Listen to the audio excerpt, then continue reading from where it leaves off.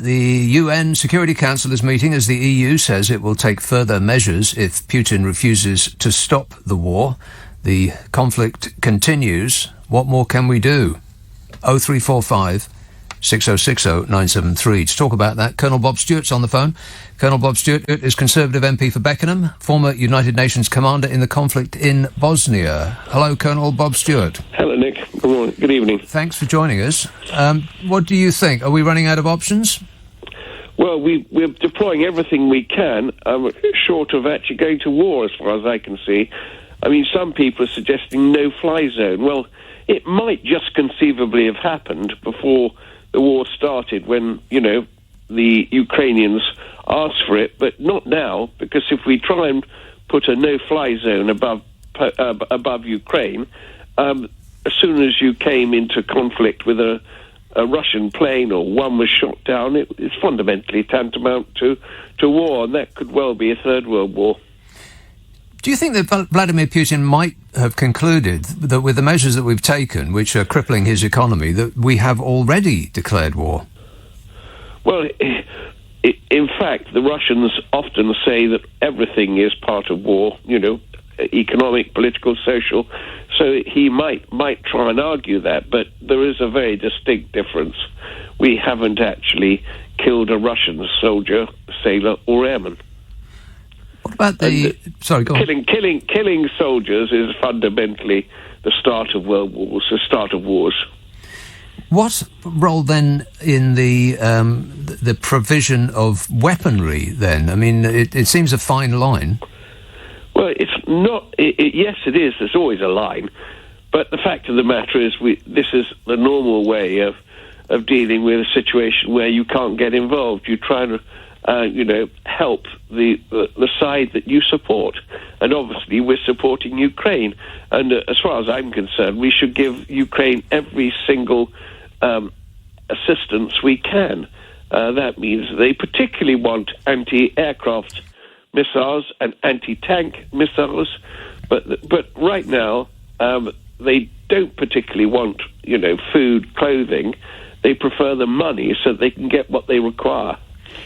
Yes, we've heard that they're being supplied with all of this kit. How's it getting there? Well, over land, actually, or that's how it's getting in there. And I haven't seen any of it arriving yet. But it's already there. We've been giving anti-tank missiles to Ukraine for quite a while now. So as far as you know, they have a large stockpile already? Well, I'm not sure they have a large stockpile. They'll be using it up pretty quickly. But that's what they want, because obviously they're trying to counter Russian tanks and armoured vehicles. Yes, I'm finding it difficult to understand, though, how we would get munitions and such from us to them in, say, Kyiv, which is... if not completely surrounded, then, more or less. How would it get in there? Well, that is the real difficulty, which is why the Russians want to surround the major cities. Once they've got a circle round Kyiv, they actually can fundamentally strangle it. At the moment, there are ways of getting things in, and I have to say I haven't seen much kit arriving, and the only way I can see it is obviously through the media. What about the role of planes? Because having some sort of, if not superiority, then some presence in the air is vital, isn't it?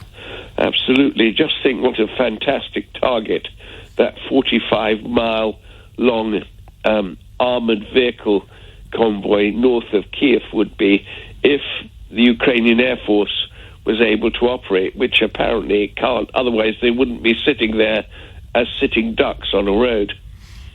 And what's the nature of the difficulty then? Why can't they operate? Well, I gather that the Russian Air Force has taken out of the Ukrainian Air Force already. Right. And what do you make of the so-called stalled line that you just referred to, this 45-mile line of military vehicles? Why do you think it's stalled? Well, incompetence is the answer to that. I mean, because if it's stalled, there's a reason for it.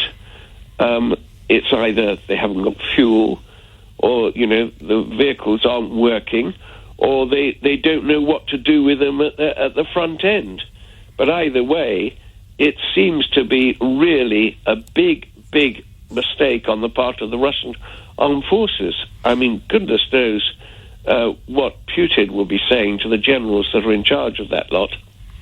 Yeah, from the outside, it does look as though it's a litany of errors.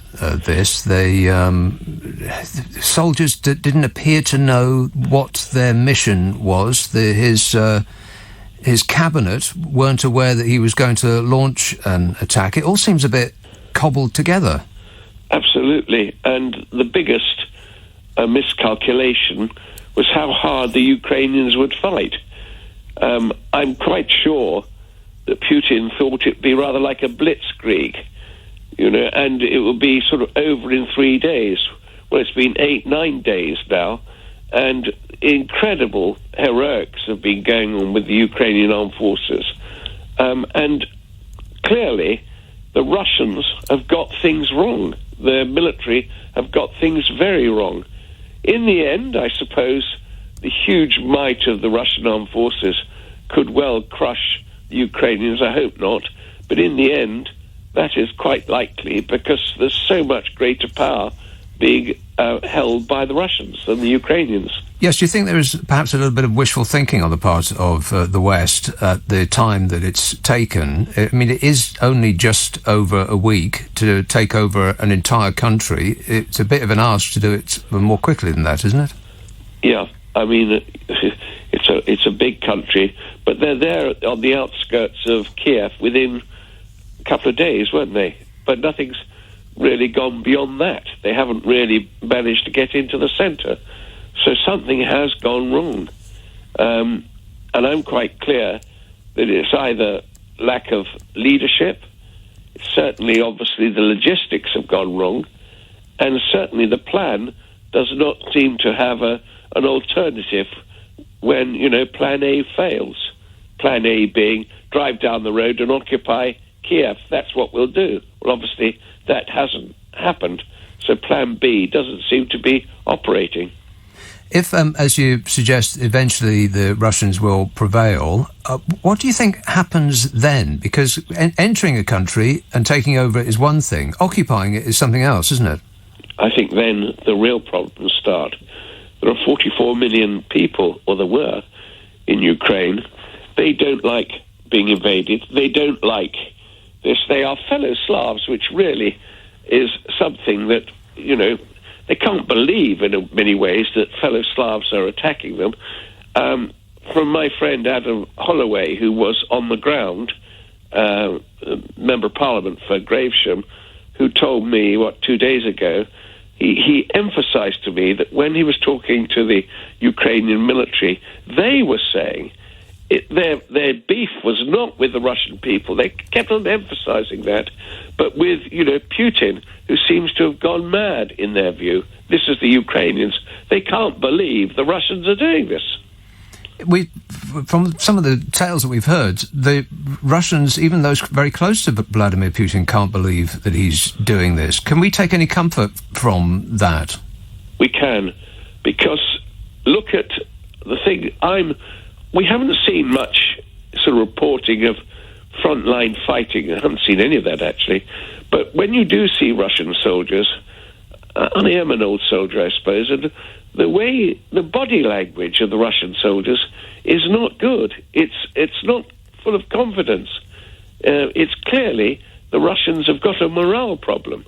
And, it was Napoleon that said morale is the sacred flame, the most important thing of everything. And it was Napoleon also that said morale is to the physical as 3 is to 1.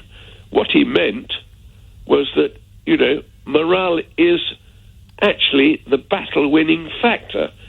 I didn't really understand that, personally, until when I was in Bosnia in 92, 93, with my own soldiers. We had 800, 900 under my command.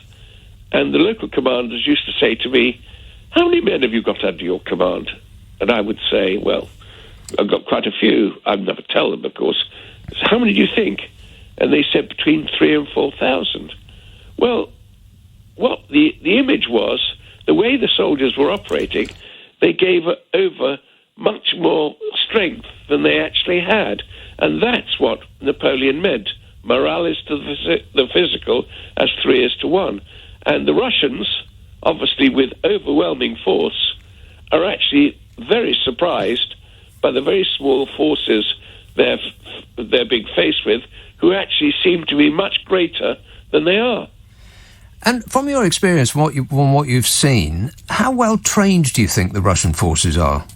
Well, apparently a lot of them are conscripts. A lot of the Russians actually didn't know they were going on an operation. They thought they were on an exercise, and some people have suggested they didn't even know they were going into Ukraine.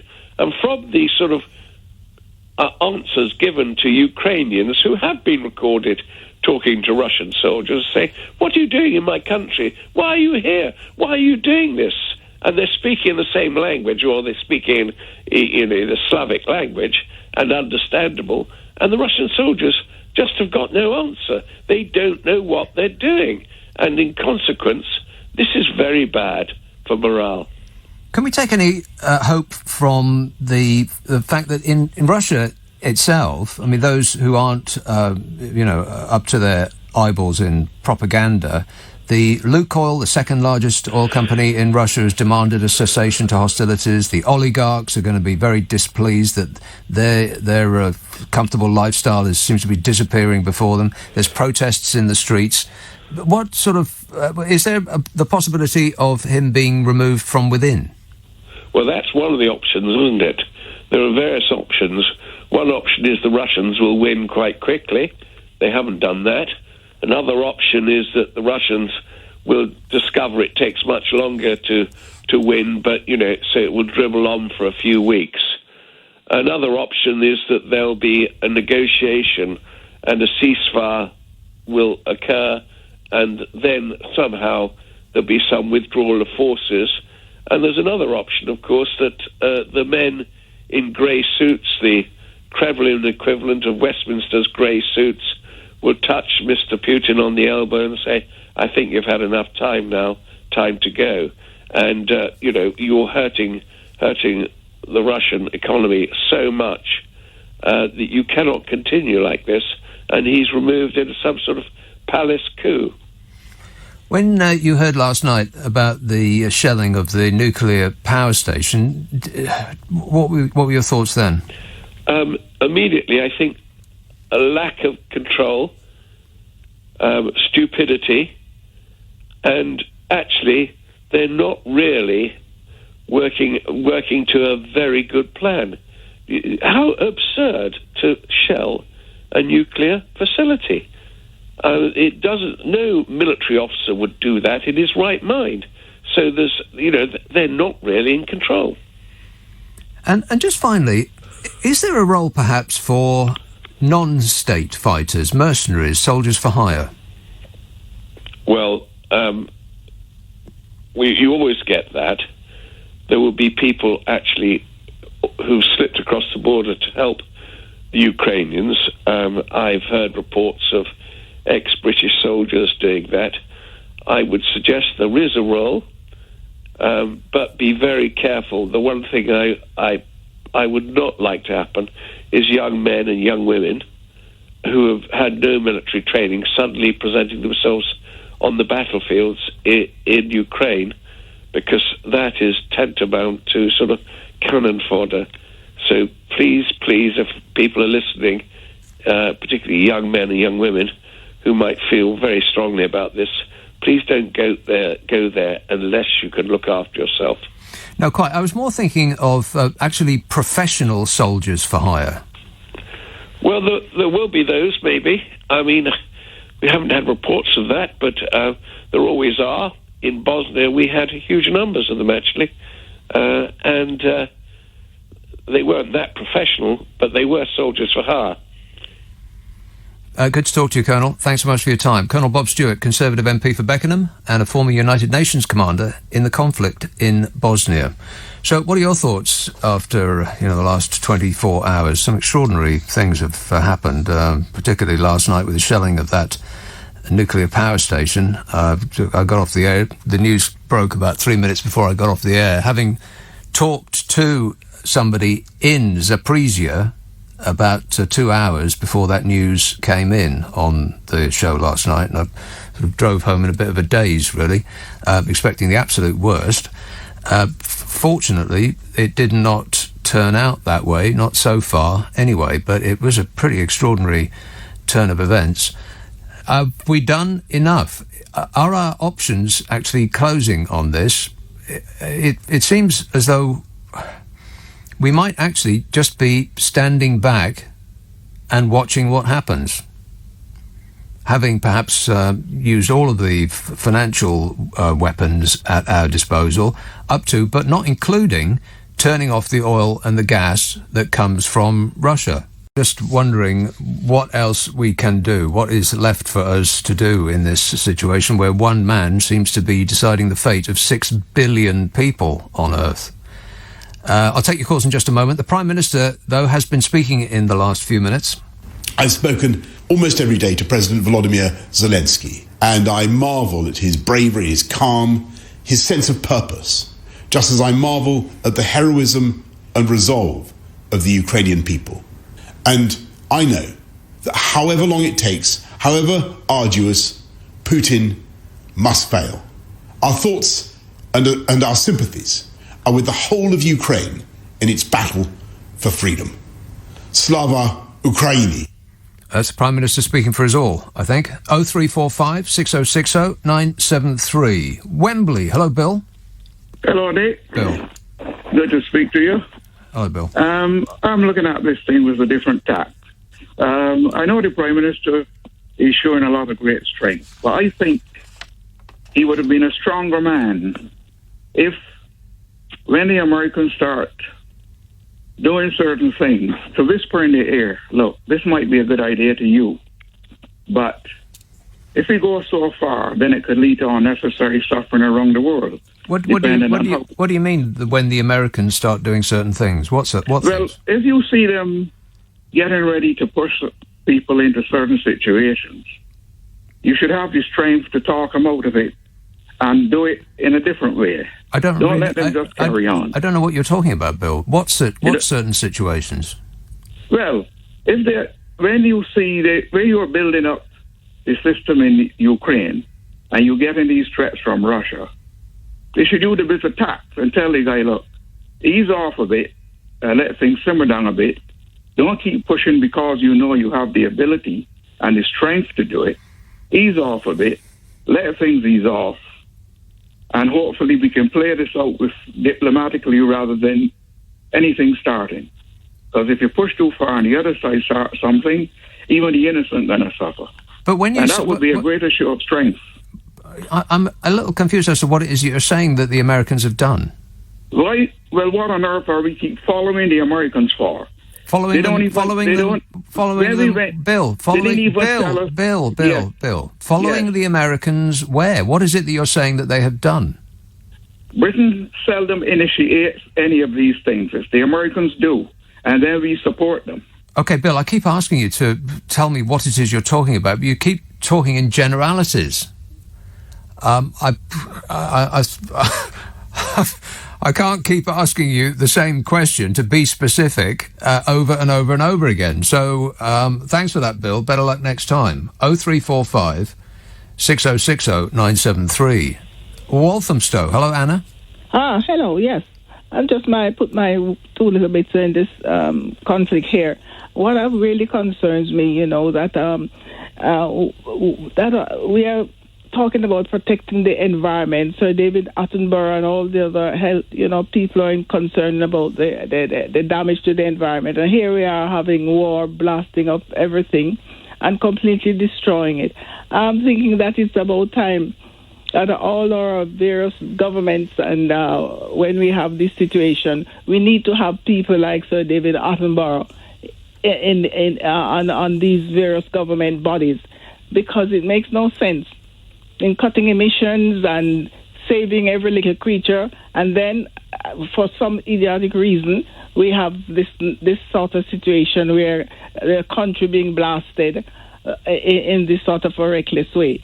Right. It makes no sense at all. So war is bad. War is bad for the environment. I think that's probably true. We should deploy Sir David. Okay, thank you, Anna. 0345 6060 973. The UN Security Council is apparently meeting. Maybe that meeting has concluded. I'm not sure, but they are wondering what else we can do. The EU is saying that it's going to take further measures if Putin refuses to stop the war, which seems unlikely that he will. I mean, from what we know about him, he doesn't seem like the sort of chap who would, at the point at which he might think that he's winning, call it quits and walk away. So what else can we actually do? I mean, what options do we have left other than perhaps the final financial weapon at our disposal, which would be turning off the oil and the gas? And that would mean that we would suffer quite a bit.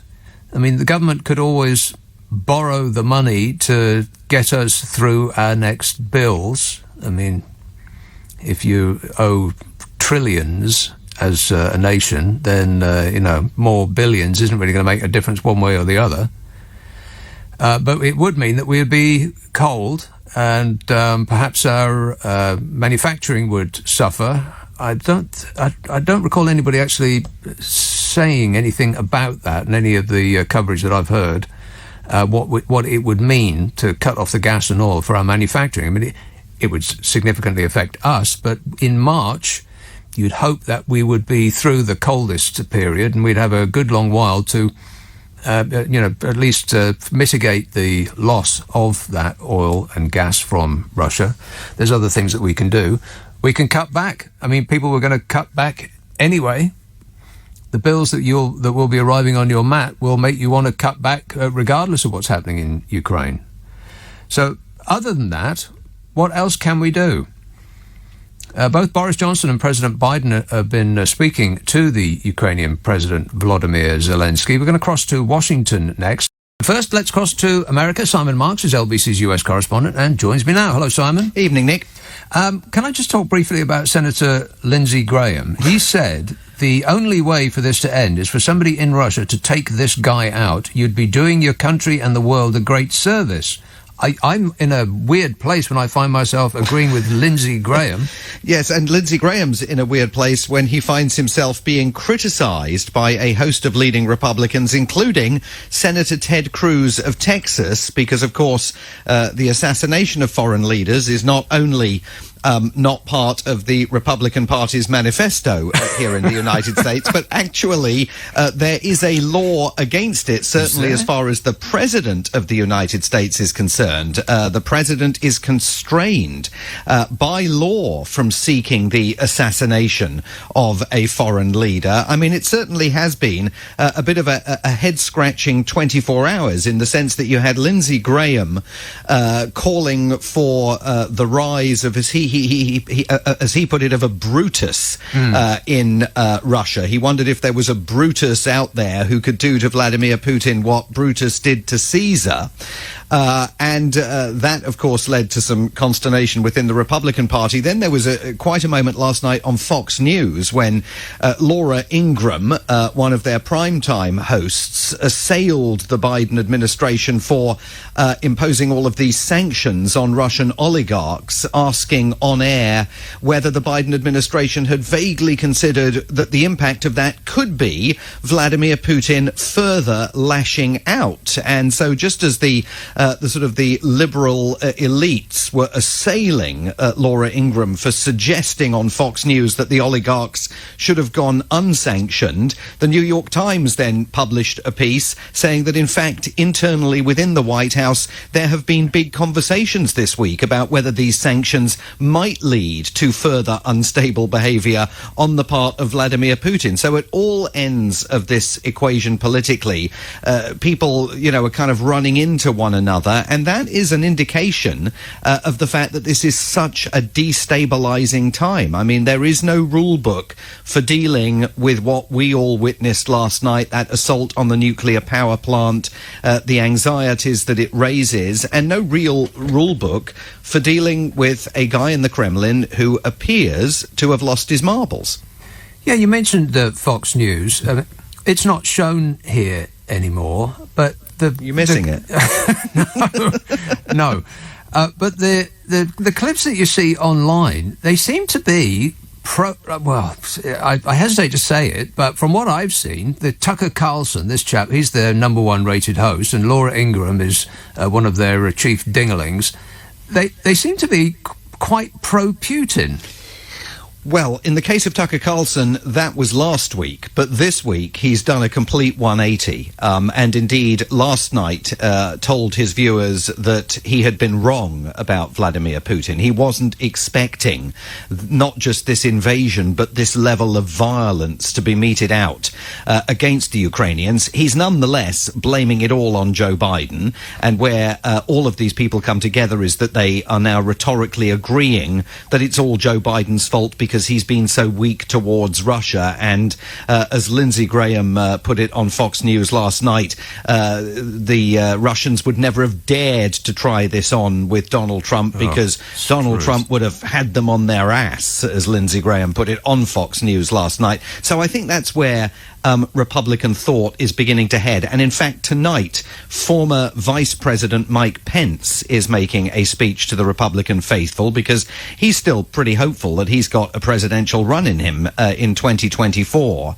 And he is going to say in a speech this evening that there is no place in the Republican Party for anyone who is sympathetic to or supportive of Vladimir Putin. I mean, amazing that that has to be said, but he's seeking to stake out that terrain in what could be a presidential nomination battle that pits him against his former boss, Donald Trump, and a raft of other leading Republicans. So this issue of support for Putin and expressed historical sympathy for Putin has the potential to become a big issue on the campaign trail for Republicans. Yeah, well, I mean, a T-shirt that you see a lot at these Republican rallies it reads something like, "I'd rather be Russian than a Democrat." Well, and there have been polls that indicate that I think 47% in one of the polls that we saw this week of Republicans thought that Vladimir Putin was doing a better job of running his country than Joe Biden was doing of running the United States. There were some images on social media this week that were proclaimed as being taken at this year's CPAC, the Conservative Political Action Conference in Orlando, that we spoke about last week. In fact, they were taken last year, but they did show people at CPAC last year waving Putin flags. So there are elements, particularly on the far right of the Republican Party, that have hewed to Vladimir Putin, and that's reflective, of course, of the fact that Donald Trump, their political hero here, was absolutely in Vladimir Putin's thrall throughout his presidency and received considerable assistance from the misinformation campaign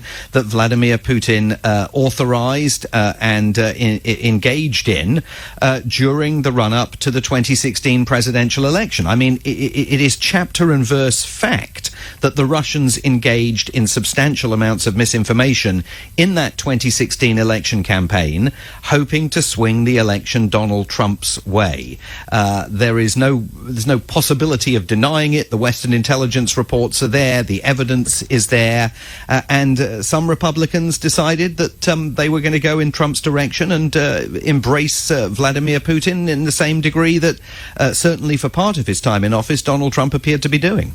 Yeah, Vladimir Putin has actually been waging a war on the West for a good long while now. It's just been a quiet one that we've either not noticed or have not wanted to look for, as was the case with the Russia report in this country with the Russian interference with the EU referendum. The government said we didn't see any, and the I can't remember the precise name of the organisation that looked into it, but the secret agency that looked into it in this country said that the reason that they didn't find it is because they didn't want to look for it for fear of what they might see. Yeah, but there are varying degrees of Russian interference. We learnt yesterday that RT America, the Kremlin's propaganda channel that is beamed from Washington, D.C., has collapsed.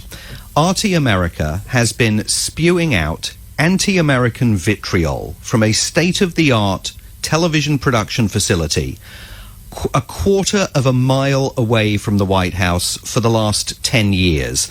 Among the people who have hosted programs for RT America include the late Larry King, still on their docket until just the last few days. Bizarrely, who knew, William Shatner, Captain Kirk, apparently was hosting a science program for RT America, and the comedian Dennis Miller, who is a conservative and, formerly a host on Fox News. He apparently had a talk show on RT America, plus, a host of news, quote-unquote, news anchors and presenters and reporters, none of whom would look out of place on any American broadcast network. Now, the idea that this broadcast operation, Kremlin-backed, has been allowed to operate in the heart of Washington, D.C., pumping out anti-American propaganda for a decade. No American president has been willing to touch it. First of all, there's the First Amendment guaranteeing freedom of speech. Then there were the concerns about the reprisals that would be taken towards American journalists in Russia if RT America was shut down, even though it was never a legitimate news organization. I was out many years ago took a weekend away and went out to the Chesapeake Bay, to this very nice hotel that overlooks the Chesapeake Bay, walked into the bar one night, couldn't believe it. RT America is on the TVs in the hotel bar and restaurant.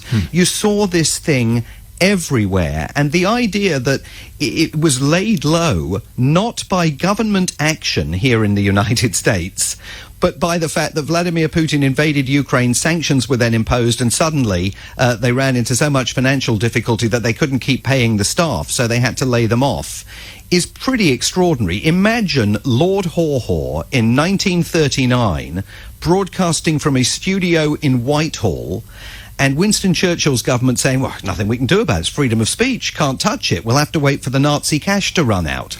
That is what's happened here with RT America. Yes, and it's for a while now, the Secret Service in the States has said that the main terrorist threat in America is not Muslim fanatics. It's actually from within. It's these right-wing dingalings who seem to, bizarrely, have allied themselves to the Russian president. Yeah, and they've done that partly because they've been swayed by the Kremlin's misinformation that they've been consuming, whether it's through watching RT America or what they've seen on their Facebook channels in these kind of siloed digital information arrays. I've been meaning to check. I just haven't had time. I don't know if I can turn my radio on here in Washington, D.C. and still hear Sputnik, which is the sort of the old Voice of Moscow Russian radio station. They were certainly on medium wave here in Washington the last time I checked. I don't know if they've been taken off or not.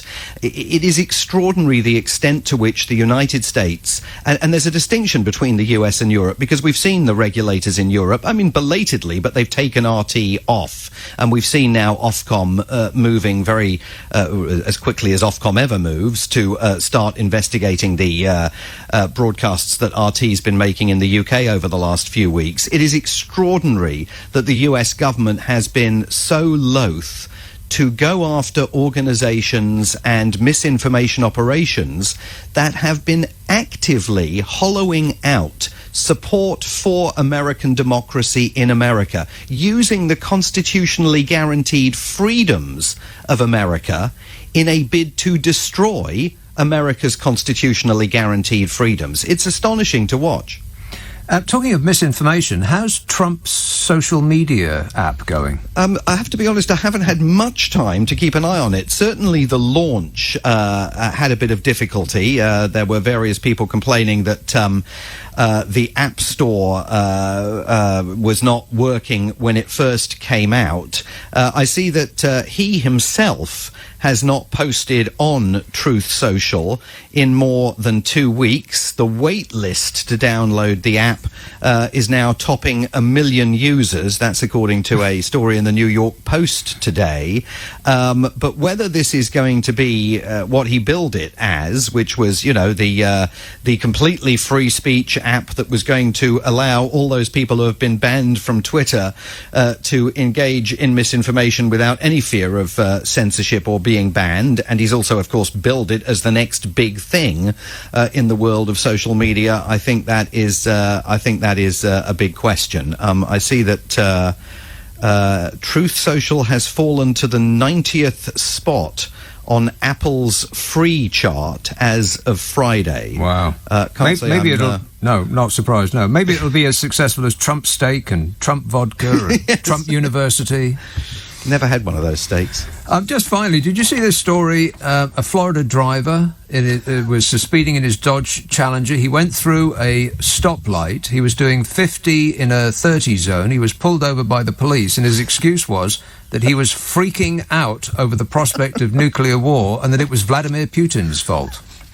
And he will presumably get away with it? Yeah, Is that what's going to happen? Probably, I would think so, yeah. It's one of those not only in America stories, it's an But only in Florida story. There is a whole, isn't there on Twitter a whole meme about Florida Man? I think there's a hashtag Florida Man, and is that where you find them? It's no, that I think I found that on an actual news site. Oh, you see, you don't want to stray from Twitter. Thanks a lot, Simon. Simon Marks, LBC's US correspondent, talking to us there from Washington, D.C. Back to your calls after the break. The question I'm asking is, we've done a lot, but it's all, it's mostly financial so far. We can go further. It will cost us if we turn the gas and the oil off. But beyond that, is there anything else we can do? Yeah, good evening, Nick. Robert. I've got an idea for you and a method of execution for it. Are you ready? Yes. Right, okay. Why don't we airlift supplies into Ukrainian cities like we did into Berlin when the Russians blocked that off after the Second World War? Right. So Airlift? the method of Yeah. the big airlift in Berlin when Russians made the division there. Mm. Right, okay. Weaponry has moved on, though. I mean, they could just shoot our planes out the sky. Yeah, the Russians are still playing that 1940s game, aren't they, right? So the method of execution is to send medical supplies in with aircraft painted up with the Red Cross on it so the Russians can't fire on it. Right? Because they're bound to want medical supplies. Now then, Putin says it's not a war zone. So if that's true, then he can't legitimately fire on other aircraft anyway. So we could just mix in other supplies with that. Well, if we were dealing with a sane and rational person who conducted himself with respect to a human life, then perhaps you might have something there, Robert. But unfortunately, we're not. I don't quite know how I'm going to be talking about weaponry, how it gets in with one of my guests later on. But I don't quite know how you would get stuff like that in. But thanks, Robert. Sylvie, on that vague subject, to Sylvie text, I understand that Ukrainians need sleeping bags desperately. Apparently Poland don't have any in the country either. Well, it seems like a basic necessity that governments around the world could affect a difference in short time. And if they aren't doing that, then they absolutely should be. Ellesmere, Michael. Hi, Nick. Thanks for having me. Michael. I saw a report about a Ukrainian programmer who's defending Kiev with a rifle at the moment, young man, and I thought, what a waste. And I thought we should kind of spirit away all these young programmers and tech guys from Ukraine and just give them computer and tell them just do your worst, because they'll be Russian speakers. I've also heard statement from Russian space agency head honcho, or one of the Putin goons, he said hacking satellites is considered an act of war, and we will prosecute you under Russian law as well. And I thought, wow, you're murdering children. I don't care. If I had the skill, I'd just shut everything down. So I'm thinking, get all the programmers, get them over here so they don't die with rifle in their hands, and just wreak havoc. Destroy whatever you want. Transfer money from account to account. Close accounts, open accounts. Do whatever you want. Because those murderers are just killing people there. Yeah. The anonymous hacking group, they declared war on Russia, didn't they? I mean, that's an organisation. Well, it's not really an organisation. It's just a collection of individuals who have great computer skills, and they can enact denial of service attacks where you just flood a website with requests and it takes it down, and that kind of thing.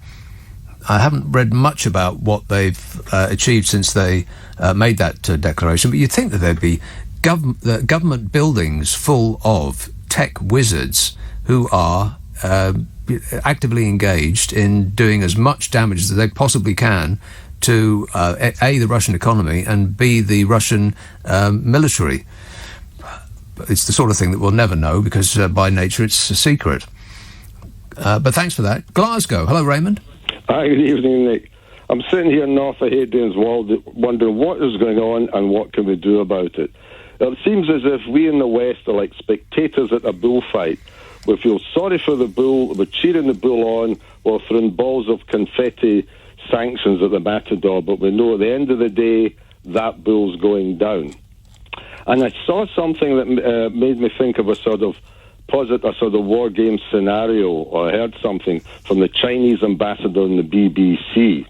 He said that if it ended up, if we went in militarily to defend Ukraine, boots on the ground, or say there's a no-fly zone, confront Russia, that if it led to a nuclear war, that would be the end of humanity as we know it. But then I thought, well, that fallout would affect China. So if Putin was threatening a nuclear war, that might be the time when China comes up and says, as we would say in Glasgow here, look here, pal, screw the nut and rein him in a bit. And it might avoid any serious nuclear war, because China is just sitting there like the elephant in the room watching this. And it needs trade with Europe, needs trade with America to survive. Also, radiation fallout. They wouldn't be too happy with that either.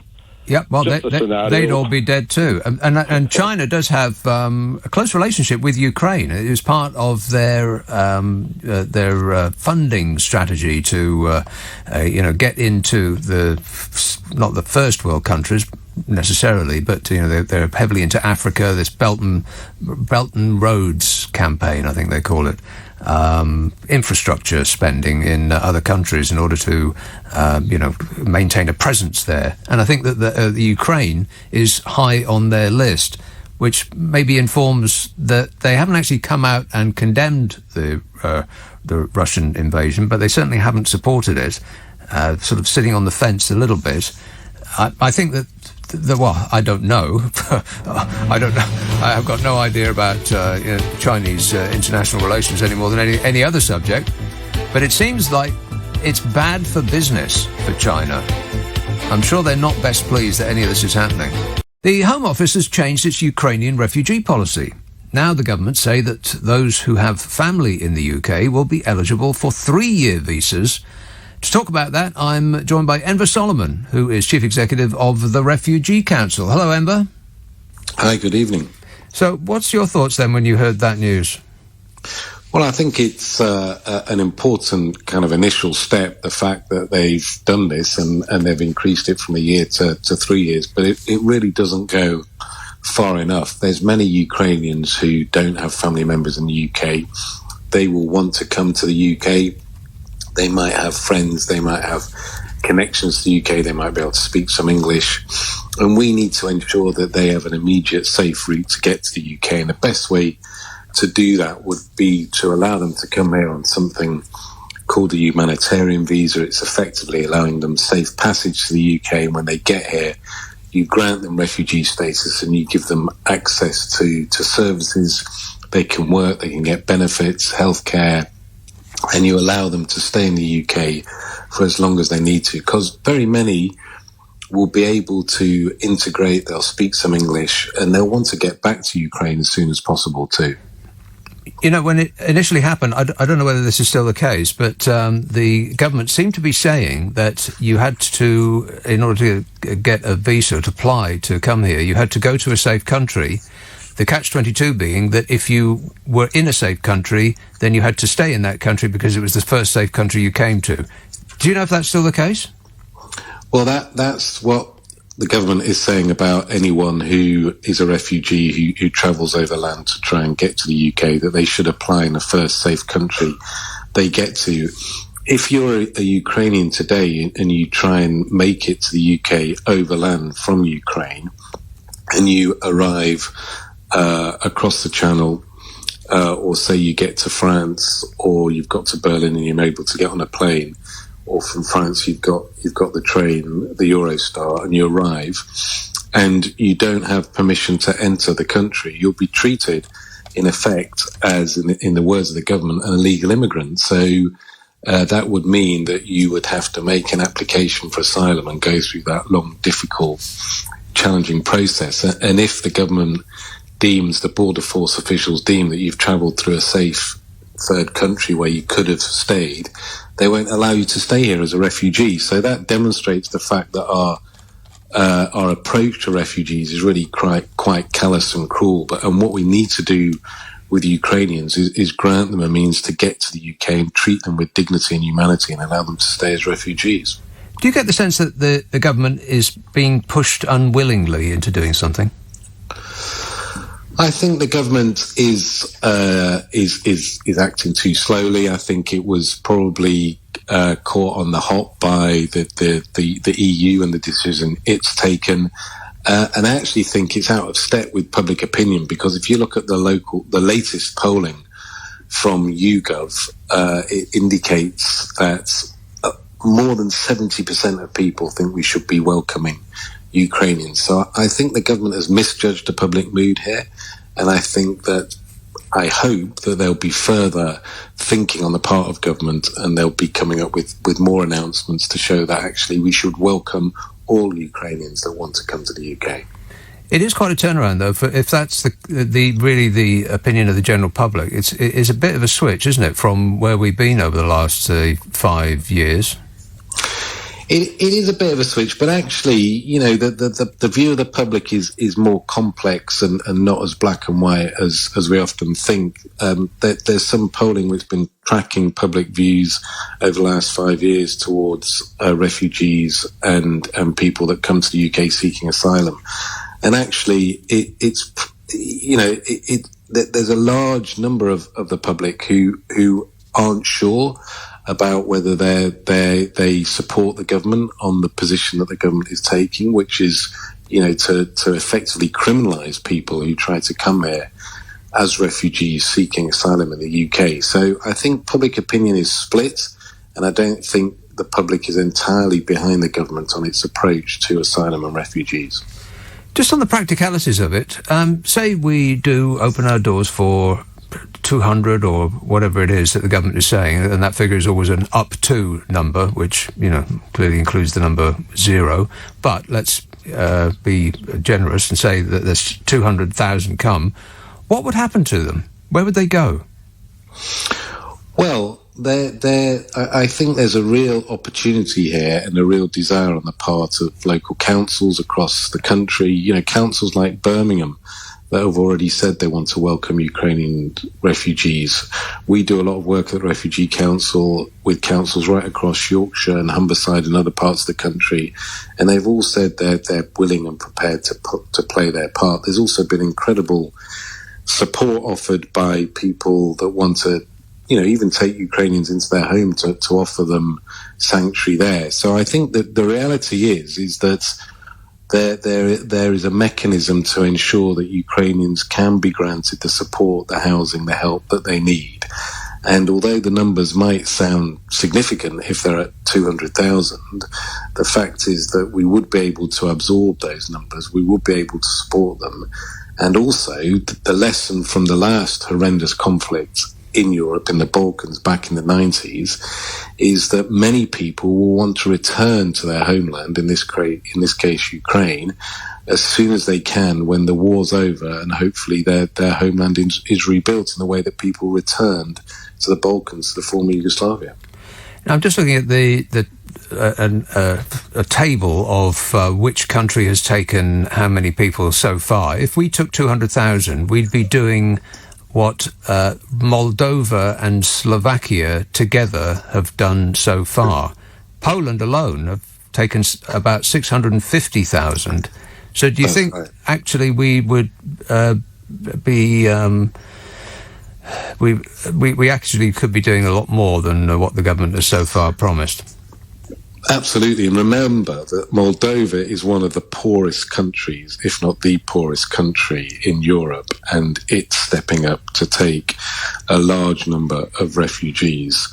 There's no reason why we can't step up. And the critical point here is, it shouldn't be left to one country to take a vast number and other countries to take far less. There has to be equitable responsibility sharing across all European nations, so they all play their parts and they all welcome Ukrainian refugees and step up to help them, because that is the principle that sits behind the Refugee Convention, that nations share the responsibility and each do their bit, and everyone takes their fair share of refugees, and we must do that in response to the Ukrainian crisis. Does it make you a bit uncomfortable that we are perhaps treating these white European refugees in a somewhat different way than we're treating refugees from Afghanistan and Syria, for instance? I think that's a really important question, and it's a point that's been raised amongst many of my colleagues at the Refugee Council, many of them who are refugees themselves and have come to the UK over the last few decades. And we do have a concern that the government will create a system that effectively is not treating all refugees the same. And it's absolutely vital that we honour our commitment as one of the nations, the founding fathers of the UN Convention on Refugees, that we brought about 71 years ago, in fact, after the last horrors that we saw in Europe during the Second World War. And it looks as though the scale of the horrors in Ukraine could almost match that in some ways. It's important that we honour that convention, which says that anyone who has to flee their homeland because of war, bloodshed or persecution should have the opportunity to seek sanctuary where they choose to do so, and should not be punished for doing that. And we're concerned at the Refugee Council that the government is not honouring that commitment and is seeking through its Nationality and Borders Bill, which is going through Parliament, to actually criminalise people who have to take dangerous journeys over land to get to the UK, often across the busiest shipping lane in the world, across the Channel. It's seeking to push them back and criminalise them, and we must call on the government to think again and to treat everyone who is a refugee in the same way, and honour our commitment under the Convention to grant them refugee protection if they need it in the UK. I mean, the situation at the moment is pretty dire. There's 1.2 million people apparently who've already left Ukraine. I think there's 40-odd million people in Ukraine. But we're also hearing tales of Russians fleeing Russia. Do you think that it actually might be about to get a lot worse? It's very difficult to predict, but if you look at what the UNHCR is saying, I think, this is just the first stage, and we could be looking at millions of people on the move, millions of people becoming refugees. And, I was talking today with some members of the Ukrainian community in the UK who are obviously in contact with people in Ukraine, and they were saying to me that they're really concerned about the numbers of children who are going to be who are being taken to the border by their parents and being handed over to people who are effectively becoming unaccompanied children who are alone and then having to face the future. They think I was told tens of thousands of children could be handed over alone at the borders of Ukraine to other adults to look after them. And it's vital that, the UK and other European nations, if it's necessary, and this could become necessary given what I've heard today about children, put in place bespoke, specific programs to provide safe passage for very vulnerable children who are alone to get to sanctuary in the UK and other European nations. And I think we're going to be looking and hearing more about that in the coming days and weeks. And if anything, the situation is going to get worse. It's not going to get better. People sitting at home may think that they want to do something, they want to contribute in some way, but they may be unsure about how to do that. What would you recommend? That's right. Well, there's lots of ways people can do something if they feel moved by what's going on. There's an opportunity to donate to the UNHCR, the Red Cross, that are working on the ground in the countries neighbouring Ukraine, supporting people when they arrive in their local communities. They can go online and they will find people collecting donations and goods to send to Ukrainians. Out in my local cafe, there was a collection point. There's those up and down the country. At the Refugee Council, we've created an emergency appeal to support refugees when they get to the UK. There's other organisations that I know in the Ukrainian community that have set up fundraisers. There's some Ukrainian community organisations doing that. The Association of Ukrainians in the UK have a fundraising appeal. So there's lots of ways people can help or support or contribute to help those refugees that are going to be coming to the UK.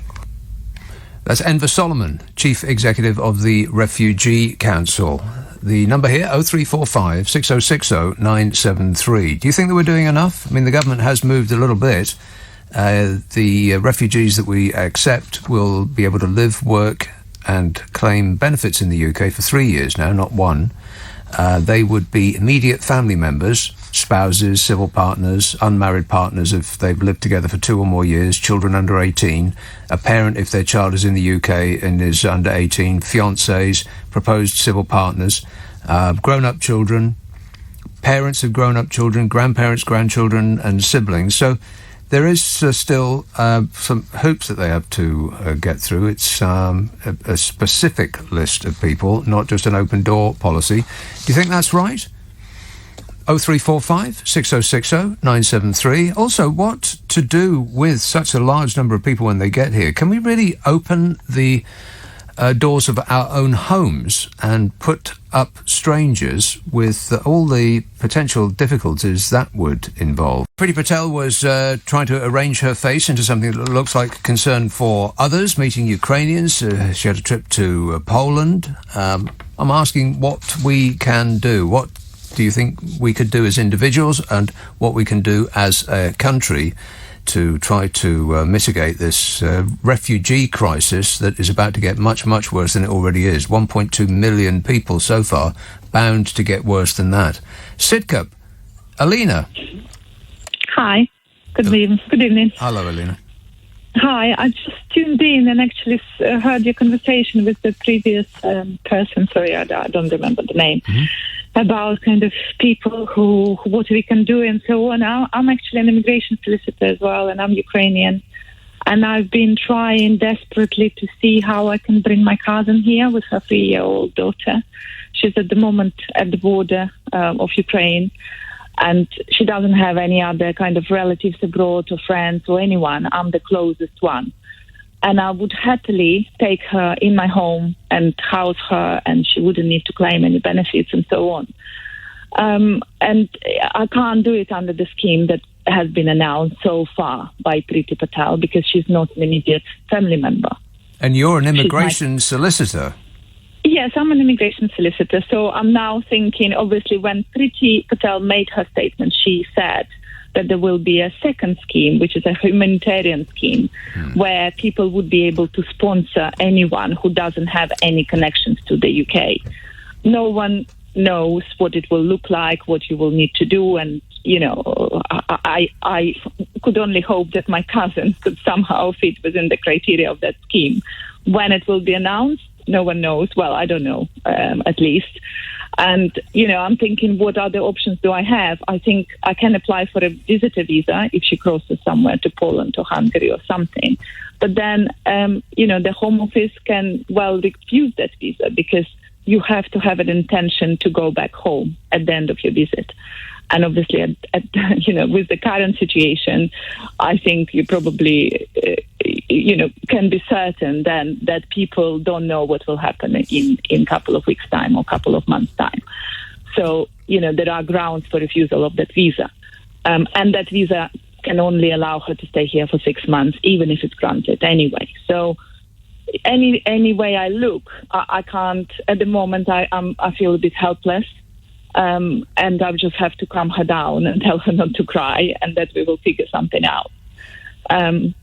So that's where we are at the moment. And this is what I wanted to make that point, that actually it's good what Priti Patel is doing and announced, but there are so many Ukrainians that could and will be able to house people and help them and their family members, like in my situation. But at the moment, I don't have a way of doing it.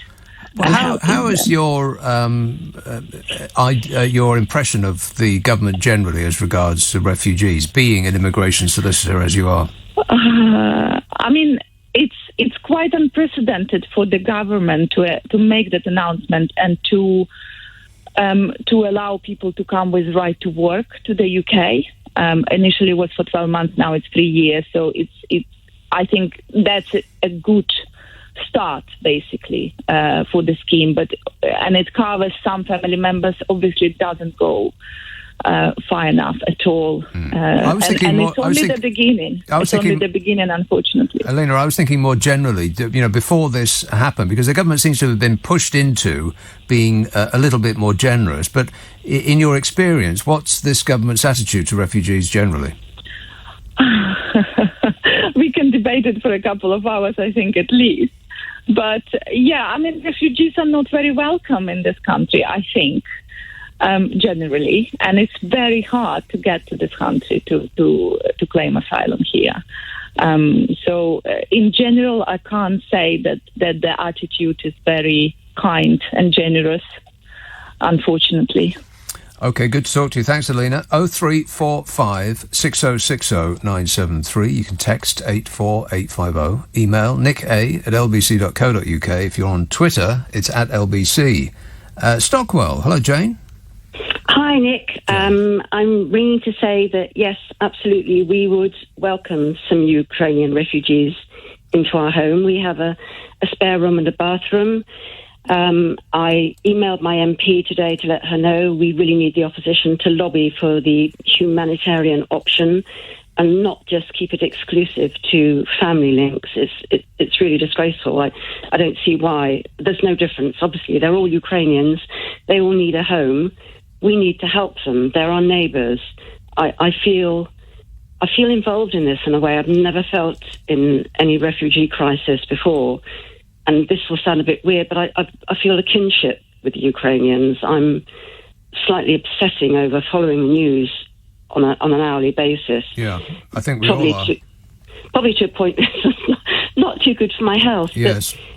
But it's got to go further. Priti Patel has got to enlarge the scheme. She's got to allow the humanitarian option. It can't just be exclusively families. And not all those people at the border and in Poland and Hungary, they don't have family here. They need our help. We have a home.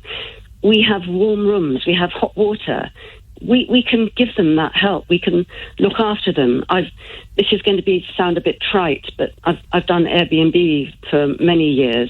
I've had people from all over the world in my home. It's always been fine. It's been lovely. I've learnt from them. They've enjoyed being here.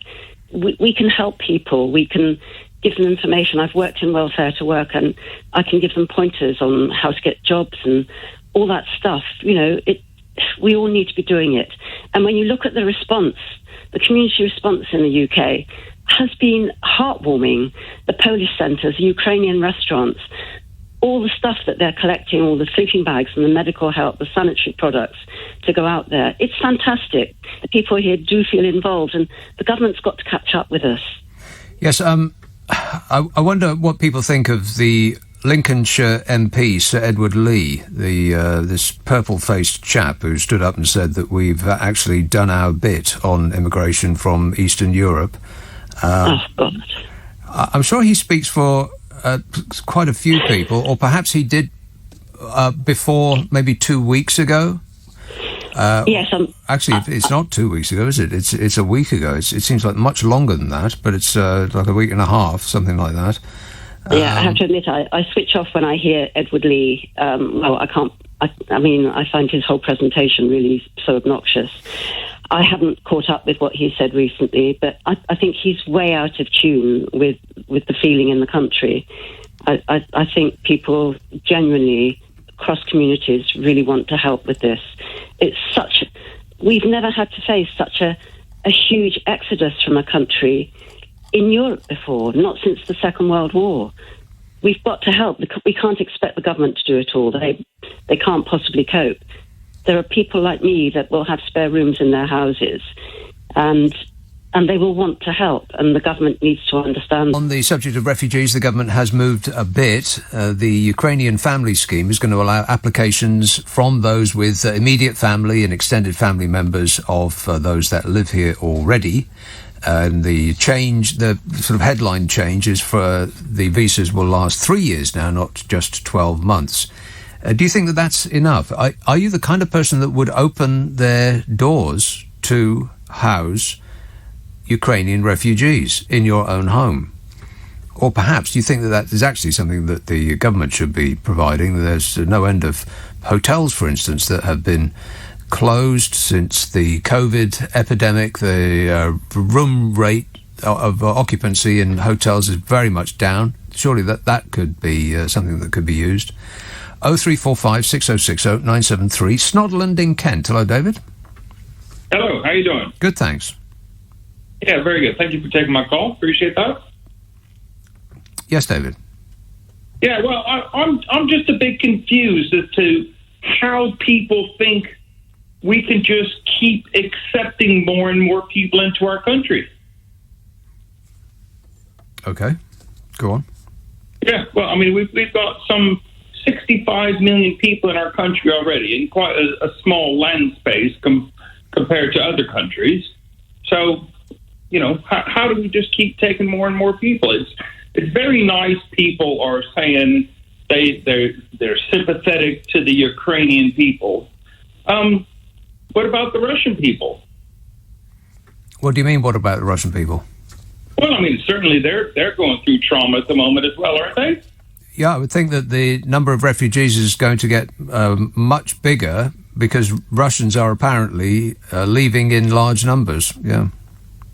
So then what? Should we just house everyone? What about like our old age people and our struggles with the NHS and all the things going wrong in our country?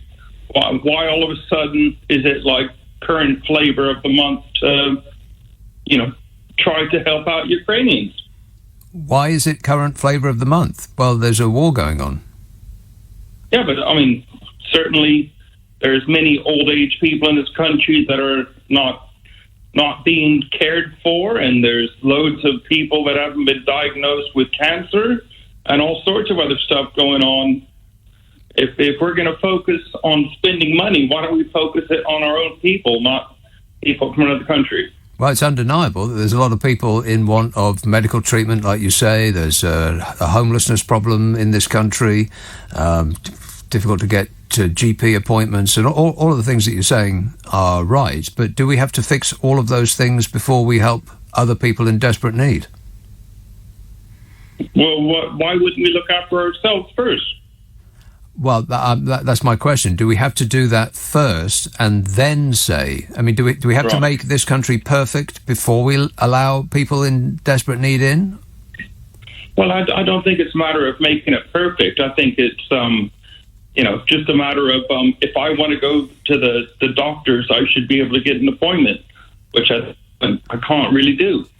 Yes, but that's not a function of Ukrainian refugees because they're not here yet. Right. No, I get that, but why are we focusing on another country's problems when we should really be focusing on our own problems? Right. So I go back to my point that we have to make this country, well, okay, I'll substitute the word better for perfect. We have to make this country better before we allow those who are fleeing a war zone in. Well, I think it's kind of where the latest talk of the month is to talk about the Ukrainian crisis. And I get it, don't get me wrong. I think it's horrible what's going on. So I disagree with all of it. I'm in no way, shape, or form a pro-activist for war, that's for sure. But certainly if we're going to be spending a bunch of money, shouldn't we spend more money on our own people? Where were you born, David? I was born in Southern California. Okay. 0345 6060 973. You've probably heard legendary cricketer Shane Warner's died from a heart attack, aged 52. To talk about that, Ellis Cashmore is a professor of sociology at Aston University. Hello, Ellis. Hello, Nick. This is some surprise, isn't it? Well, it stunned me. I first heard about it from a pal in Australia.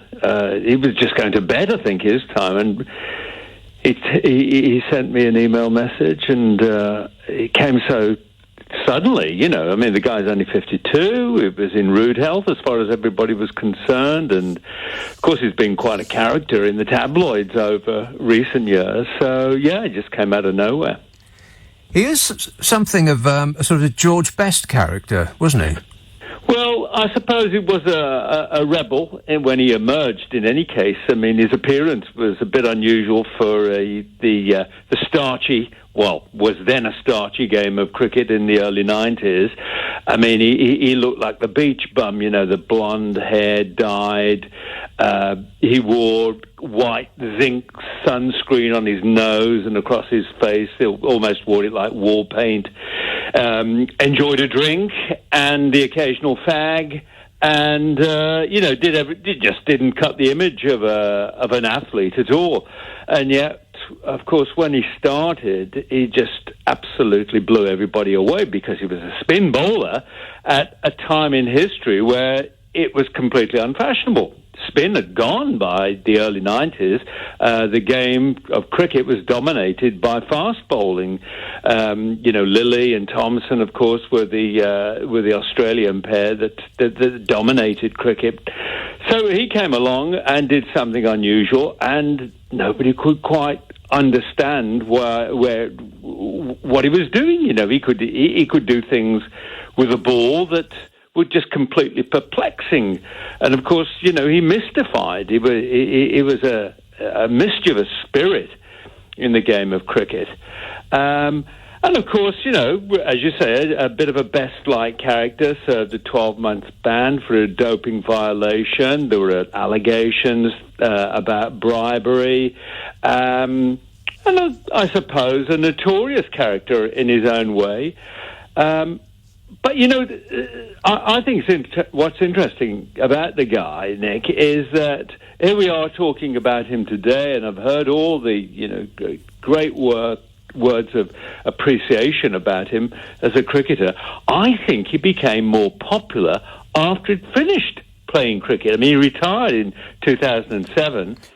But I think the world got to know about him beyond cricket, because he had this relationship with Elizabeth Hurley, and then he became tabloid fodder. He jumped off the sports pages and was on the front pages of all the tabloids. The red tops loved him, and of course, He dispensed with his old image as the beach bum and became a kind of a metrosexual. I think he had a hair transplant. He took off about 22 pounds in weight. He suddenly really began to look like the athlete he should have looked like 20 years before.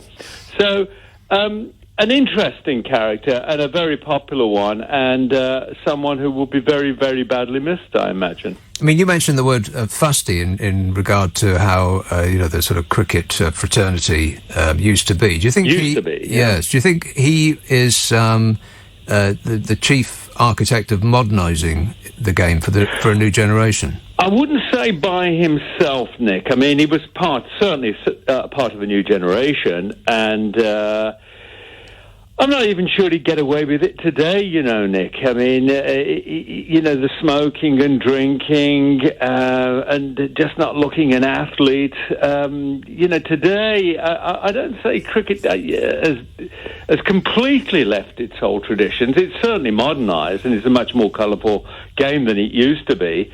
But mind you, I suppose there are one or two characters who do look a bit paunchy in the modern game, and you don't have to have like an MMA fighter's physique to be a cricketer, do you? Where would you put him in the pantheon of cricket greats? Oh, blimey. He's certainly up there with the likes of Sobers and Bradman, I think, and Hobbs in the 20th century greats. Everybody has their own kind of wall chart of greatness, but I imagine he'd be in everybody's top 10, let's put it that way. That's Ellis Cashmore, a professor of sociology at Aston University, specialising in sport, talking about Shane Warne, who has died from a heart attack, who, in his own words, he said, "I liked loud music, I smoked, I drank, I bowled a bit of leg spin, I don't have any regrets." Bermondsey, Nina. Oh, hi, Nick. How are you? Good, thanks. I heard your last caller, and I'm really shocked because if this country did what they can't, I don't know. I'm from Poland. My family helping refugees at this very moment.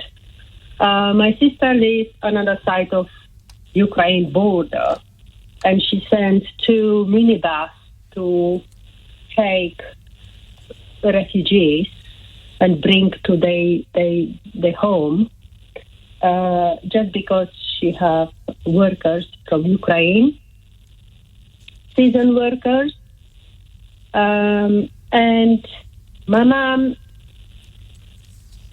She was born in 1943, just before the war finished.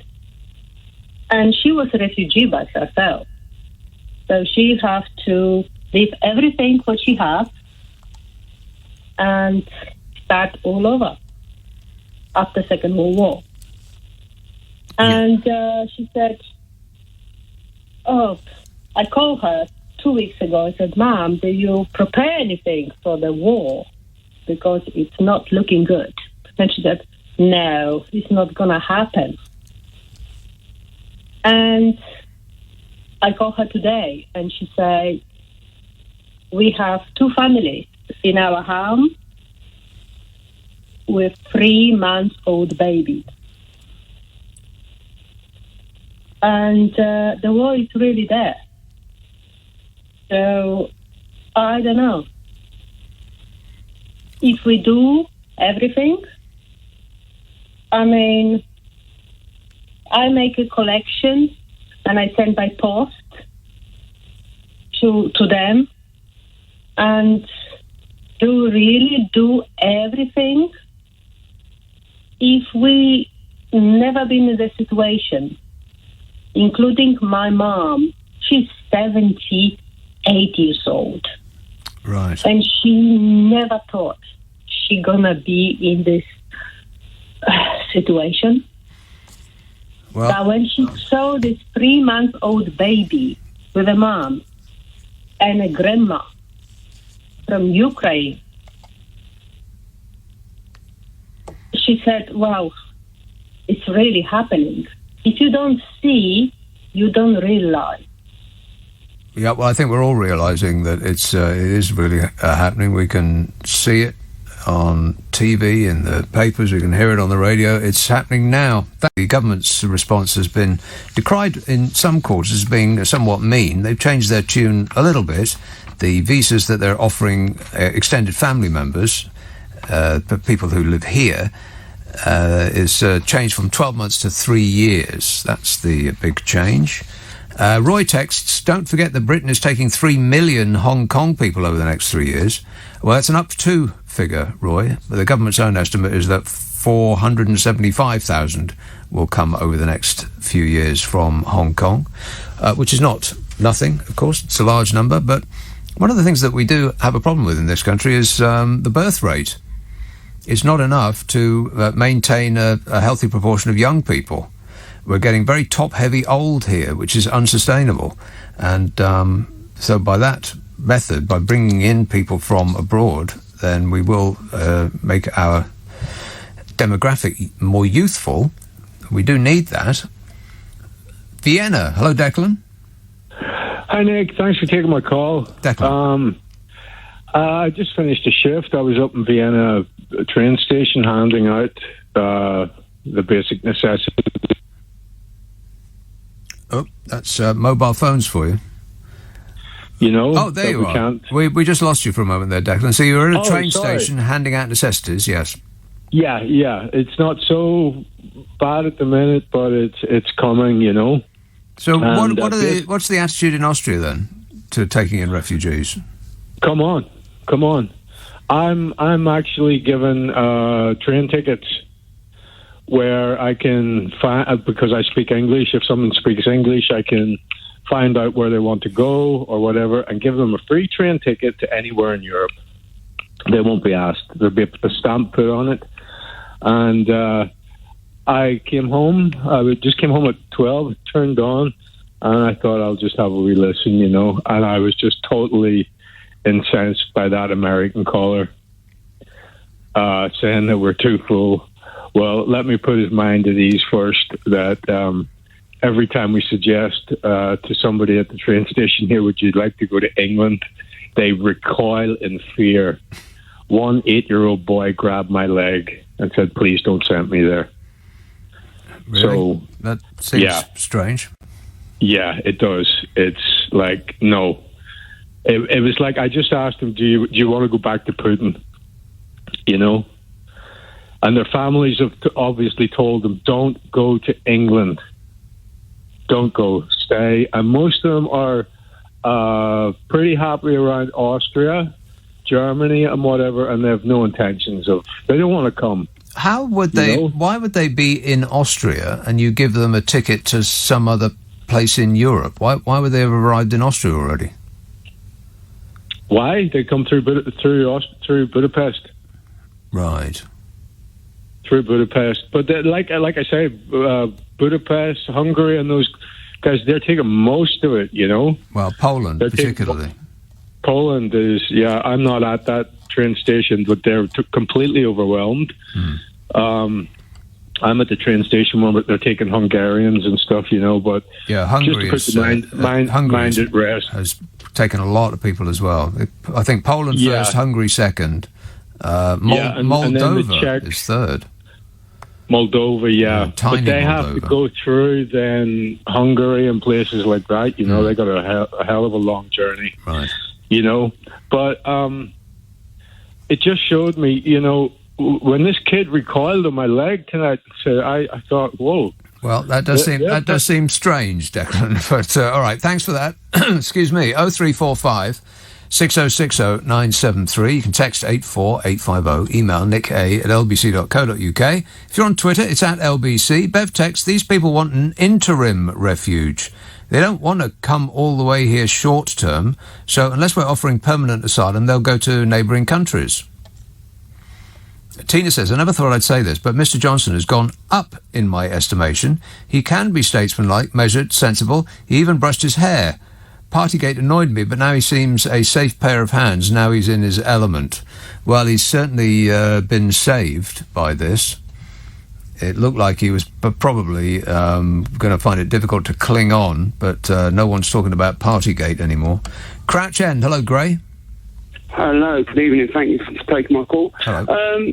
I mean, I'm all for taking in refugees, and I mean, I hate the name refugees. They're obviously people of the world, but they can't sort out their housing for their own people in this country. You know, it's ridiculous. And the oil, I mean, and gas, we've got our own oil and gas just off our shores. I mean, what are we doing with that? Well, it's a dwindling resource. Many of the fields have been closed. It's difficult to reopen them, if not impossible. Well, I mean, this government, I mean, it's a money-grabbing government. Anything to get a bit of money. War is an awful thing. I mean, it ruins many of people's lives. That it's got nothing to do with them. But like I say, we're going to take in X amount of refugees. You can't put a number, because no one's ever going to know, like, literally how many people. God bless them. But where are we going to house these people? People saying, I've got one empty room and that, I can put them up. No, you can't put a room up for a person. It's impossible. Well, it's not impossible, but it would seem like there's all sorts of legal implications about that. I mean, I don't know quite how it would work. You'd think that, just from a practical point of view, that there'd have to be some sort of checks on the kind of person that is opening their home to someone who is a desperate refugee. I mean, you can imagine all sorts of problems arising from people that perhaps don't have the refugees' best interests at heart. Maybe everybody that does offer is pious, is the most kind person. But I mean, experience will tell you that that's not necessarily the case. A diplomatic solution to the crisis seems a long way off. To talk about that, I'm joined by Charles Crawford, who is a former British ambassador to Bosnia, Serbia and Poland. Good evening. Hi, good evening. There was that phone call, wasn't there, that apparently Putin instigated with President Macron of France. It didn't apparently come to much. Why would Putin instigate a phone call, do you think, with Macron? Good grief. I mean, you're asking me to try and get in his head. I think he's clearly feeling the heat, but I think this is what personally bothers me more than anything else, is the idea, which is deep in, if you like, sort of Soviet negotiation psychology, that the worse you do to us, we will do even worse to you. And so because the sanctions and so on are biting and the army hasn't done as well as it might have done in Ukraine, maybe he's just out there to punish Ukraine and punish the West and, in a sense, go for broke, because he maybe thinks in the end we'll all back off and he'll win. There were tales today about Putin's cabinet, the people closest to him at the top of the regime, who, according to the reports, were completely blindsided by this. They had absolutely no idea what was going to happen. What do you make of that? Well, it wouldn't surprise me at all, and it seems from some of the reports we're getting, it's hard to follow it all, of course, but some of the soldiers themselves had no idea they were going to be sent into Ukraine. I mean, you launch an operation like this and tell people you don't completely trust, and I think this is part of the issue. You see those pictures of Putin sitting, 20 feet away from anybody. There are issues about who he can trust on this operation, but all this is sort of amusing and interesting. It doesn't really help us with the ghastly main problem, which is, what if he just seizes vast quantities of Ukraine and doesn't leave? So what do you think then is his plan? Because charging in with tanks blazing is one thing. Occupying a country is something completely different, isn't it? No, I think his plan has failed in the sense that his original plan was to, it's hard to tell, but there's a lot of indications that he thought he would win quite quickly. And there was an article published by mistake, it seems, in a Russian media outlet, senior Russian media outlet, which was meant to be the statement he was going to give 2 days after he won, saying, Ukraine has now come back to Mother Russia and all this, nonsense. So basically, he seemed to think that if he just made this lunge, Ukraine would quickly collapse and surrender, and then there'd be a deal on his terms. But you're absolutely right. Now he's in the business of trying to occupy Ukraine. That's a totally different, situation. The problem is, though, it's not as if the pain of trying to do that will necessarily deter him. It might make him even more determined. There's also, of course, a propaganda war which is going in parallel to the real one. He is trying to convince his people of something that is completely the opposite of the truth. How successful do you think he is in that regard? I think he's probably pretty successful. You've got to remember Russia's a big place, the best part of 11 time zones, and the vast mass of Russians will only see what they see on official TV. And if he says the Ukrainians are full of Nazis and our soldiers are doing well against all the provocation and the West is ganging up against Russia and you have to tighten your belt and eat beetroot for another 2 years rather than have dollars, a lot of people will say, well, that's sort of how it is. This is what we're up against. I think this is something we in our countries just simply can't understand, the psychological aspects of the situation. The fact that, and if you look at Russia, and I was looking at it today, Russia-Ukraine relations in different shapes and sizes, where the Russians are trying to bring the Ukrainians to heel, go back about 300 years. And so this is just the latest in a long line of episodes of the Russians having a massive strop, if one can put it that way, about the fact that Ukrainians aren't as close to the Russians as the Russians think they ought to be. And so if you can't persuade them to come into the house, you'll smash them in the face until they come into the house. That's the basic alternative. There doesn't seem to be anything else. Do you buy the stated aim and reason that Putin has put out, that he is concerned about this aggressive NATO, or is it more about self-preservation at a time when his own popularity had recently taken a bit of a nosedive at home? Well, it can be both. I think, there are interesting case to be made about how, and I would go along with some of this because I was there, at the end of the Cold War, we didn't find a way to somehow bring all these countries which had been under communism into the Western camp. We carried on with the EU and NATO as if sort of nothing had happened. We extended the hand of friendship and had lots of programs. But somehow we didn't really want to, they changed drastically, I think is the point. The Soviet Union had collapsed. And we sort of said, well, okay, that's fine. And now you're sort of, you're sort of down on your luck, but we're going to carry on much as before. And that wasn't wise, I think, probably in the great scheme of things. But all that is not to say that NATO has been threatening Russia. He knows perfectly well Russia isn't threatened by Ukraine. And so I think as time has gone on and he's sort of slightly lost the plot, he's thrashing around trying to reconstitute a sort of Soviet Union 2.0 based upon gathering all the Russians in the region into one sort of space, not necessarily one country, but one fiefdom. And this is what this latest thing is all about. And and if he can't do it nicely, he'll do it the hard way. And if 1, 2, 3, 4 million Ukrainian refugees leave, he'll say that's fine, they're not coming back. Of course, that does imply that the sort of larger plan is to move beyond Ukraine and into the Baltic states. What's your thoughts there? Well, I think that's a different matter in a funny sort of way because they are so much smaller. The next place he would move would be Kazakhstan, where there's a huge Russian minority, and mainly in the north of Kazakhstan. That's a large country, but it would collapse. That really would collapse quite quickly, I think, because they've got nothing comparable to what the Ukrainians have. So I think moving into the Baltic states and actually taking on NATO countries might be seen as something you leave, for 50 years down the road, when maybe things have changed. But there's an awful lot of Russians you can bring back into the fold. And when I say Russians, I mean people he thinks are Russians, mainly Ukrainians. You can try to bring those back into the fold, and the Kazakhstan Russians, and then the Belarusian Russians who are already sort of in the fold because they never go anywhere. And he's done quite a good job in restoring Russian greatness, he might see it, at a price which just goes to show how great his success is. This is the weird thing, that you and I might think that if we're doing something that really hurts us, we should stop. But he might think, no, it's because it really hurts us, we have to keep going.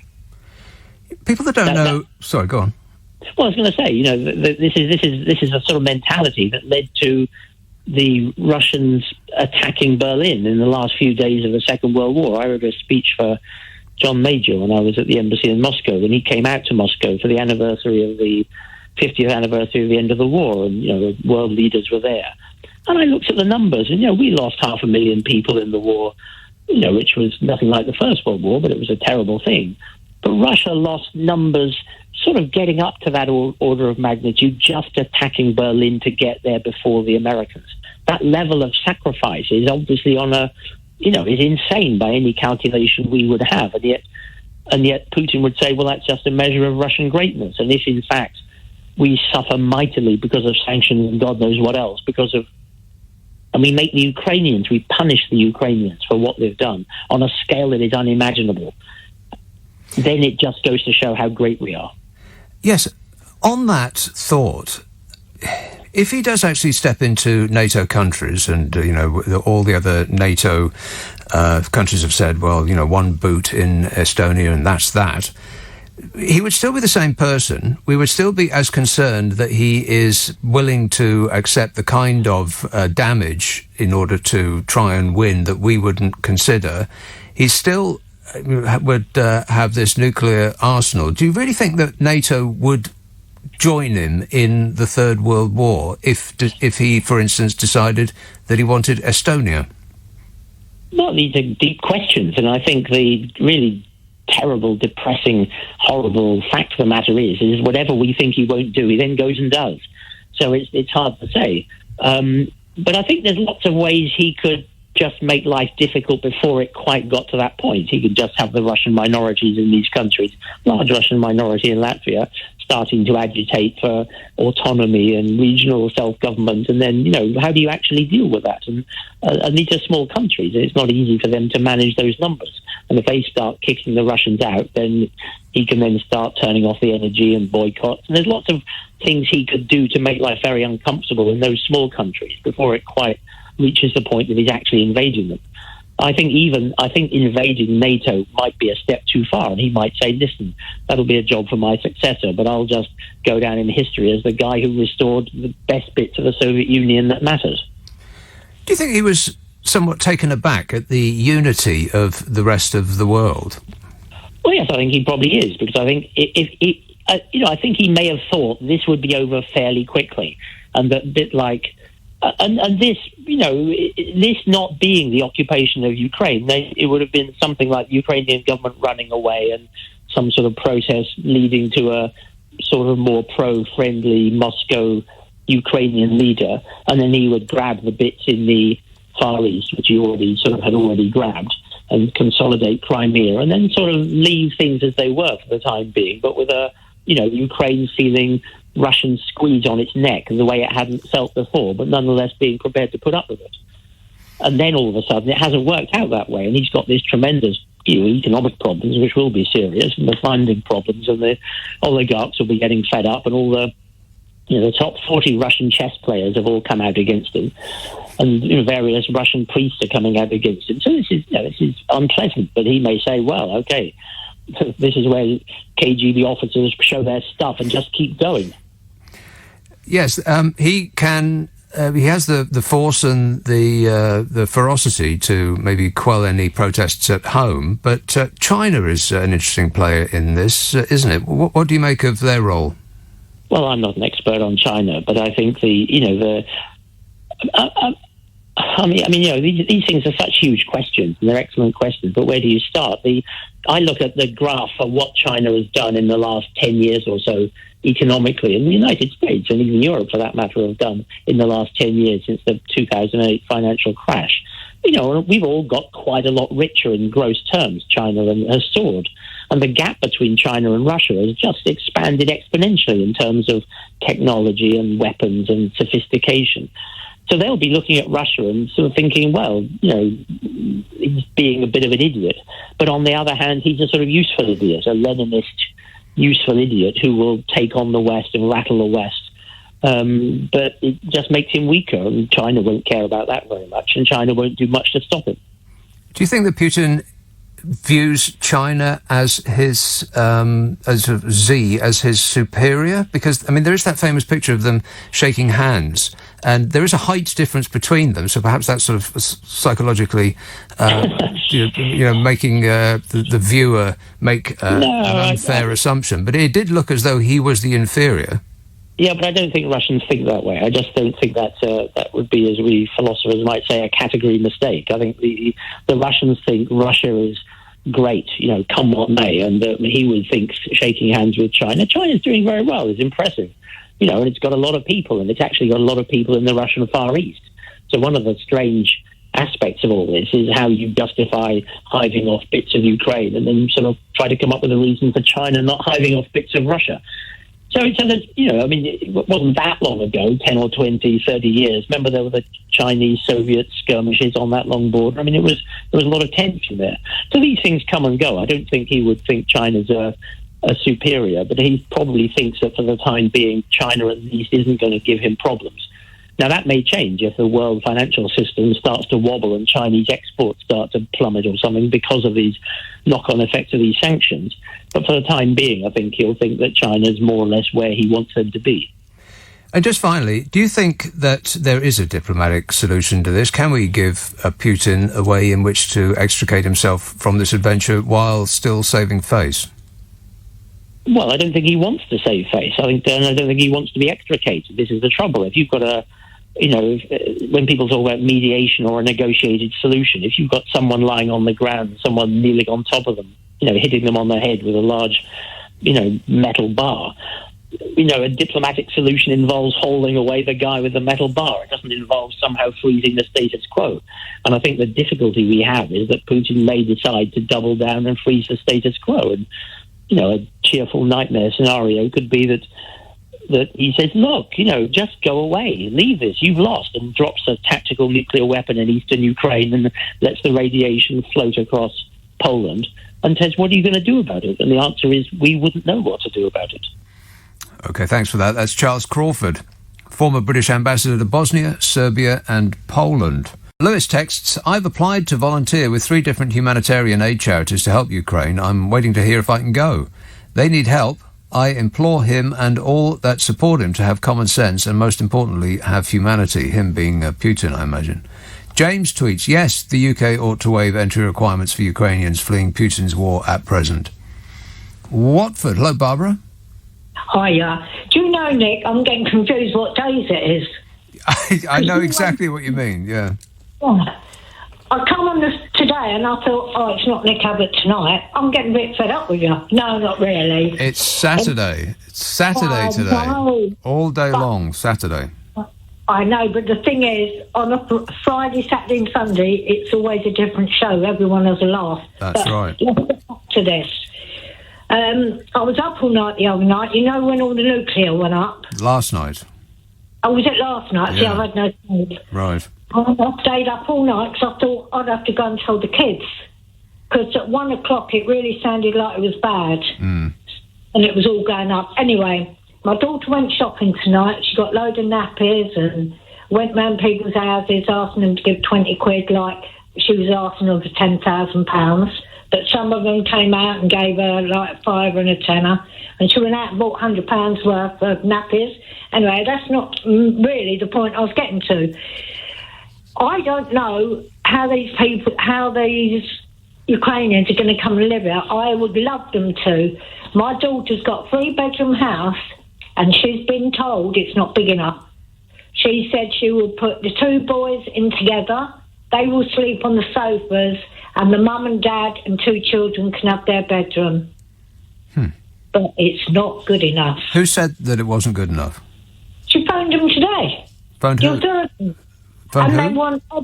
And you have to go for a strict thing to say, you've got to have a clearance and everything. Right. Hang on a minute. I missed what you said. Who did she call? I don't know. I think it was the council, actually. Right. And she said, but how many bedrooms have you got? And she said 3. So she said, how many children you got? She said 3. So she said, what we decided to do was put the 2 boys in the attic room, which is quite big. And Maddie's only 14. She could sleep in the bottom of the attic. At the end, they could have 3 bedrooms up there. So the parents were going to take over another room and give a family a bedroom where they could sleep, mum and dad and 2 kids. But no, it's not good enough.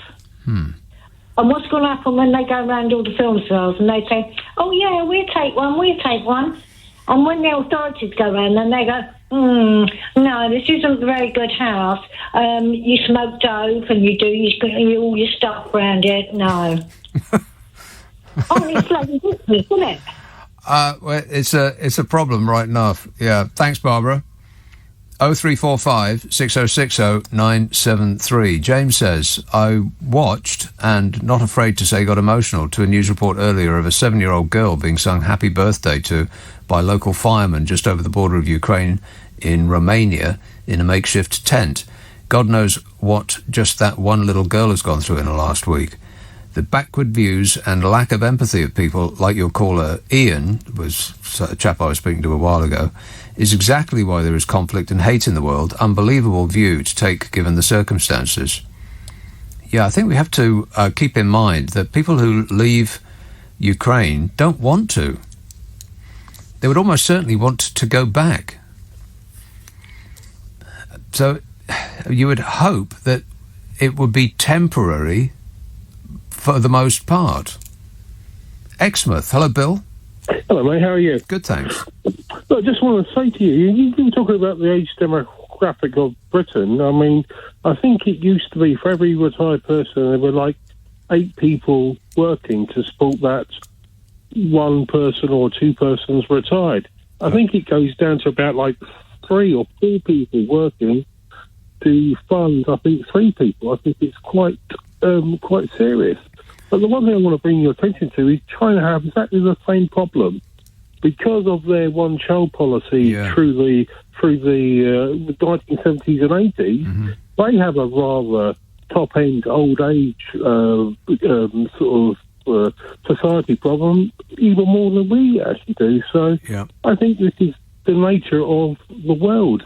But it's the nature of the first world. China is a particular case, as you just described. But yeah, the first world is getting top heavily older. Yeah, and I just want to say to the government, if we can't buy a load of porta cabins and fit the beds and heating in, we'll be a sorry place, won't we? Because I have some problems of people coming on the beach because I think there is a potential security problem. But these people coming from Ukraine, they don't want to come here. It's just that they don't want to sit there in their front living room with a shell coming through the window, do they? Exactly.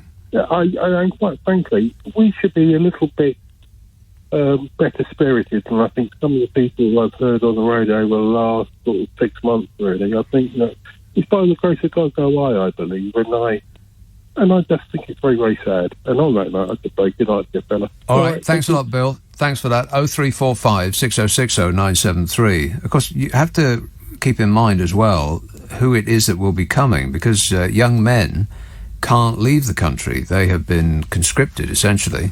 So it's going to be women and children. Would that change your mind? Estelle says, interesting take on things tonight. Personally, I think Ukrainians seeking refuge in the UK can only be a good thing, not only from a humanitarian point of view, but also because the diversity and eventual workforce can only be of benefit to everyone. Win-win. Now, how about we address refugees from other countries experiencing continual conflict? Well, that's true. It's not the only war in the world. But it is on our doorstep, so we feel it more keenly, I suppose. It is also the one war in the world that has the potential to go completely out of hand. The other ones are, relatively speaking, small wars. Adria tweets, no country will ever have it perfect. The key word here is humanity. These people have no home. Yes, there are homelessness. There is homelessness in our neighbourhoods, in our cities, and we help them if they want to be helped. This is a full-blown emergency, says Adria. And I suppose that does bring into sharp relief our lack of compassion generally. If, as we are constantly told, we are the 5th richest economy in the world, how come we have a homelessness problem? And such a disparity of wealth, too. And we've sort of...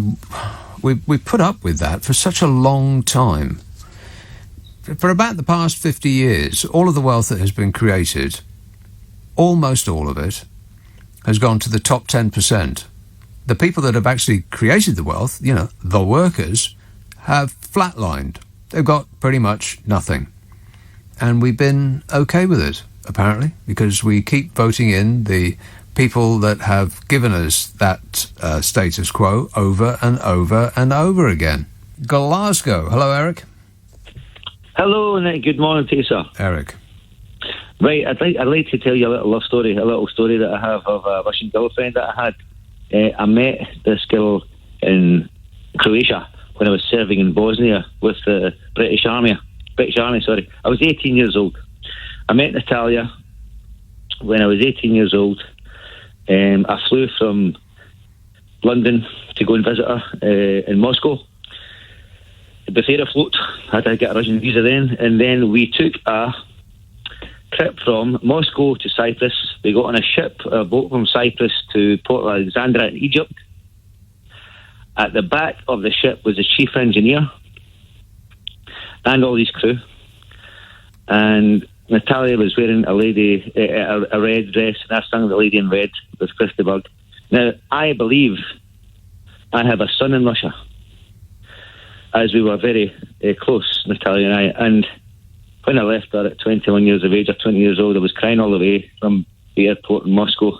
But I believe I have a son in Russia. And I am so upset at the minute because I don't know what to do. It's a very, very sad situation, but it's a beautiful love story. In fact, I think I should write it. What do you think? Well, I wish you the best with that, Eric, but maybe a song would be good. Thanks for that. 0345 6060 973. What keeps occurring to me is it's incredible that we've been sitting here and all this is going on, and there's 6 billion people in the world that are being threatened by one man. One. Holly tweets, depressing how many callers buy into the Daily Mail style rhetoric of us being full and that there is no housing. We look at other countries saying, come on in and we'll sort it out when you get here, and we look pathetic by comparison. It's shameful, says Holly. 0345 6060 973. Cheltenham. Hello, Jackie. Hi, Jackie. I live in Cheltenham. Obviously, I'm terrified about, he might attack Cheltenham because we've got GCHQ. That does sort of worry me slightly. Yeah. I do get quite scared. But also, I don't know if you saw, well, you wouldn't have seen News at 10, but on News at 10 tonight, Putin was on there saying that he doesn't want any harm to any of his neighbours, and that he wants things to get back to normal. Did he? He talk about potty. He's absolutely potty, that man is. Well, it's a propaganda war that he's fighting as well. He's got to try and keep his own people deluded and misinformed about what's actually going on, because there are people that are protesting in Russia. I mean, I guess they're very, very brave to do that. He's just signed a bill that means 15 years in jail for people spreading what, in his words, are fake news, as in the truth, about what's going on. They need to know the truth. How the hell do we get the truth to them? Well, I mean, fortunately, there's this thing called the internet and mobile phones. Everybody in Russia has got a mobile phone, just as we do, and they can use a VPN, this virtual private network technology, to get around the sort of the walls that will be put up by the Russian regime to try and prevent information from coming in. But these days, it's virtually impossible. What I keep hearing is that it's an age thing. The older you are, the more likely you are to believe what the propaganda that's being pumped out by the Russian regime. And the younger you are, I suppose maybe the more tech-savvy you are, the more likely it is that you will be getting information from outside and you'll actually see what's really going on. Thanks, Jackie. 0345 6060 973. Jean says, I wouldn't take any notice of what that old buffoon had to say. I think the old buffoon in question is Edward Lee, the Lincolnshire MP. I looked up Lincolnshire. He said essentially, we're full. We've done our bit, I think was the phrase that he used. We don't need any further people coming here. We can't take them anymore. We've done our bit. I think it's 30,000 people have gone to Lincolnshire from abroad over the last 10 years. Doesn't seem an awful lot. perhaps you think otherwise. 0345 6060 973. A call from the Pyrenees. Hello, Martin.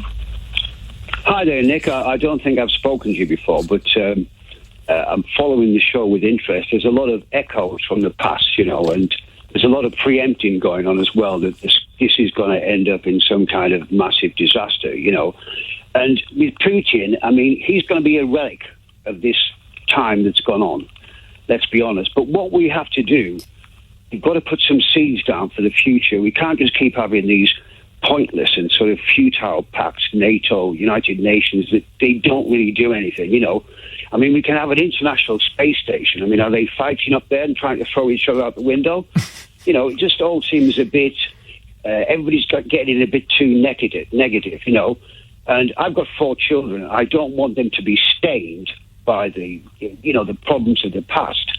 And if you look at, say, the decision over the Paralympics, for example, and, I remember, I mean, I'm in my middle 60s when, there used to be a lot of, what do you call it, people who would defect from the East. They come, ballet stars, sports stars, who just wanted to get out of that regime. People used to jump over the Berlin Wall to the west. They didn't go the other way. Right. And their doctrine, their what am I going to call their ideology in Russia, they know it's finished. Okay, it's finished. And I just think, we might as well have a United Nations of the planet. Be inclusive. Don't put Putin into a corner. That would be the worst thing we can do. But I think somebody said, give me a generation of your youth, okay? And we've got brilliant generations of youth in all countries, and we owe it to them to give them something concrete, and let's get the politicians maybe just looking into the future instead of constantly going back to the past. We had the charge of the Light Brigade in Crimea where, we charge at the Russian guns. And, war, like Edwin Starr said... What's it good for? For nothing. Yeah. And, I've got my kids and I just, I can't believe I'm so kind of angry that I just think, I don't know where the answer's going to come from. I just hope that, we're not going to use the Ukraine as some kind of, you know what I mean? We're going to let them go. And then just put the red line and say, okay, but if the red line's going to be there, it's got to be absolutely serious, okay? I think General Montgomery did it. We're not taking one more step back. And I think it's really important. Those Paralympians, I think a lot of them are victims of conflict. And maybe it would have been better for them to go, and then they can see what the world's really about and, integration with people from other nations rather than leaving them sitting somewhere out of the way. And I mean, while we create another generation, people who are going to be crippled by war and everything else. It's just it's a really frustrating time, and I can't believe it's happening like everybody else. But, I don't normally ring in like things like this, but I just wanted to just say a couple of things anyway. Right. And thank you for giving me the time. Okay. Well, thanks for calling. Cheers, Martin. 0345 6060 973. It is really quite incredible what's happening, isn't it? It's just really hard to believe, particularly as we just seem to be coming out of this COVID nightmare that's been hanging over us for so long. And it seemed like real life, back how we used to know it, was just in view, and then it got snatched away from us by this psychopath. One man on a planet of 6 billion. One bloke is doing this. It's just hard to credit.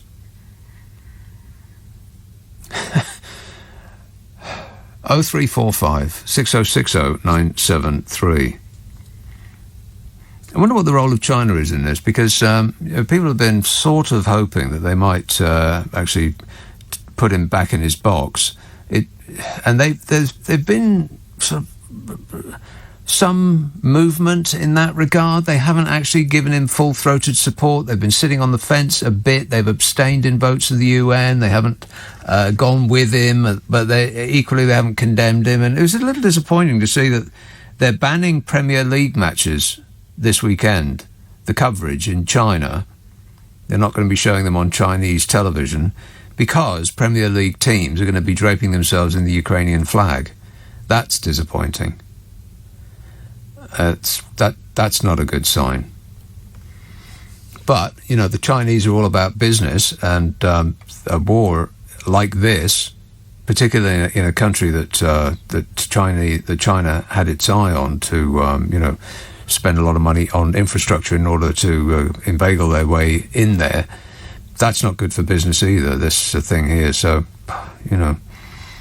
there's a tendency just to think the absolute worst, which is where I was 24 hours ago, going home last night after these cretins had started shelling a nuclear power station. I went home thinking the absolute worst, expecting actually not to be here today, presenting this, being at home, sorting through the rubble. But it didn't happen. And I guess we should be grateful for that. We should be grateful that we're living here. It's just the possibilities of the worst happening in the near future are endless. But you just have to keep going. You just have to carry on. What the hell else are you going to do? I was talking with Carol McGiffin about this today. She made me laugh today. I didn't think that I was going to be laughing today. In fact, I do a podcast with Carol McGiffin. It's usually the hour in the week that I laugh more than any other hour. And I almost cancelled it. I woke up this morning and I was very trepidatious about turning on the news. It took me an hour to actually turn on the news because, fearful for what I might see after going home last night, hearing that they were shelling this nuclear power station. And I thought about calling her up and saying, I just can't do comedy today. But I'm glad that I did, because it was funny. It was another funny hour, and we really did laugh a lot. And so we came away from it saying exactly that. What the hell else are you going to do? You just get on with it. It might not be as bad as these sort of portents of impending doom painting the situation. Hello, Jan.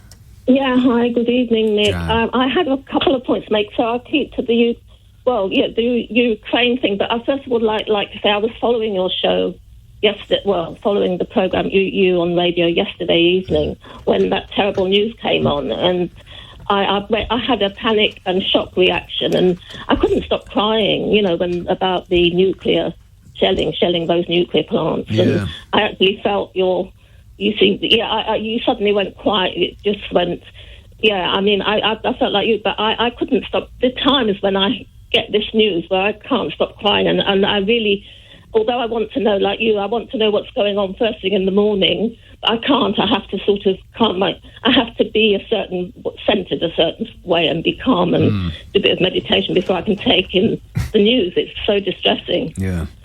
But I was ringing up. There's a couple of points I want to make. I think I'll make one is taking up a point you said about, it's about how these people it's great that people want to take in these refugees into their homes, but there's got to be some checks on the type of people who want to take them into their homes. You know what I mean? And you would think so. And how suitable it is, because I was looking today, the latest figures in the paper came out, which is quite shocking when you think of it, because, as you say, not everyone's good. You know what I mean? Not everyone is. Your line died out for a little bit there. You said not everyone is good. That's correct. Oh, no, that's what you were saying as well. What sort of checks are they going to have on the people who want the good, kind people who want to take them in? But there's always some. So, like the latest figures for the number of slavery victims in the UK, it's quite shocking, really, that it went up 20% in the last year when all the pandemic was going on. So there's something like nearly 13,000 victims of some form of forced labour, slavery. You know what I mean? So there's a lot of bad people out there as well. And where are these people tucked away? They locked in cupboards I don't know. Anyway, I don't know how they're going to work it out to safeguard these refugees. I don't either. So, but the other point I wanted to make, which is important, I want to find out a bit more about it. You know, how they are going to screen people, or they can't just let them go anywhere. They're going to be very vulnerable anyway. But they'd be grateful. But the other point I wanted to make is coming back to, you mentioned about China and Russia. China's popping up a lot, but somehow no one's mentioning this big contract that's been signed. I don't know why. Is there some conspiracy going on? What contract? But China and Russia and China have signed a contract for a 30-year contract for Russia to supply China with gas from Siberia. They've got huge reserves of gas in Siberia. So, like Russia has the Nord Stream 1 and Nord Stream 2, which has been the Nord Stream 2, which was supposed to be supplying gas to Russia, that's been blocked because, you know, Germany's finally decided to block Russia, you know, not to use that pipeline. But there's two. So Russia's been, I was so shocked when I got the figures, because it seems to be, I don't know what it is, why it's never, anyway. So they've been supplying China with gas, liquefied gas, since 2019. Yeah. No doubt. It's not new. And then they've got a second, they've just recently, last month, signed a 30-year contract with China they're building new, or I don't know how far they are with building it, but they're to supply China with gas, from liquid gas from Siberia too. So they're having two lots of pipelines. Yeah, right. China. Yeah. Well, no doubt. I mean, you know, that's the nature of fuel, gas, oil. It goes everywhere from relatively few spots on Earth. And I suppose it's God's little joke that the spots on Earth that are richest in that fuel seem to be the most unstable places, which we rely on. But, you know, China might be looking at Russia thinking, well, maybe we've actually got in bed with somebody who's not really stable enough for, to conduct business with. He's not really painting himself in glory, is he? He's not looking like he's someone to be relied on, is Vladimir Putin. Thanks for that. 0345 6060 973. Stockton on Tees, AJ. Morning, Nick. AJ. Thanks for having us. It's just a little refugee point, because I heard that the Ukrainian last on earlier reckoning that our country was no good for refugees, and I thought she was well out of order. You know, I had a partner whose father came here when the Hungarian Revolution failed, you know, a short bunch of years ago. I put up an Iranian lad. I think most people, all things considered, are well conscious of the need that if a person's seriously in danger, you know, they need help, you help them. That does seem to be a basic, decent thing to do, yeah. There's another point. You've been touching on the importance of checking out people that actually offer hospitality. It's not so much relevant to the Ukrainians, I don't think, but to Iranians and West and Middle East people, it is, because I've seen it. There's two types. There's the lads from the cities, like white boys, and then there's the lads from the sticks, the yokels, and you got to feel sorry from the like fish out of water. And the white boys take them under the wing, you know, and then that's it. They're like servants, they're slaves. Right, well, yeah, I'm sure that, well, you would hope that the authorities will be all over this. They'd have plans in place, but who knows? Thanks for that. 0345 6060 973. Ealing. Hello, Mo. Hi, Nick. First time call. I just want to say, and I'm absolutely shocked what's happened to the African students fleeing Ukraine. Yeah. I mean, it's shocking. And nobody's, I'm not, every time I look at the BBC Sky, nobody's talking about it. It's shocking. I'm seeing online, you got students working for 13, 14 hours because the Ukrainians refuse to get to the trains because they're black. Yep, it's pretty alarming. It is, but I mean, I expect that from the majority of East European countries are racist anyway when it comes to black people. But it's shocking. Absolutely shocking. And I want you to talk about those kind of stuff because I don't even see the LBC talking about it as well. Well, it's not entirely true. I mean, there's bigger things going on, but we have talked about it. I do know that. But you can't even go on a train because you're black. Yeah, it's pretty bad. And you're fleeing war. Yeah. Everybody's in the same boat. Yep, it's shocking. I understand what you're saying, and I hear you loud and clear, and I agree with you 100%. Yeah. 0345 6060 973, text 84850, email nick@lbc.co.uk. If you're on Twitter, it's @LBC. Paul texts, in the midst of this awful war, they almost managed to get away with slipping Gavin Williamson's knighthood under the radar. How on earth did that happen? Yeah, talk about cynical. An excellent time to bury bad news. And you had angular, tetchy humanoid Dominic Deckchair Raab doing the rounds, defending that decision by just saying, oh, he was in the cabinet for a while. Please. That ocean-going oaf is a sir now. Today, the Israeli Prime Minister met with Vladimir Putin in Moscow. This comes as NATO is still refusing to implement a no-fly zone over Ukraine. What do we need to do now? What can we do to prevent the Russians from taking Ukraine? 0345 6060 973. Thomas Pickering is a former US ambassador to Russia and joins me on the line now. Ambassador. Hello, Nick. Hello. Thanks so much for your time. What do you make of the talks that the Israeli Prime Minister was having with Vladimir Putin today? Apparently they lasted 3 hours. Not a surprise. I can't but believe that Naftali Bennett is both shocked and chagrined by the close relationship he's tried to develop with Putin, turning into this awful mess of the invasion and indeed aggression against Ukraine. And I have a sense that the 3-hour talk was an effort on both sides, one on the Israeli side to see if they could make any progress either in a ceasefire or getting it stopped, and on the Putin side to explain what Putin continues to seem to believe is a well-founded reason for his aggression. Israel is in quite a unique position, isn't it? Because they are quite close to Russia. They're both sort of side by side on the Syria issue. Might that give us? It's a weak but artificial position.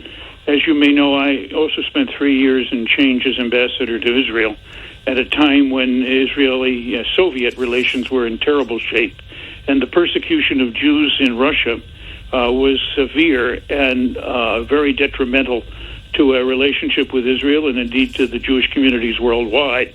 And it was only after that, with the collapse of communism, that has been changed. Now, Mr. Putin is not communist, and Mr. Putin may not be anti-Semitic, but the marriage of convenience that exists between Israel and Russia is something the Israelis very much want to keep alive, and Mr. Putin kind of can enjoy their pursuit of him. But that is not something that I think has necessarily great permanence given the history of this issue. And as you know, the Israeli government is split, with Lapid, the foreign minister, on one side, much more, put it this way, flexible and moderate, and with Naftali Bennett on the other side, much more of a Bibi Netanyahu hardliner. What of China's role in this? Because they are the superior force. What do you make of their approach so far? Well, I think their approach has been for many years very much geared to Israel's deep concern about a growing Israeli and indeed Islamic state presence in Syria, and the sense somehow that that particular presence is under, if not Russian protection, at least carried out with Russia having a whip hand in the situation. And Russia and Israel have had an arrangement where they apparently notify each other of military movements, and where those military movements, particularly those by the Israelis in defense of their own position against those forces in Syria that might wish to attack them or could be gearing up to attack them, are the objects of those Israeli attacks carried out with what one can only call Russian capacity to sit by and see them happen, and the two sides deconflicting any possibility that they will run up against each other, which has happened in the past. But what of China's approach to the situation in Ukraine? They seem to be sitting on the fence. I think they're sitting very carefully on the fence, one leg over the fence on the Russian side, the other leg over the fence on a traditional Chinese approach to not wishing to see the use of military force carrying out the kinds of activities that are being undertaken in Ukraine because of a concern that they themselves could become the victim of that, not liking sanctions for the same reason, and sitting in the middle. And very interestingly, the Chinese made something significant of the celebration last week of the 50th anniversary of President Nixon's visit to China on the one hand. On the other hand, they also abstained in the UN resolutions on the subject of the Russian invasion against Ukraine, while on the other, they also had a very long public statement 2 weeks ago coordinating their policy with Russia before the invasion and seemingly putting them in the same camp. They are not, and they have some traditional differences. The major one is over who will run most significantly the leadership of any coalition that might be formed between them. Do you think that China is going to find it increasingly difficult to sit on the fence, though, with the pressure that the West is putting on Russia, and they can see China, perhaps, that it might be leveled upon them? I think so, but one needs to be a bit careful. We sent former U.S. officials to Taiwan this week, which I can't believe sat well with Beijing, when we could have accomplished the same objective in a much more quiet fashion and without the publicity. And kept Beijing informed of what we were doing, so Beijing would know that our policy was not in any way at all to threaten the one China policy the United States has adopted since President Nixon's visit. The world seems somewhat impotently just staring from the sidelines. If NATO can't do anything, is there perhaps something that the United Nations can do? I think that there is, but I think it's in the sponsorship and support of the talks which have begun, which, interestingly enough, seemingly are continuing, but not yet successful, but talks to have a ceasefire, which should be the first step immediately, because it's a humanitarian objective of real significance with 1 million and plus refugees and with Ukrainian civilians getting caught up in artillery and bombardments and so on. And I think that needs to be pursued, and it needs to be pursued intensively and with as much effort as possible. I think following that, were that to be the case, there are paths ahead diplomatically that could be opened up. There's no guarantee they'd be successful, but with the future of Ukraine as a bridge country between the European organizations, the EU in particular economically, and President Putin's economic arrangement for a few states that have one way or another joined with him. But those are much further down the road. And the Russians seem, at least in principle, to be interesting. And one could even see a slight movement. The Russians last week, at the beginning of the conflict, wanted the Ukrainians to pay them for opening talks by, in effect, surrendering the entire Ukrainian army. That's now backed off, and the Russians have a series of requests that doesn't equate to total surrender immediately by Ukraine, but are still hard. But that may be the beginning of threads that can be pursued by those negotiations, and the UN and the international community can do everything possible to support the outcome of those negotiations in the direction in which I've indicated. Is it actually worth negotiating with Vladimir Putin at all? I mean, given that he apparently agreed to allow people out of cities to have a safe haven to some place where they could seek sanctuary, and as soon as they came out, the Russian army started firing at them.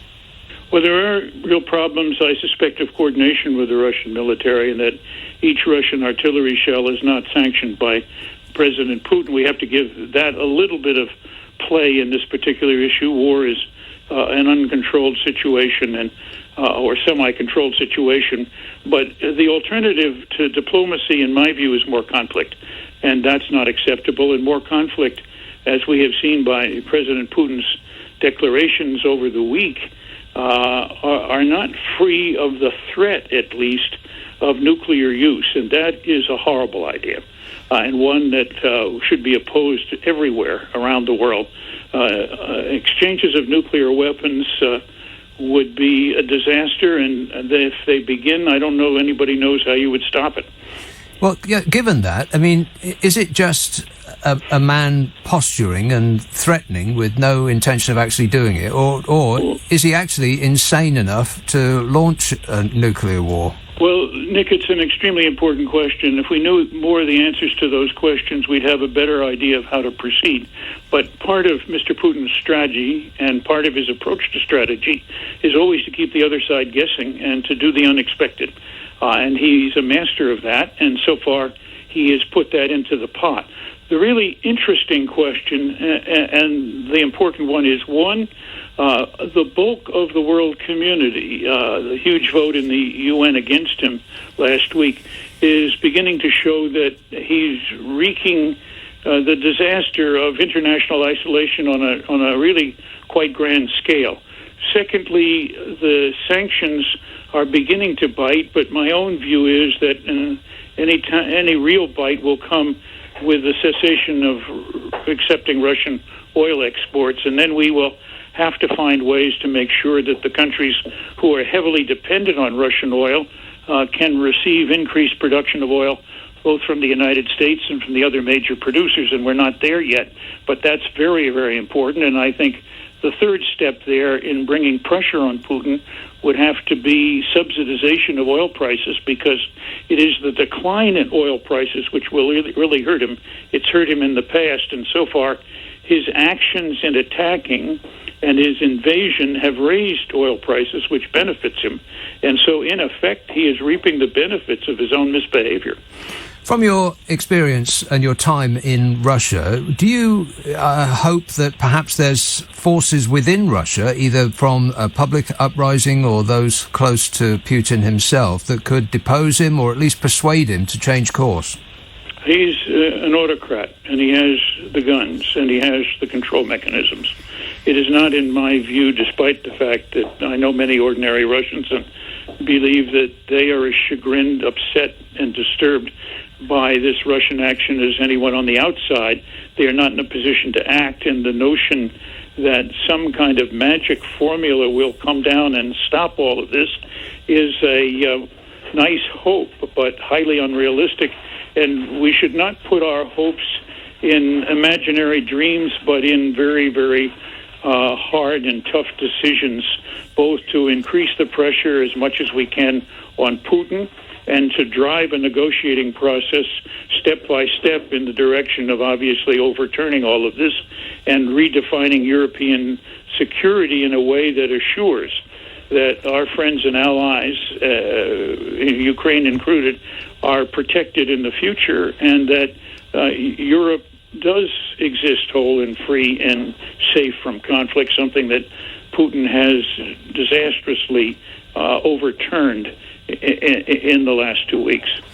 The International Criminal Court has launched an investigation into Russian war crimes. Do you think that would concern Vladimir Putin?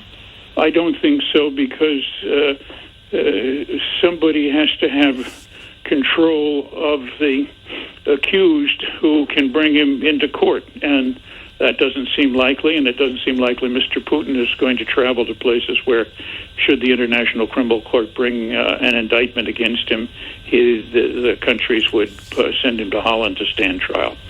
If Putin really did advance into other countries, the Baltics, for instance, do you think that NATO would actually step up to oppose him, given that he would still be the same man operating? I think he has to bear that risk, and I'm less worried about the Baltics than I am about Moldova, which is, as you know, is tucked into the western part of Ukraine, not a member of NATO, a former part of the Soviet Union, and something that he could, if hubris continues to make its advice known to Mr. Putin, if I can phrase it that way, march into fairly easily. There's not much in the way of a defense there. And it would be a natural extension because ever since the end of communism, the eastern half of Moldova, Transnistria, has been occupied by Russian military forces and treated as if it is an extension and part of Russia, although it is part of an independent country. So I would be looking more at Moldova as the next possible step if we can't stop it in Ukraine. And just thinking positively, finally, how do you think this could actually some sort of success for both sides be achieved? How can we get Vladimir Putin to stop doing what he's doing? Well, I think that ceasefire is very, very important. I think talking to him with increased pressure, and I've suggested how that might be mobilized, in addition to increasing NATO's presence in the eastern edge of the NATO territory to make sure that he doesn't miscalculate and in one way or another seek to go against NATO territory, are extremely important. And then looking at perhaps the future of Ukraine as a bridge country, no threat to Putin, no threat to anybody else, which is what they have been. Their economies open to both directions, if I could put it this way, east toward Russia and west toward the European Union. They sound idealistic, but I do think with some careful thought and some hard work, something along those lines could be moved ahead. And then politically and in security terms, a status perhaps like Finland or Austria in the European security arrangements could be useful and protective of Ukraine. And certainly to make that happen, Russia would have to agree. But if, in fact, Russia feels the pressures both from changing military presence against it, international political and security isolation, and economic pressure, particularly on the oil side, we at least have a chance of moving the process in that direction. Thanks for your time this evening, Ambassador. Thomas Pickering, former US Ambassador to Russia. Roy? Hi, Nick. Roy. Now, I don't know whether it was part of his original plan or not, but now Putin cannot and will not stop. I don't think he had factored in the way that the West would react. I think he thought we were acting exactly the same way as we did in Crimea. And just think through, if he suddenly said, right, well, I'm going to stop now, we are not going to stop our economic warfare. He's going to be a war criminal. And so you know, no, he just will not stop. So now he's just going to keep going. I'm not so sure about the economic warfare part. I think that because these measures are actually impacting on us too, I would expect that the sanctions would be unwound pretty quick, just in order that we don't have to suffer too much, regardless of how that might look morally. Well, okay, if he thought that was going to happen, then I think that might help. But I can't see it. You know, I can't see us saying on Wednesday. You know, it's all. Now, you know, these sanctions are not going to affect him and his entourage for months or years. You know, it's always the poor people that suffer first. Yep. And he actually doesn't care how many thousand people get killed in Ukraine. He'll just keep throwing people and armaments in there, and eventually he will win it, and he'll just keep going. Now, I fully understand why the West are saying, look, we are not actually going to confront them militarily, because we know in the background is these terrible weapons of mass destruction. But my belief is that he will just keep going, and what we don't do now we'll have to do in 12 or 18 months' time, when hundreds more thousand people would have been killed anyway. You know, it might sound terribly hawkish, but I think we've actually got to confront him militarily. And that, I think, is putting NATO troops in western Ukraine. Yep, I think there's something to be said for that. Thanks, Roy. 0345 6060 973. I mean, the big thing that's stopping people, of course, is that Vladimir Putin has threatened to blow the world up. How seriously can you take a threat like that? Because it's not going to do Vladimir Putin any good to blow up the world, because he's a resident on it. He will, if he survives, spend the rest of his life in a windowless bunker. I mean, that's not a prospect that a man who is used to and loves his luxury like he does would willingly embrace. It's just not conceivable, is it? I suppose the big question is, are we dealing with somebody who is completely insane? Woolwich, hello, Richard. Good evening, Nick. Nick, I think your ambassador guest raised for me the key to this, which is that we need to come off our dependency on Russian energy. And what that's going to mean is choices that we in the West have to make. And I've started to make those choices. So if you ask the question, what can we do individually? Well, I've actually just started to not buy any Russian goods, one. And two, I've started to prepare myself by turning off the energy. And I think we all have to make those choices at the end of the day. Because I think this is the only way through to starve him. I enjoyed your guest a few days ago, who was kind of exploring the idea of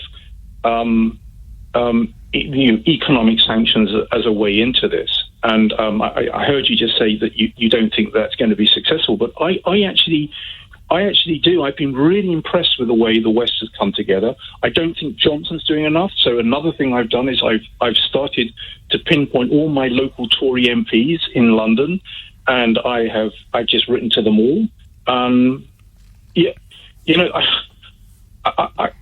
There's not so much I can do, but I think if you start this kind of movement, I think personally making personal choices about it, I would hope that there's a momentum that can gather. Yeah, I mean, there's been a lot of talk about things that might on the surface seem superficial. I mean, almost silly things like I think one supermarket chain has changed its Chicken Kiev to Chicken Kyiv, and sports teams, having minutes applause. We'll talk about what happened at the Chelsea game in a while, and things like that, and buying Icelandic vodka instead of Russian vodka, for instance. All of which seems like small beer, but taken as one, then it does get a message through to people, perhaps in Russia, that otherwise might just be peppered with state propaganda. It gives them a message that they won't be, that might actually surprise them. It's difficult to propagandize your way out of if somebody shows up for a football match and the opposing team doesn't show up. I mean, it's a difficult thing to explain away. So I think that as the advert says, every little helps in this regard. And who knows what the Russian people might actually do themselves, because their lives are going to get a lot worse very quickly. I mean, the interest rate for people with mortgages over there has gone to 20%. So, this, and there's the fact that they can't get cash out of their machines, and they are restricted with the amount of foreign currency they can hold, and et cetera, et cetera, et cetera. So we must hold out some hope that the difficulties that the Russian people are going to be faced with, and of course it's not their fault, it's one man in 6 billion that's causing this. It's not the Russian people's fault. But what else can you do other than direct your sanctions against Russia, which is going to hurt a lot of people who really have who aren't at fault in this. Thanks, Richard. Coming up, Anthony Glees, Director of the Centre for Security and Intelligence Studies at the University of Buckingham, joins us. Hello, Professor. Good evening. Good evening. I'm going to ask you the same question first that I asked the former ambassador to Russia, Thomas Pickering. What comfort can we take from the talks that the Prime Minister of Israel had with Vladimir Putin today? Apparently they lasted 3 hours.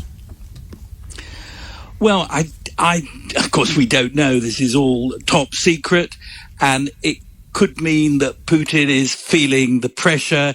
It could mean that he's reading what we're saying, particularly here in the UK, the United States as well, that we think he is demented, and that he's trying to show that actually he's not quite as mad as we say he is, and he's prepared to meet people and be diplomatic. Could also be the case that he's pulling the wool over our eyes, and the Israelis, of course, are very vulnerable to Russian pressure because they want Iran to get rid of its nuclear weapons, and they need Russia, Putin, to help them achieve that. So my own feeling is probably not very much. Nobody in their right mind wants this war to continue, and if Mr. Naftali Bennett thinks he's got an answer and he says he's doing it with the support of the West, well, that's great, but I myself would doubt if anything will come of it. If he is out of his mind, you'd think that there'd be people around him that might be able to do something about him. Well, it's a good point, but the truth is that Putin runs an autocratic, personalized dictatorship built on the shoulders of the secret police state, which flowed from the KGB, of which he, Putin, was, of course, a member all those years ago before the Berlin Wall fell down. And he's not like a Soviet leader used to be, with a Politburo and a Communist Party of the Soviet Union to curtail him. People will recall, I think, that when Khrushchev almost took the world to war, more or less the same point that we're at now over Cuba in 1962, in the end, Khrushchev backed down, and the Politburo, the Communist Party of the Soviet Union, got rid of Khrushchev. Well, these barriers aren't there to halt Putin. Putin's arranged things to be there until 2032, and he's made it clear that he's not going away anytime soon. So he can do what he wants.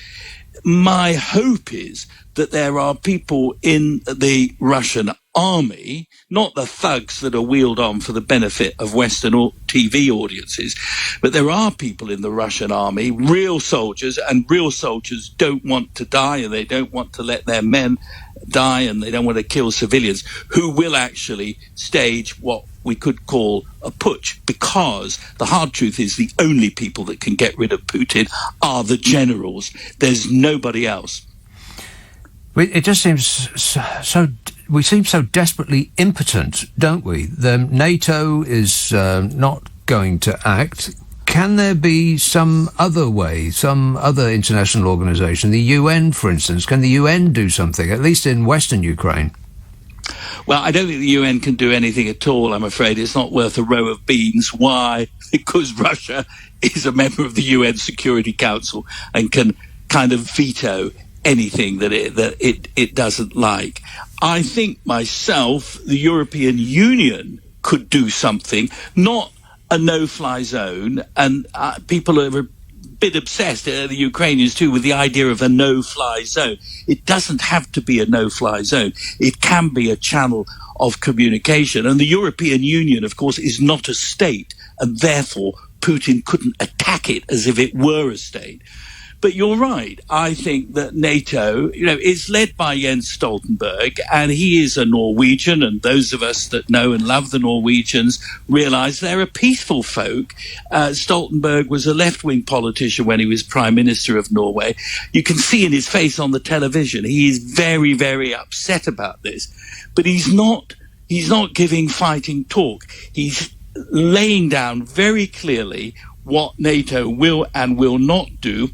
He's not letting Putin guess, and that's really what is needed. Putin needs to be very unsure about what we're going to do. And indeed, if people think about it, NATO's position is scarcely tenable. Of course, Ukraine isn't a member of NATO. No Article 5. We all understand that.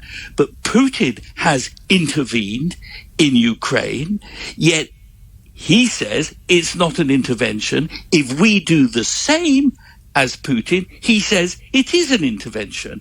And he's intervening with conventional weapons. Many people will say, why shouldn't we intervene with conventional weapons? We're kind of writing Ukraine off.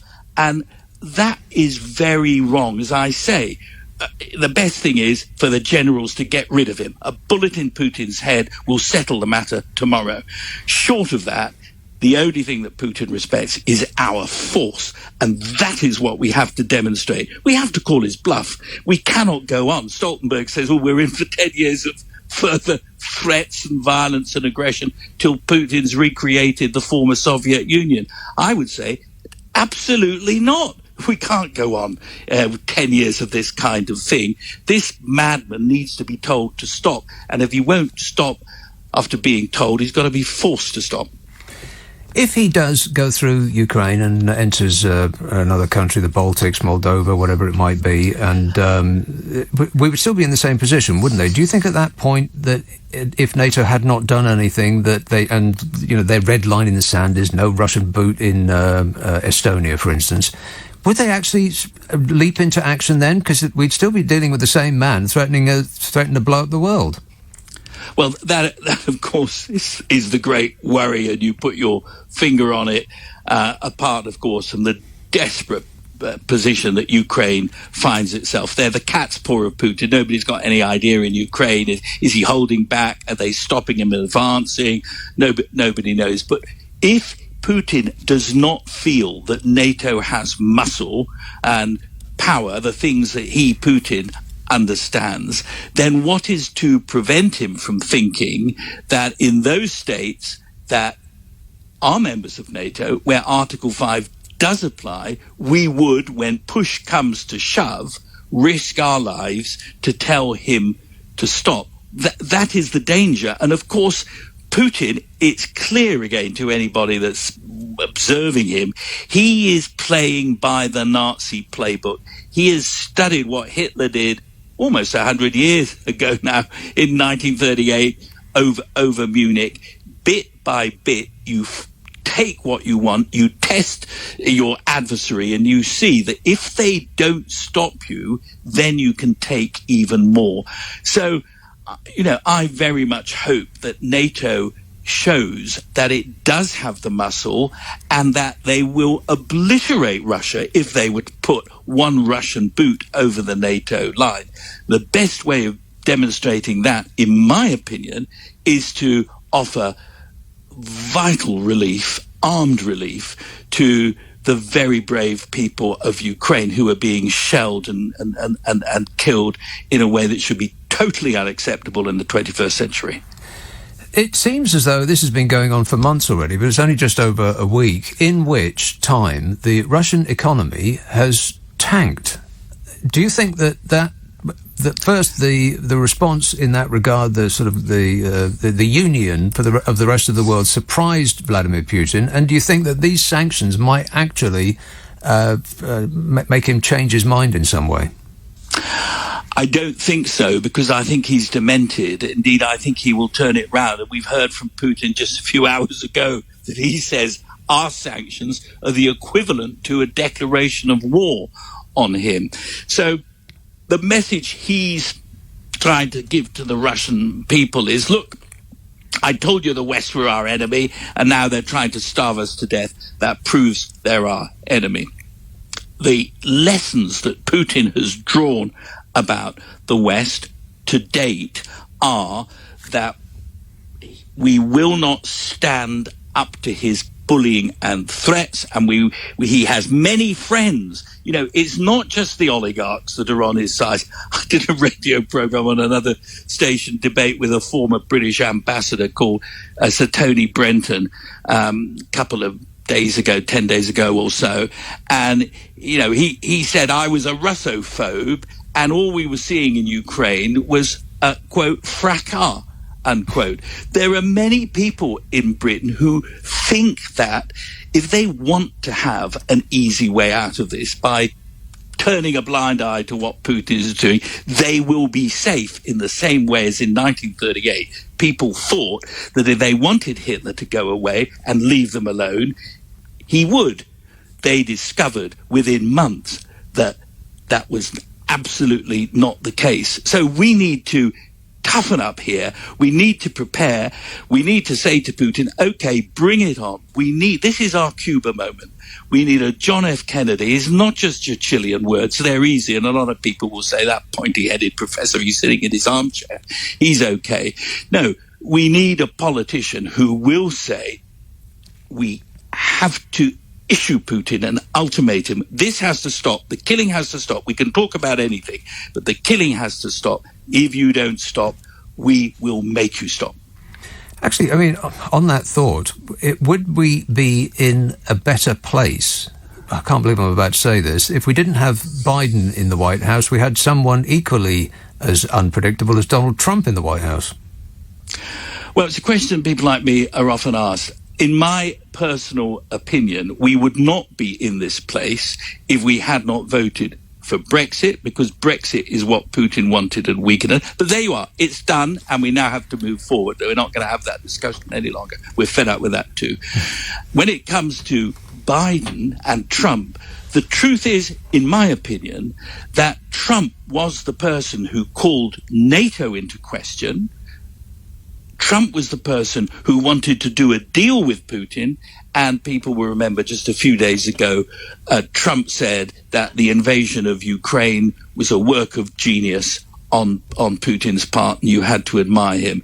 So I think that Putin has seen the West is weak, America is divided and weak. You look at Trump, you see the nonsense that he's doing over the election that he said wasn't won. He looks at Boris Johnson and he says, well, you know, this man is still likely to be served with a summons by the Metropolitan Police, which could end in some kind of, a fine or whatever, therefore shaky. He looks at Afghanistan, the way we pulled out of Afghanistan. He looks at Biden. I'm afraid to say a man who is far too old to be dealing with these issues. And he thinks, if I now don't seize the chance, when will I do what I want to do, which is recreate the geopolitical entity that was the Soviet Union and turn Eastern Europe into our satellites so that we scupper the prosperity of Western Europe. That's at the back of Putin's mind. We are very rich. We are still very rich in Western Europe, and he is desperately jealous that we beat him at the Cold War. Okay, just finally, talk to us about China, if you would. They're sitting on the fence. They perhaps alone on Earth are the people that could stop him, force him to change his plans. Where do you think they're going to go? Well, I think that is a really important question, and people who are far more knowledgeable about China than I am say that it is deeply significant that China abstained rather than voted with Russia on the recent UN in the recent UN debate, and that China also said that it respected sovereignty and territorial integrity of independent states. That was a doubly odd thing to say because, of course, everybody knows the Chinese are thinking of Taiwan and they would very much like to gobble it up. Taiwan was never, though, a part of the People's Republic of China. So it would be an acquisition of a sovereign country, and President Xi has said, no, that's not what China is about. And also, of course, China gets wheat from Ukraine. And whilst Putin spends in his mind years and years stopping Ukraine, the breadbasket, one of the breadbaskets of the world, from feeding the Chinese Xi sees a threat to his own regime. If he can't feed the people of China, and if we in the West won't deal with, that China's interest is not in this conflict. Xi has made that clear. And I do think that is a glimmer of hope. But the bottom line is, Putin, in my humble opinion, is demented. And, Hitler in 1945, in April 1945, he was in his bunker in Berlin with his cronies, ordering armies to attack that didn't exist, while Soviet tanks were upstairs in the garden of his bunker in the Reich Chancellery. So these demented people lose all sense of reality, and that is why they are so dangerous. Professor, thanks so much for your time. Professor Anthony Gleeson, Director of the Centre for Security and Intelligence Studies at the University of Buckingham.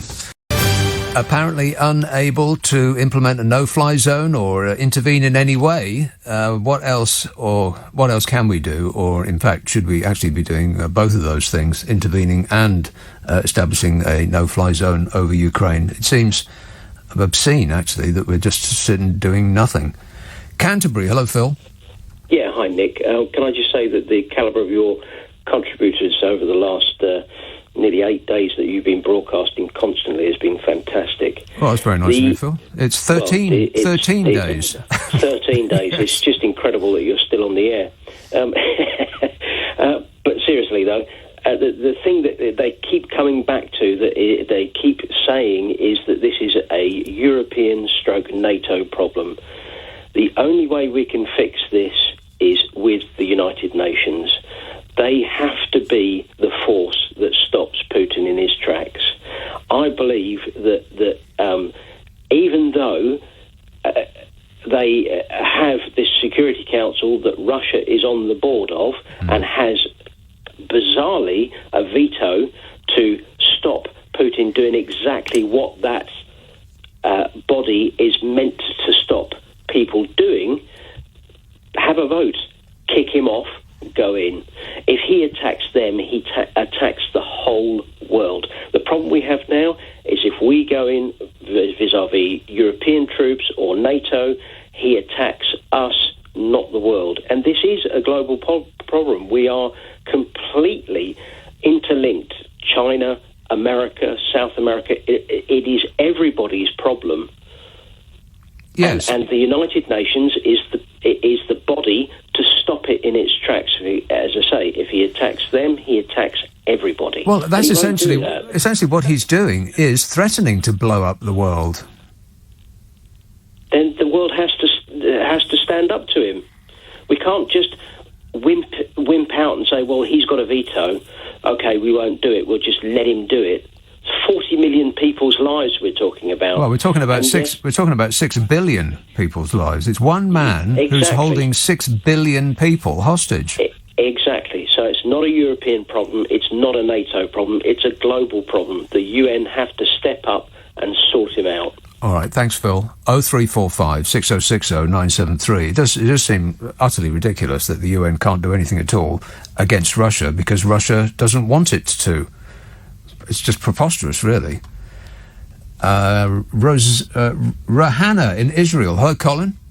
Hello, Nick. It's a pleasure to speak to you, an honour to speak to you. Hello, Colin. I'm from Ra'anana in Israel. Ra'anana. It's a town not far from Tel Aviv. Oh, yes. Anyway, what I wanted to say was that we got the news about 5 hours ago that there had been this negotiations of some description between our Prime Minister and one of his ministers who took a secret trip to Russia this morning. Yeah. And despite the fact that it was the Sabbath and being a religious Jew, he doesn't normally travel on a Saturday. But he took it, and it must be important, and we're yet to see the ramifications of it. Apparently, he flew straight after negotiating with Putin. Mr. Bennett took a trip to Germany, all apparently with the coordination of the Americans. Yes.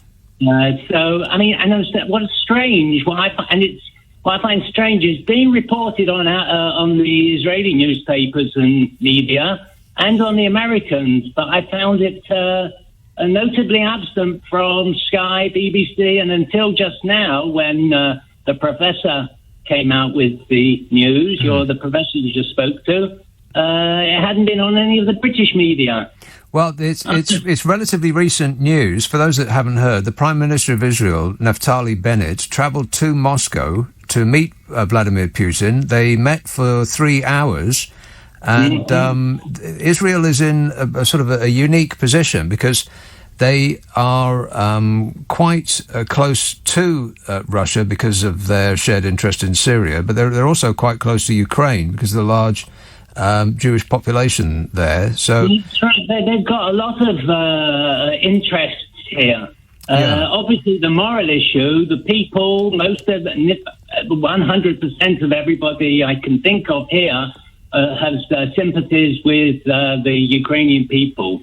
And the Israeli government has set up a field hospital in Israel, as have private organizations have set up. I beg your pardon, in the Ukraine.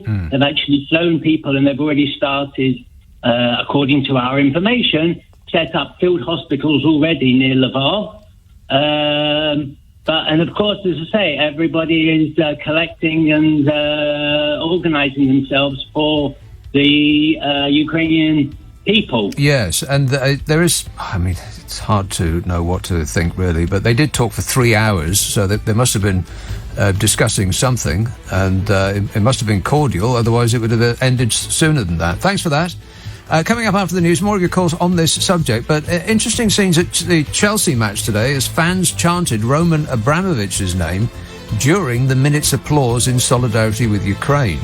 This comes as the government plans to crack down on oligarchs in the UK, or so they say.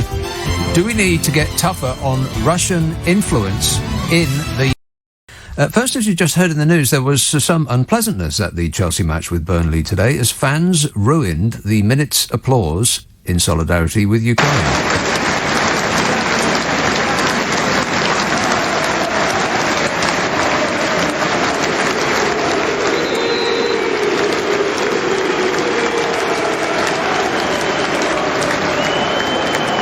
So the crowd was invited to give a minute's applause in solidarity with Ukraine, and Chelsea fans decided that that was the moment to chant the name of their oligarch owner, Roman Abramovich.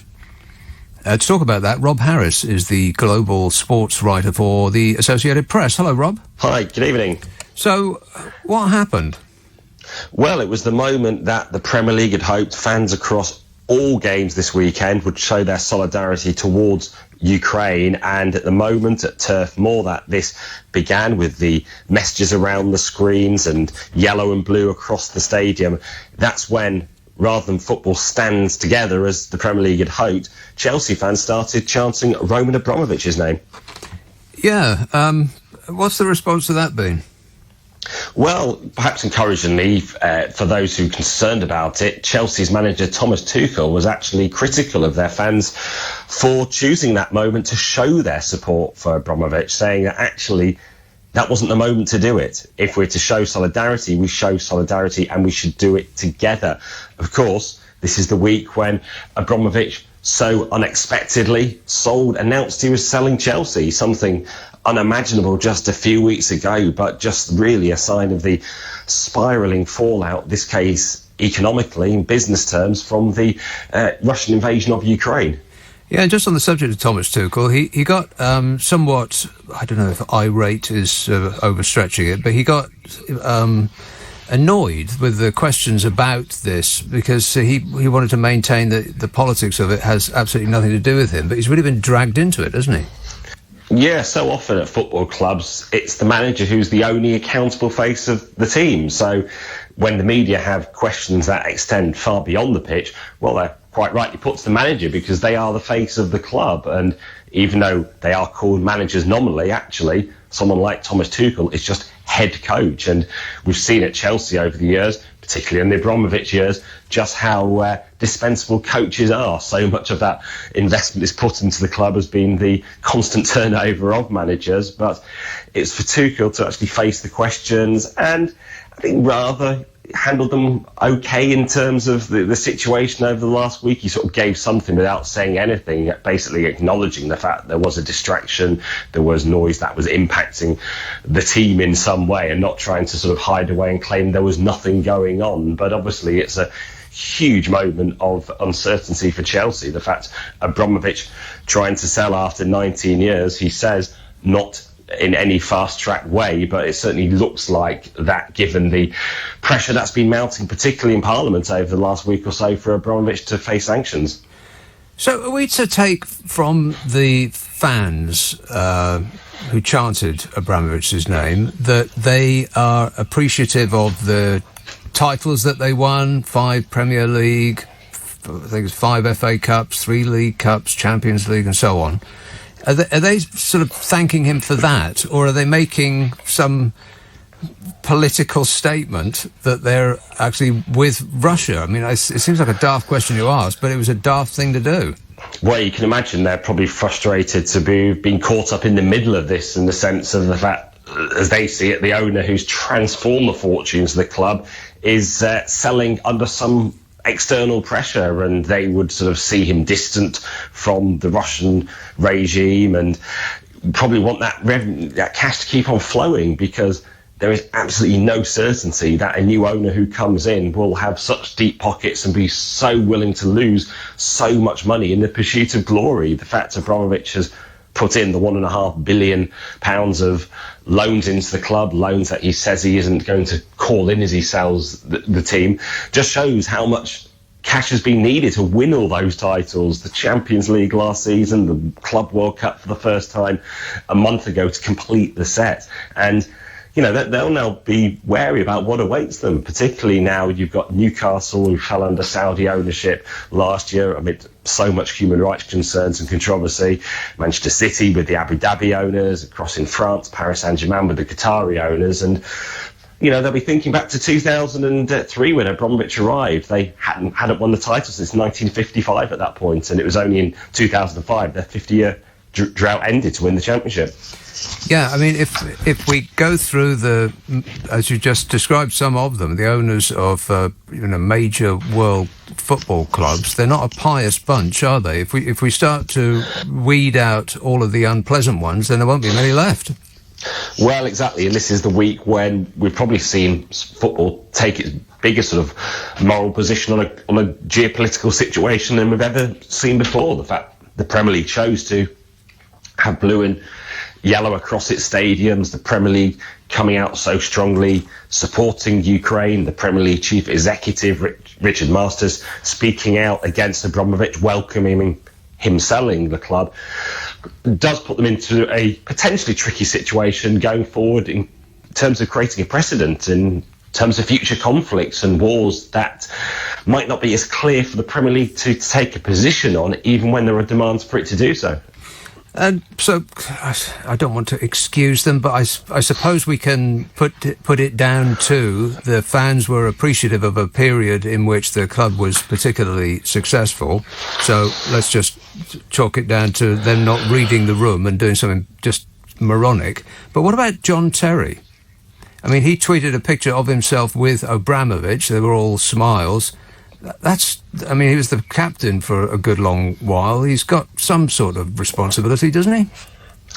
Well, the fact, some have said he was a good reader of things on the pitch, not in terms of reading the room in this scenario. And in fact, a Polish TV interview with him was actually pulled this week after he chose to post that appreciative message towards Abramovich, and he just posted a picture of him with Premier League trophy saying the best with a series of blue hearts, and perhaps didn't recognise the situation he was delving into. The fact it merely isn't the departure of an owner, but an owner that particularly some MPs have concerns about his links to the Russian state, and Abramovich does deny having a very close relationship with Putin, but we've heard those concerns being raised in Parliament that he should be facing sanctions. In fact, Keir Starmer opening PMQs, his first question asked from Boris Johnson on Wednesday, why Abramovich hadn't started to be sanctioned yet. And John Terry's post, not exactly recognising the fact this is a deeply troubling time for people who have concerns about Russia and their actions. And this at a time when John Terry is also trying to launch his coaching career even more so since leaving Aston Villa and looking at bigger jobs in the game. Just finally, I mean, it's not, they weren't displaying racism, it was just sort of socially unacceptable, I suppose, at this moment. Do you think the FA are going to get involved?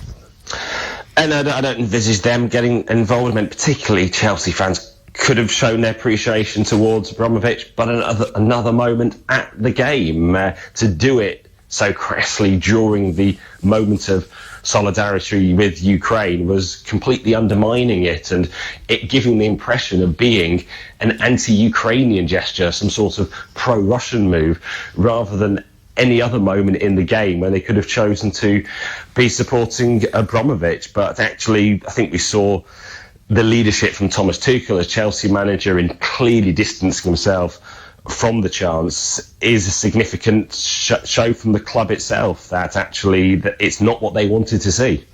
Yeah, I guess before you can kick racism out of football, you've got to kick stupidity out. Well, yeah, and this was the moment, particularly when we're seeing such concern about the people of Ukraine and their fate and the desperate attempts to leave the country and the aggression that is being shown towards the country and the attacks, that actually this was a moment for football to show it recognised beyond the game itself that there is a world in deep trouble, and this was something that Chelsea fans managed to completely undermine as they chanted at this moment. Thanks, Rob. That's Rob Harris, the global sports writer for the Associated Press. And, you know, the more I think about it, the worse it gets, actually. I mean, you could say, well, they were just showing their support for an owner that has sort of transformed the fortunes of the club and has brought them so much silverware and so on. But actually, they could have done that at any time. To do it then, at that moment, when the rest of the crowd was recognising the plight of Ukraine by giving them a minute's applause, to actually start chanting the name of an oligarch, a man who has been linked to the Russian regime, it seems less excusable the more you think about it, doesn't it? I mean, it actually seems more like an ultra right-wing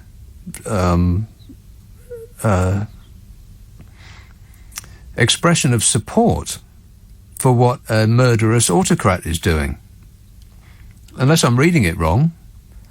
0345 6060 973. Regent's Park. Hello, Vance. Hi, Nick. Thank you, as usual, for your programme. It's really been great covering Ukraine. I'd like just to offer one possible sort of input into why Putin's behaving as he is, and then offer a possible solution. It was just after he invaded Georgia, or meddled in Georgia, that I think it was the G8 or the G20 held their annual meeting in Australia. And Putin was invited along, but he was treated as a pariah. I remember watching on the television the Australian Prime Minister shaking hands with him when he arrived and holding onto his hand for about 30 seconds whilst he lectured him on, you know, what he shouldn't have been doing. And then he was given a table and a chair to sit by himself during the dinner. None of the other heads of state. I don't remember that. He was on his own, on a table on his own. On his own. Now, wait a minute. Now, do you think that was actually Putin's at Putin's insistence? Because he is a man who likes to sit on his own at the end of a table. It was not spun in that way. Right. The television commentary was that, you know, he was there on sufferance, and since he wasn't behaving by the rules, he could sit by himself. Right. In the meanwhile, he had 4 warships anchored just off the coast of Australia. They were actually in the television picture. So, you know, he was publicly humiliated, and I remember thinking at the time, this man is going to want his revenge. You know, this is not the way to treat him, regardless of what he'd done before. And I started to feel really uneasy then. And I think that feeds into what he's doing now. The second point, if I may, I don't think the UN or NATO or even the EU could really help with the Ukrainian problem, but I think China could. I mean, after all, they're very busy building their huge motorway and the railway for the Belt and Road Initiative going right up to Germany. Yep. And that depends on political stability in Eastern Europe and in the states on the south of Russia, which are within Russian influence, and indeed political stability in the Black Sea as well as the Med. And I think for that reason, China alone would be the entity that could actually bring or broker a resolution to this. I sound plausible? Absolutely. I think that China is the only one, really, that could put the screws on Putin, because it really is the only country of the sort of might and size that is run by somebody who is equally as unconstrained by the norms of decent decent warfare. This sounds like a silly phrase, but or decent behaviour as Vladimir Putin. I mean, there's no doubt about it. We in the West feel somewhat constrained, but China wouldn't, and Putin knows that. And of course, China has a lot of business interests in Ukraine. It's not good for business. None of this is good for China business. So let's hold on to that thought. Thanks, Vance. 0345 6060 973. Breaking news that MasterCard, and we've heard Visa, but MasterCard as well now, are suspending operations in Russia in the latest blow to the country's financial system after its invasion of Ukraine. That's absolutely huge. How are people going to be able to buy stuff? It is, as an aside, it does rather bring into focus this the prospect of a cashless society in which an authority or a private company can switch off your ability to buy something, which of course they can't do if we're still using cash. But the Press Association report that MasterCard and Visa are suspending operations in Russia. The more I think about it, the more enormous that move seems. I mean, I'm no expert on finance or any other subject for that matter, but I think the Russians do have their own payment card, which is, I think, that's something that Vladimir Putin, perhaps with this in mind, put a great store in relatively recently, but I'm not sure how widespread it is. But if Visa and MasterCard switch off the Russians' ability to pay for stuff, then that's going to be felt immediately. Whereas the sanctions that we are imposing on Russia will be felt gradually. And, at some point in the future, in 6 months, they might think things are bad. But if you go to the Russian equivalent of Tesco's and they won't accept your card, then what are you going to do? I mean, that's immediate and enormous. The PA copy of that story is that MasterCard and Visa are suspending their operations in Russia in the latest blow to the country's financial system after its invasion of Ukraine. MasterCard said cards issued by Russian banks will no longer be supported by its network, and any card issued outside the country will not work at Russian stores or ATMs. We don't take this decision lightly, MasterCard said in a statement, adding that it made the move after discussions with customers, partners and governments. Visa said it's working with clients and partners in Russia to cease all Visa transactions over the coming days. Wow. I mean, that's turning a country back to the Stone Age. I don't think that Russians are allowed to take very much cash out because they had a run on the banks. They had people queuing at cash machines to try and take their money out with the fear that the Russian banks were about to fall, and some of them in some degree have. But if they can't pay for anything, then what are they going to do? God, that's absolutely enormous. Maybe MasterCard and Visa have saved the world. Port Talbot. Hello, Ken. Yeah, hello there. Ken. I just want a few thoughts about these people that are saying that we should start to fight the Russians in the Ukraine. Yep. Well, I don't know if anybody's seriously thought about how we would fight the Russians. I mean, militarily, all right, suppose we fought them back to their borders, if we were capable, which I doubt. What are we going to do then? How are we going to destroy their infrastructure with the means of production that they need to make their tanks, etc., and all the things we did to Germany? Well, no, I don't think that would be the plan. The plan would be to get them out of Ukraine. I mean, they can do what they like in their own borders. We wouldn't sort of take the fight into Russia. I wouldn't think that would be, first on people's minds. Okay, then what would stop them from coming right back again? Well, the threat of being sent back out again. That doesn't work, does it? Look at the Second World War. Look how far the Germans went. Look at Stalingrad, places like that. The Russians just rebuilt their forces, came right back through, all the way back to Germany, and defeated them. To just hold them at their borders, it just wouldn't happen, would it? Well, I don't see why not. Why not? Well, because they would rebuild their forces. Right, so would we. And then start the thing all over again. Yeah, and we'd do the same thing again. I mean, if it came down to an actual ordinary battle, conventional forces aimed at each other, then the West would beat Russia hands down, easy. I don't think that's true. What makes you think that it's not true? Well, because of the weakness of the Western armies. I mean, the fact that we've let the Russians build their forces up for years. The weakness of the Western armies. America spends more on its military than the next 8 top-spending countries put together. So we're talking about an American war with Russia then, because I thought you were talking about just us in this country. No. We couldn't even start. No, I'm talking about the whole scenario. We couldn't go into Russia. We couldn't destroy their industries. Right, well, we wouldn't want to. I don't think that would be a plan. The plan is to protect Ukraine, not to destroy Russia. And that's another point, isn't it? If we fight them when they reach a NATO border, that fight will be in Ukraine anyway.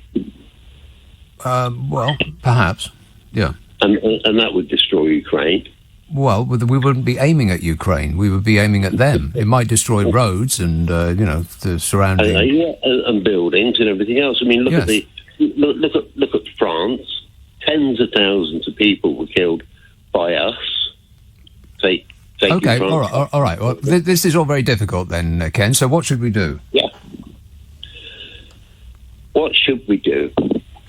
We should do nothing until we actually had a NATO country attacked, and then we should try and stop the Russians from taking over that country, and that's it. We really shouldn't try and completely defeat them in a war, because we couldn't do it. Well, we could do it. We've already been over that. If we have a war with Russia, then America will be involved, and then that's that. Okay, you can agree with that. Well, I am agreeing with it. I'm saying it, and I'm no military expert, Ken, any more than you are. But it seems likely that I'll say it again, if America spends as much as the next 8 top-spending countries put together on their military, then it seems likely that they would prevail, unless their expenditure is on flower arrangements for the officers' mess. Thanks, Graham. 0345 6060 973. On the subject of the Chelsea fans chanting the oligarch owner's name during that supposedly minutes applause for Ukraine, this text says, imagine if Chelsea make the Euro final and fans pull such a stunt. UEFA should remove them from competition. I haven't heard any word of like a sanction of any kind on Chelsea because of it. Perhaps it's a bit too early for that. Sutex put a price on his head. $1 billion. It's chicken feed compared to the cost of World War III. His generals will do it in a flash. Well, that's It's something that they've done before, of course. America has put bounties on the heads of the people that they were after, Osama bin Laden and his cronies. And they, as far as I'm aware, they did pay out on at least some of them. So, I mean, it's worth a go, you'd think. Gaz tweets, it's really going to hurt come Monday morning with cards not working, a world of messing around and trying to get hold of cash. Yes, I mean, that really is an extraordinary thing that's just happened. Visa and MasterCard are not accepting payments in Russia anymore. Amazing. So people are going to need cash, and they can't get out much cash by order of the Putin regime. I bet people are queuing around the block, around every bank in the land right now. That really is huge. Visa and MasterCard may just have sealed our fate, texts Dell. Uncle Putin, pushed into an impossibly dark corner with a big shiny button in front of him, scares me witless. And Glenn texts, imagine if Apple decided to switch off all Russian iPhones connected to a Russian mast through a software update. Also, if Microsoft switched off their operating system to computers connected to a Russian service provider, Russia could be cast back to the 1980s and their military would probably be crippled. I'm not sure that their military rely on, well, I don't know. I'll be interested to hear from an expert, but I don't think the Russian military rely on Microsoft and Apple, although who knows. But I don't think it's a very good idea, that, because the Russian people need to get the truth, and they're not going to get it if all they have to learn about the outside world is state propaganda media outlets. Ipswich, hello, Graham. Hello, Nick. Thank you for taking my call. Right. Yes. Your last call, he didn't really put up a very good fight about what you were saying. Russia has definitely got more military. They're number one. Than China's the what? second. Than what? Than the United States and Europe. Well, I'm not sure that's right. They have more military. More military what? More military. Tanks alone is around about 12,400. And the only reason why we go back to the days of the Cold War that we would use the nuclear deterrent was to stop the Russian tanks from rolling into the Western hemisphere. Right. So where we are at the moment is that we're in a stalemate situation with Russia. Unfortunately, we are right, NATO is right, for not getting involved. The only way that I can see that Ukraine can win this, if they can, is to go into a guerrilla warfare like what happened in Vietnam with the Americans. Right, well, I'm just looking at the military strength ranking, the global... Number one. The global firepower ranking. It lists all the countries. What is number one? Russia. No, the USA. So, I guess not. Thanks, Graham. 0345 6060 973. You can text 84850. Email nicka@lbc.co.uk. If you're on Twitter, it's @LBC. Keith texts, we need to be prepared to make a preemptive strike on any sign of Russia moving close to arming warheads. We need to get tough and be prepared for the worst. Well, arming warheads. How can we know whether they're arming warheads or not? Dimitri says the problem is not the suspension of Visa and MasterCard. The biggest problem is that the Russians won't have much stuff to buy, as almost all of Western products, including Japanese and Korean, are banned in Russia. Well, I guess it's there's the upside for Russians. Doesn't matter if your card won't work at the till. There's not going to be anything in the shop for you to buy anyway. Always look on the bright side. Oxted, hello, Joe. Hi, Joe. Yeah, I'm just saying that that Visa and MasterCard thing is going to work really well, to be honest. And there should be more of those kind of financial sanctions and the freezing of assets of all Russian people in this, in the oligarchs and everything like that. And I think that possibly we could It could be cranked up as well with using more vetoes on stocks and shares and investments and stuff like that that's been going on with the Russian, the oligarchs and stuff like that. Yeah, it does seem curious that this government is seems to be dragging its feet, unlike most other countries. I mean, the European Union has been right out in front. We're worse than America, worse than pretty much any other Western nation, while Boris Johnson has the nerve to stand up in the Commons and say that no country is doing more than we are and has done more than we are, which is another absolute, total and flat-out lie. How does he keep getting away with it? What is the point of the Speaker of the House of Commons? I mean, we might as well use him as a draft excluder. I know. I think it's probably because of the obviously the amount of Russian money in the bank in the City of London, and because these people have like connections and stuff like that. But I think that the more that independent companies like the credit card companies and other companies as well, and also foreign investments, and also the tourist type base companies should exclude Russian, ability for Russia to invest in that kind of thing. I think that could actually work a lot better. Yeah, there's a total infrastructure. People have known this for a long time, but it's now becoming more widely accepted and understood that what we do for a living is hiding the ill-gotten gains of the international criminal super-rich. There's an entire infrastructure based in London around accountants, law firms. Of course, the law firms are used to make anybody saying this out loud shut up and go away, to use Sir Gavin Williamson's phrase. Sir Gavin Williamson, I mean, can you believe it? The banks, the estate agents, all of that is the offshore tax havens, most of which have the Union flag fluttering from their government buildings. All of that. It's what we do for a living. Shameful.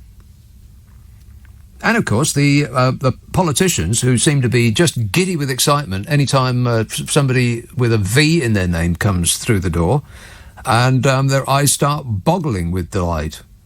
And they're the ones that keep this all ticking along. So no wonder they appear to be dragging their feet. It's shameful, it really is. Kettering, hello, Steve. Hi. What I would like to say is that what I understand about this is that Putin's worried about the expansion of NATO, and what I can't understand is what I don't understand is why NATO is not talking to Putin. That's what I can't understand, because it's frivolous whatever we do. Sanctions would take too long. Arming the Ukrainians to defeat, and a lot of warmongers, calling for this no-fly zone. Not at our own demise. Because what is the end game? Because we know Putin is unstable. Well, do we though? I mean, I think he delights in perhaps giving us that notion, rattling his cage and saying, right, that's it, I'm going to arm my nukes and we're going to put them on standby. And really? But if you think of it, well, it scares me. But well, yeah, me too. I'm looking at the world as a whole, and you've got to look at the risk. And as much as I would love to, try to help the Ukrainians, I don't know whether we can do enough. So it might be the case of what NATO is actually doing, sitting back and actually doing nothing. I know, as sad as it may seem, but, would you want to lose your own life because of what's going on in Ukraine, or your families? I wouldn't. Well, no, of course not. But what happens if we don't do anything? Then his next port of call will be the Baltic states or Moldova, probably, this tiny little bit of land to the southeast. What I would have thought would have happened is that the president of Ukraine should have realised, and other states in that area should have realised they're in a very volatile region, and they should have remained neutral. They should have just given some reassurance to Putin that they will not take sides. Well, no, that's an interesting. It's an interesting position to hold, Steve. Did you vote for Brexit? No. You didn't? Okay, well, a lot of people in this country did, enough to get us out of Europe. And what I hear from them is arguments of the same type that you've just given me, which means that they are arguing for a sovereign nation not being able to decide which international organisations it is a member of, which is a very weird position for them to hold. Okay, so looking at the situation we're in now, which way would you have gone, knowing what we now know? I wouldn't want all this now. You know, that's the way I look at the world as a whole. I'm all for saving innocent lives. You know, and all I hear is a lot of people gearing up for for war, and it's not going to be just in one region. It will be a global war. Yes, and this is what I'm trying to avoid. Yes, but your assumption, Steve, is that even if NATO had said we will never admit Ukraine, that would have satisfied Vladimir Putin, and what his actual aim is not being not removing the threat of NATO, because there actually isn't one. NATO is not an aggressive force. It's actually the reunification of the USSR and the reinforcement of his position at home. Maybe it wouldn't have made any difference one way or the other. I can see your point. It's just not having a crystal ball to know. Quite, yeah. What the future may hold. Right. But I firmly believe that. I think if people were to tone down the language, because I remember hearing on the news the president of Ukraine. Obviously, he's under an enormous amount of pressure, and he was demanding that Putin would sit down and talk. And he was saying, like, "Are you scared of me?" Yes. And I just think this kind of language should not be used. Well, you know what? It's a bit difficult to criticise somebody's language when they're being fired at, when their citizens are being murdered, when women and children are being shelled. We're going to really talk about someone's vocabulary, their tone. It's a nice gesture from Visa and MasterCard. Imagine if all the big banks ceased business in Russia. It would be the end of Putin's master plan. I doubt it'll happen, though, says Sue. Well... Simon texts, what Visa and MasterCard are doing shows that our reliance on a non-cash society will be the end of us all. Well, it does bring it into sharp focus, doesn't it? That if our acceleration into a cashless society has been fast-forwarded by COVID, and now, I can't remember the last time I actually left the house with any cash. I just don't think of it anymore. And the state and private companies have the ability now to turn off your ability to pay for anything. They can just switch it off. That is a really alarming prospect, isn't it? 0345 6060 973. Chertsey. Hello, Tony. Hi there, Nick. Tony. In my world, it isn't an alarming possibility. Oh, yes. Because that's what I'm working towards. What do you mean? A moneyless society. Never mind about cashless. What about moneyless? So no exchange whatsoever. Think about that, Nick. So you don't need to pay for anything. Robots and artificial intelligence will do all the work. They don't need paying. So therefore, we don't need a money system. What about that, Nick? Come on.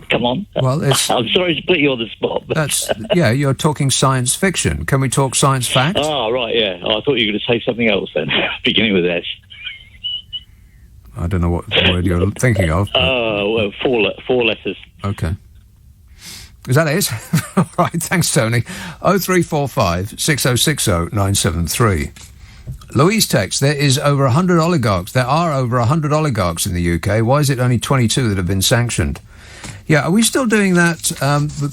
We've made a list of people and organisations and companies that we're going to sanction at some point in the future to be determined later.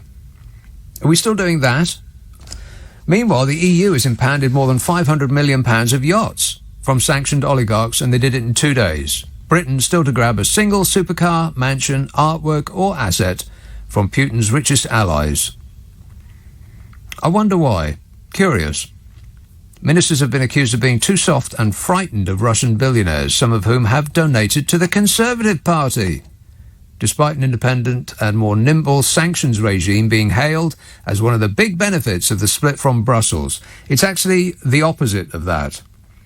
Two government sources told the Guardian newspaper that Britain's Sanctions and Anti-Money Laundering Act, passed after Brexit, was bungled and makes the procedure more legally cumbersome than when we were part of the EU. Well, people keep writing about this sort of thing. Oh, it was a mistake to do this that benefited the oligarchs, and they bungled that law against the oligarchs. And there's so many mistakes and bungles that it looks less like error and more like plan, doesn't it? Whitehaven. Hello, Glenn. Hi, Nick. Glenn. Yes. I think for me, what I wanted to look at was possibly Russia did sort of preempt that there would be some Western involvement in Western Ukraine, and that they was looking to take half of Ukraine, maybe split it in half through Kyiv, potentially. If you sort of look at where they're invading, where they're concentrated, like down the Dnipro River, taking down the Black Sea and things, and they don't seem to have taken anything anywhere near the West, because I think they preempted that there would be some involvement, and there hasn't been any involvement. And I think that's going to give them a fair game to just do what they want now. Well, they appear to be doing just that, yeah. Well, they are, but I think, I'm not sure about the no-fly zone, but I know it's a big risk, and even I'm very anxious about everything that I think naturally everybody is. But yeah. Which is exactly, of course, what Vladimir Putin wants. I mean, that's why he threatened. I've tried to get to the. Yeah, that's why he threatened to blow up the world, to make us all fearful of standing up to him. Exactly. So holding us all to absolute ransom. Yeah. It's like, so when does it stop? You know, we get afraid, and we there needs to be a challenge at some point. And I think for me is, I can't even blame, to say, to put troops in Western Ukraine, not to attack, but to defend. Yeah, when does defence turn to attack? It can be in a moment. Well, we could soon find that out, couldn't we? I mean, if he goes down the Black Sea route, is right next to Moldova. There's already Transnistria, that's like a breakaway of Moldova.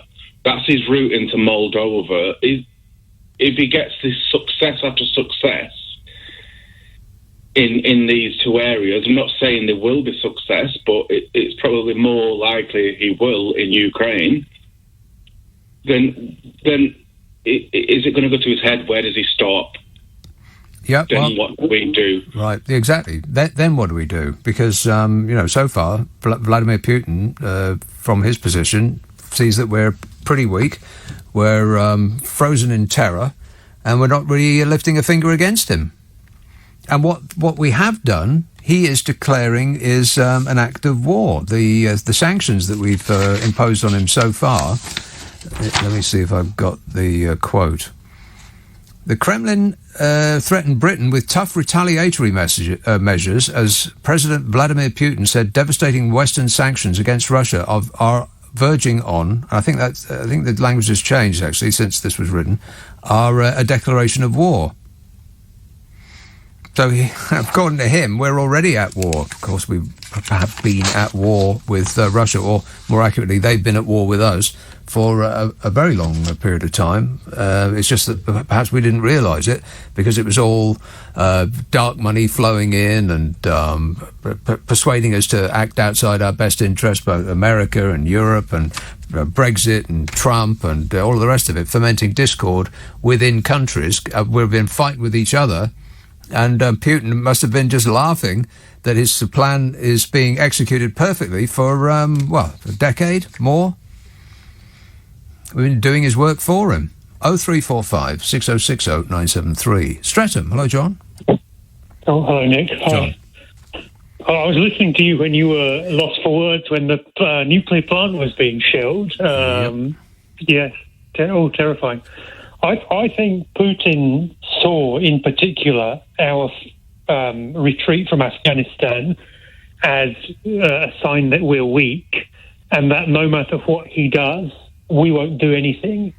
And we appear to be, and I hate to say this to you, I'm going to say the T word, Trump, and before him Obama, and not George Bush, who was a war criminal, but before him Bill Clinton, those three American presidents, and without America, I mean, the rest of the world's nothing really, to oppose Russia, they seem to somehow be able to keep these global dictators, and in particular Putin, who's been there for 22 years now, in check. With Biden, and I'm not hearing enough criticism of Biden in the UK, I think Putin can sense we're weak. I think Biden right at the top said that we won't shoot. He said we won't shoot. I don't buy that. I don't buy that. I don't buy that this plan came to fruition the moment that Joe Biden came in. This is a plan. No. This is a plan that Putin's had for decades. Yes.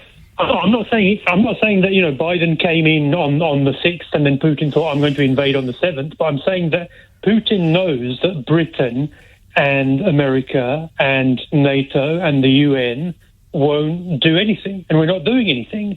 And it's very sad to see. It's not that we're not doing anything. I'm sure that he did not expect us to damage ourselves with these massive economic sanctions that we're imposing on him. I can't believe that he expected us to do that, because that is a show of unity, which he was, as you're describing, he was relying on us not having. Why are we, instead of, more oligarchs need to be targeted. When this collective punishment of the Russian people is coming about with the Visa and MasterCard and people who are on monthly salaries, is the naive assumption that they are somehow going to rise up against a guy who offs people with greater rapidity and the biggest gangsters? I mean, I don't think the Russian people are really... And it's the last point I can say. When Trump, and I hate Trump as much as you do, but when he stood in front of the UN and said that I'm going to destroy Rocket Man, that works. No, it didn't. It did not work. It absolutely did not work. But Kim Jong-un did not restrain himself. He fired more rockets after Donald Trump threatened him. So it didn't work. He was ineffectual in every way, Donald Trump, other than persuading people that he was a great leader who was effectual. The only thing he's ever done is to persuade people that he's a huge and tremendous person, while being the opposite of that. The government has changed its approach somewhat to welcoming refugees from Ukraine. This comes as a French minister has described our government's refugee response as lacking humanity. To talk about that, I'm joined now by Bishop Stephen Lowe, former Bishop of Hume in Manchester, who has worked supporting refugees in the past. Hello, Bishop. Hello, Nick. Now, I've noted that in other European countries, Germany specifically, there have been rallies in support of welcoming refugees. How do you think that we are approaching it? It is mean-minded. It is actually, I think, a disgrace for this country to adopt the policy which is so obtuse in terms of which family members can join, because it's only family members that are allowed to come, and then for restricted periods. And I read with some interest today David Miliband's, the former Foreign Secretary and now chair of the largest international aid organisation in the world in New York, saying that the British government's policy in relation to the Ukrainian refugees is appalling. It contrasts enormously with, as you just pointed out, the other European countries' readiness to welcome them in. Even countries like Hungary, who had a no refugee policy in relation to Afghans and Syrians, have opened their doors willingly and readily to the Ukrainians. And the sort of nonsense that's going on, which I read in tomorrow's papers, saying that, for example, the Home Office rung up a relative and said, "How long are you going to stay for?" I mean, this is just extraordinary. This is chaotic, and it's lacking any shred of compassion. Is there any sense in thinking that the government is acting only in the way that its supporters want it to act, because performative cruelty to foreigners seems to be something that defines the regime? I'm afraid that's true, Nick. It's a very interesting phrase, performative cruelty to foreigners. Yeah, exactly. But I think at a time when the West is united in wanting to support the people of Ukraine, and particularly the women and children who are fleeing for their lives and coming across Europe, to provide them with hospitality, a welcome, and a sense that there is a place for them in the Western world is vital. It's the very things that Putin does not stand for that we should be standing up for. And the mean-mindedness of the present government policy is just horrifying in this context. And yet Boris Johnson stood up at Prime Minister's questions. I can't remember his precise words, but he said something of the order of, on the subject of refugees, Great Britain, my administration, no country is doing more, and no country has done more. Well, I'm afraid, Nick, that Boris is well known, you can't say it in Parliament, to be an out-and-out liar. He does not actually speak the truth in relation to what this country is doing, and it stands, I'm afraid, very badly over against the rest of Western Europe. Just look at, for example, what Poland is doing. Just look, for example, at what Germany is doing. Across the country, across Europe, people are driving to the borders of Ukraine, offering help and support from all over the European Union. But Boris's government is actually saying, how long are they going to stay? Oh, dear me. How does it make you feel that so many government ministers they do act, they vote, and in ways that are detrimental to those in most need and in support of those that have the most, millionaires and billionaires, yet claim in public to be guided by their faith? Well, it's a nonsense. And there is an amorality in the government. I'm afraid there is a complete lack of moral compass in relation to the way in which we treat those in need. And there's nothing that actually denies what is the majority view in the British population at the moment by the response of people in all sorts of ways to the Ukrainian crisis. It has horrified the nation. It has brought compassion from the British people, but the government seems to run completely afraid of actually showing the open compassion, the open-mindedness, the welcome, the warmth that should be offered to people in desperate straits. And I find that shameful.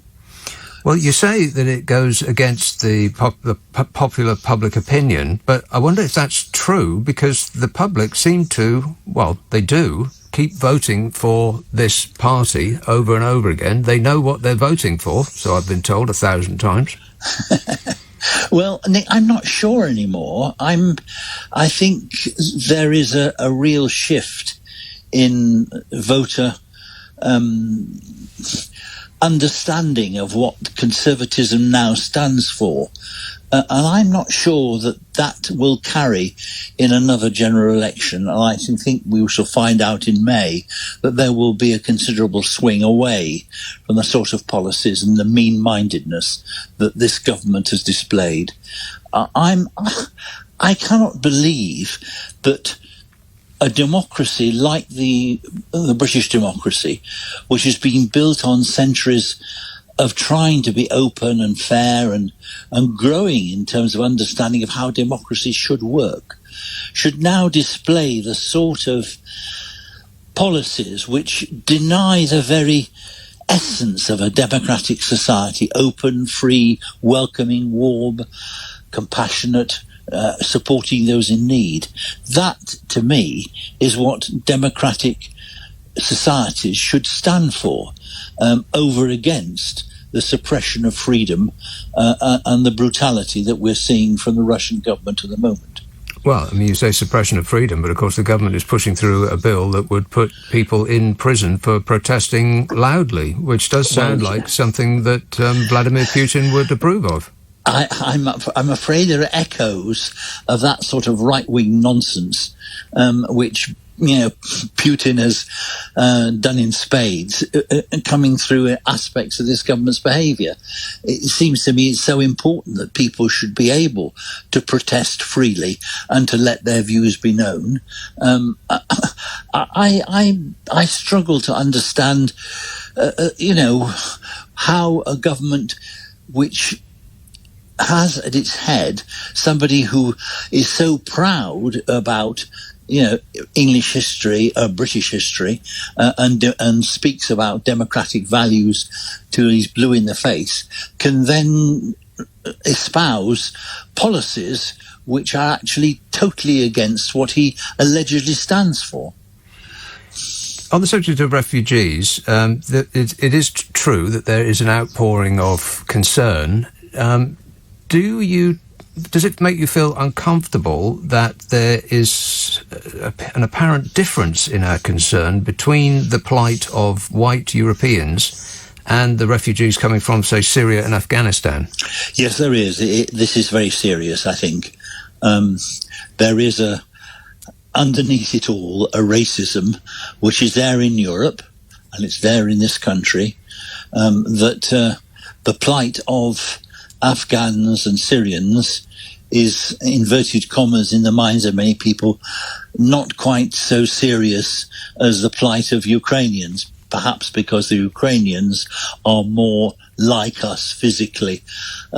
I just find, I'm talking about white people and not us as a nation, because we are gloriously a multicultural nation. But I think that's quite frightening, really. The people from Syria, the people from Afghanistan are people who bring skills, expertise, life, and new life into any society, as well as the people from Ukraine. And to discriminate against them on the grounds of the colour of their skin, I just find quite frightening.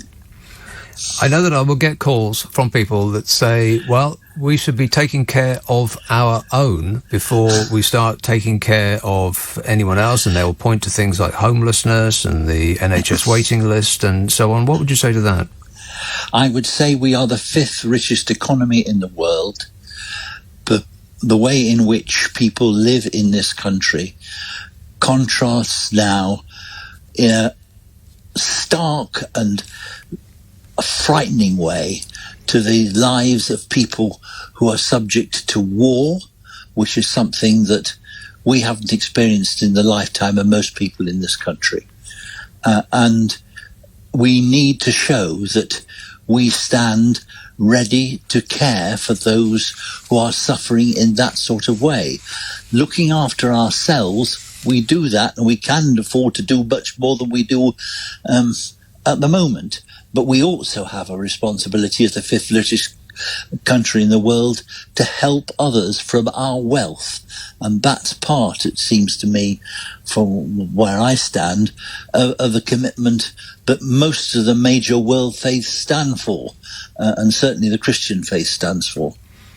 Just on a practical level, if people feel the need to help in some way, what would you recommend?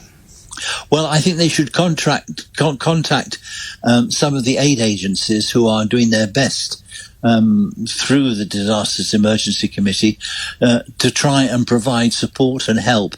The British Refugee Council, I think, has probably got advice to give to people who are wanting to offer help for Ukrainians. But of course, until the government lifts this nonsense about only family members being allowed in,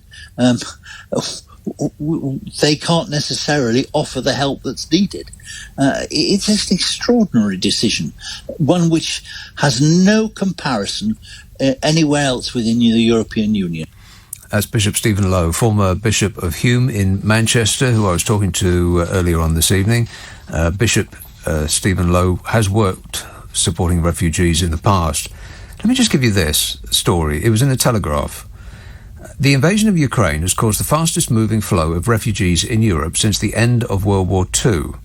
In the 10 days since the war began, 1.2 million people in Ukraine have fled to neighbouring countries. That movement of mostly women and children is coming at a faster rate than the relocation of people at the height of the Balkan Wars in the 90s, and far faster than the one during the Hungarian refugee crisis of 1956.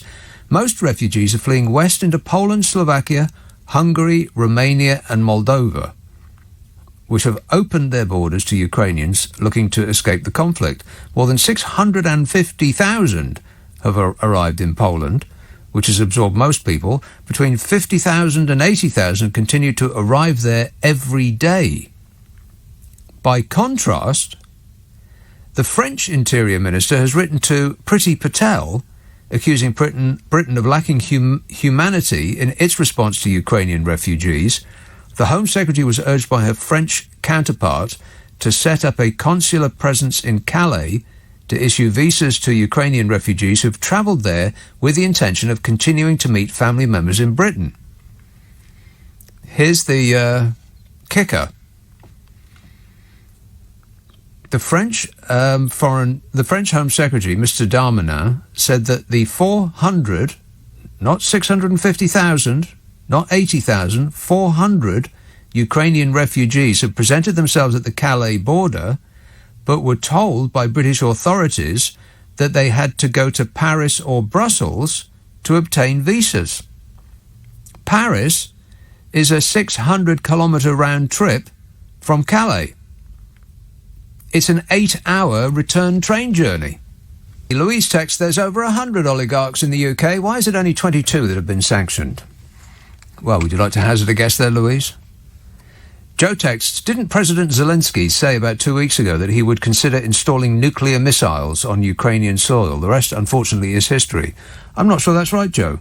The head of the United Nations Atomic Agency dismissed Russian claims, which is probably where you got it, Joe. Russian claims that Ukraine was seeking to acquire nuclear weapons, saying that his agency, the United Nations Atomic Agency's oversight of the country, showed that Kyiv's nuclear program remained purely peaceful. The Russian Foreign Minister, Sergei Lavrov, said on a while ago, just at the beginning of this month, that the Ukrainian President, Volodymyr Zelensky's government, was embarked on dangerous games related to plans to acquire their own nuclear weapons, claiming that Ukraine still had access to Soviet nuclear technology and the means to deliver those weapons. He produced no evidence of his assertions, but that doesn't stop you repeating it, though, Joe, does it? Tinmouth. Hello, David. Good morning to you. Yeah, I'm a lifelong Tory and have never voted anything else, but I find this appalling. And the thing that really I don't understand is that Priti Patel is the short of only 2 generations from the East African nations were welcomed into this country after fleeing from Idi Amin. You would have thought that she would have had a great deal of sympathy, but she seems to be the blocked thing. And it's also not. It's obviously not a non-white thing, because would be classified if she wished as non-white. And I just don't understand all my colleagues, all my friends that I talk to, we're all, a majority of us are conservatives. None of us understand what she is doing and what is happening. Well, of course should be. Yeah, go on. Sorry. The country should be totally open. They should be able to come in, and when you look at the people that would want to come, they're all young women with children. What damage can they do? It's not like the view that some of the people that were coming over across the channel were young men who were potentially, only I say potentially dangerous. These women, they're only concerned with their children, and there are people in this country that would welcome them into their homes, because a lot came over from the generation of the immediate post-war, the Poles and the other people that fled from the Russians and the Germans. And it's inconceivable. I just don't understand it. I think it's entirely conceivable and is of a piece with everything that we know about our regime. They are acting in this way because that's what they think, I'm sure, their fans want. Now, you say you're a Tory voter, and none of the Tory voters that you know feel that way, but we choose our friends based on mostly how closely their opinions on life reflect our own. No, that's not true. In my case, it's not true. You know, I come from a working class background. My family, my grandfather was a blacksmith in the back streets of Birmingham, and so we've come through from a working class. You misheard me. Well, I'm saying that we choose our friends. It's not unusual that our friends would hold similar views to us, because we choose our friends based on, how closely they are. Even if it's not a conscious thing, you have sort of similar values. But if the poll that I don't have it to hand, but the polling a while ago, does Britain have a moral responsibility to take in refugees from Ukraine? The Labour voters, I think it was something like 67% said yes, we do. The Tory voters overwhelmingly said no, we don't. So that really informs this government's actions in this regard. That's what they think their fans want. And I bet they're probably right.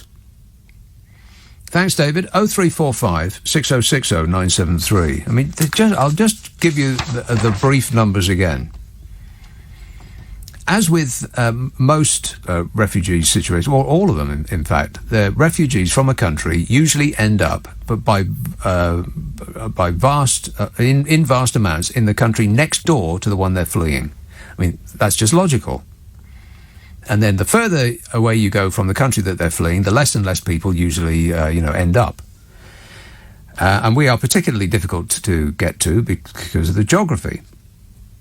650,000 people have travelled from Ukraine to Poland. 650,000. Between 50 and 80,000 continue to arrive there every day. Other top countries in receipt of Ukrainian refugees: Poland, Slovakia, Slovakia, Hungary, Romania, Moldova, and none of which are wealthy countries. There's 150, not 150,000, 150 Ukrainian refugees in Calais wanting to come here to join their family. Our response is to say to them, you must go from Calais to apply for a visa in Paris, which is a 600-kilometre round trip. The people who have been telling them that also insist that their actions are guided by their faith. Religious phonies. Using religion as a weapon. I mean, that they actually believe, if there is such a thing as God, that he, she, or it would be on their side. Delusional. Harrow. Hello, Jane. Good morning, Nick. Thank you for giving me the opportunity to put my point over. First of all, I want to say that I am so embarrassed to think that we have a Prime Minister such as the one we have. Are people in this country not ashamed? Why are we not standing up as we are for the Ukrainians and saying we love you? Why are we not saying, get out? We don't want you representing us. You are not speaking what we feel and want. We have nothing to do with this little man. He is as bad as the one we are against in Russia. I'm not making sense, maybe, Nick, but I am. It's a long time since I've rung LBC, and I haven't been well recently. And I just want to say, what is going on with my neighbours, the people I shop with, the people in the shops? Are they not listening? Or what, are we frightened? What is it? We don't want this little man speaking on our behalf. He has nothing to do with us. Those people in Russia are welcome as flowers in May. And I have a room. I just want to say we love you. And he doesn't speak for us. And how dare he? And what is wrong with us that we are not standing up and saying, get out. We don't want you. I don't know, Nick, what is wrong. Years ago, this wouldn't be the case. I'm sorry, I'm not making sense. No, you are. And the person you're talking about, to be clear, is Boris Johnson. Boris Johnson. Yeah, well, I can't... The reason I haven't given his name is what I call him is not Boris Johnson. I mean, it's just... really, Nick, what I can't understand is what's wrong with us as a group of people. I didn't vote Conservative.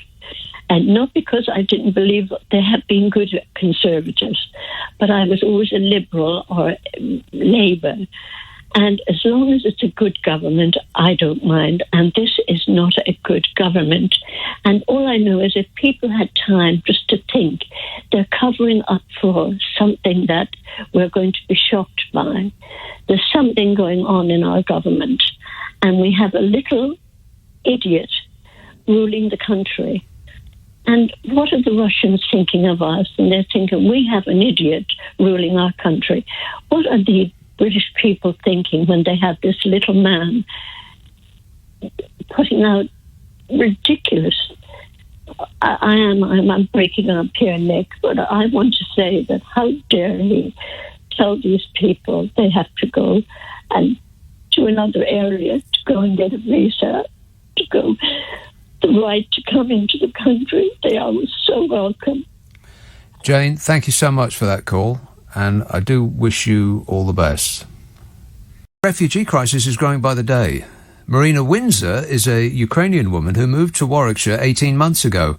Her home city is Kharkiv, and she's been arranging for donations to be sent to volunteers and soldiers in Ukraine. Hello, Marina.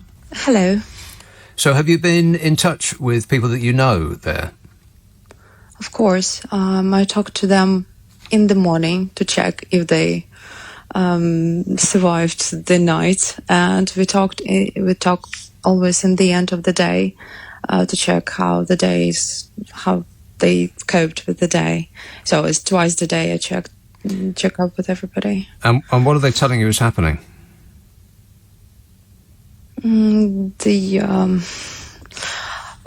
Did they just say how the day passed, how many bombings happened during the day, if they managed to get some bread during the day, just what's happening, how is all how is the situation going? And are they able to find food, water? It's very difficult. First of all, it depends what village or what city they are located. If we are talking about Kharkiv, there are some areas that don't have supply of bread. So people mainly bake. I would say 90% of people bake bread themselves. There are a few villages near Kharkiv where my relatives are that are surrounded by Russians. They don't have supply of food during last 9 days, nothing at all. So that's crucial. Some villages organized the supply of milk once per day for everybody around. But in Kharkiv, it depends what district you're in. And other people, are they planning to stay? Would they have the option to leave? All my relatives, and I'm talking about all the aunties, grandparents, brothers, sisters, like everybody, they are still there. Nobody's leaving. They're helping as much as they can to army. But one of my friend was trying to escape today with 2 kids. And Russian soldiers didn't let them go out of the city. They were begging just to let them go, just kids go with mom, and they turned them back, didn't let them pass through. So they all there. It's I don't know, maybe somebody manages to escape, but it's very difficult. What do they think in Ukraine of the reaction here in the West, our help or lack of it? Everybody are just begging to close the sky for the planes. Like this 5 minutes ago, there was just plane coming over the Kharkiv, over Kharkiv.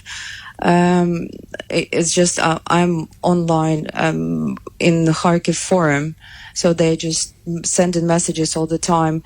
Please go to shelters. Plane is coming. So it's just happening this very minute. I don't know. I will call my friends after that. I don't know how everything went. About the support. Of course, so many people think that they are just left alone there, just to cope with all the Ukrainian force themselves. Of course, they feel. They see that we support from here on meetings, demonstrations, send them army ammunition for the army supplies, but it's not enough because nothing stops. Kharkiv is just destroyed, nothing is left. They feel that nothing major is done, and they are begging for help to rescue them. We've been hearing stories of Russian soldiers downing their arms and walking away because they were unaware of what it was that they were being ordered to do. Have you heard of anything like that? Absolutely, yeah. That's what everybody see in the streets. Soldiers come to Kharkiv, for example, and they see that people are not greeting them with hugs and open hands. They absolutely want them to go away. They're like surprised, not expecting anything like that. But it doesn't stop them to shoot and to throw bombs. It's just, no reaction. They see that it's not what they've been told, but still it doesn't stop them to continue war.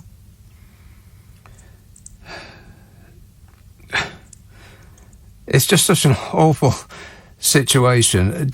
Before it happened, did people in Ukraine get a sense that this might actually occur, or was it completely out of the blue? I wouldn't say it was out of blue, because last week I would say was really tense. I've been talking to my relatives and parents all this time, and actually I took tickets to Ukraine because we discussed that it might be my last time to go there.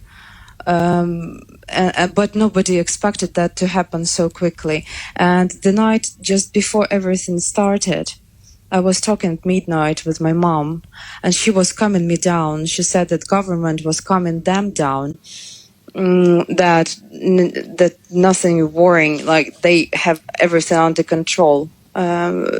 So people were worried, but everybody stayed and in their cities and their home places and continued life like it is. Nobody was going out or nobody was going towards the border. So people just hoped that, it will be solved somehow, and some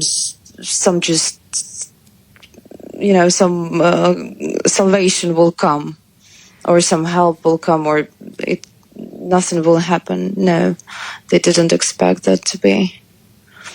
I believe you've been arranging for donations and help to be sent there. Can you tell us about that? Yeah, first day, I was absolutely lost, heartbroken, didn't know what to do.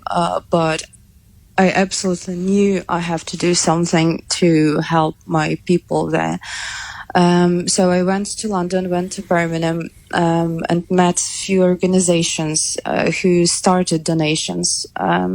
So I decided that that's my way to help my country if I will organize some donations locally.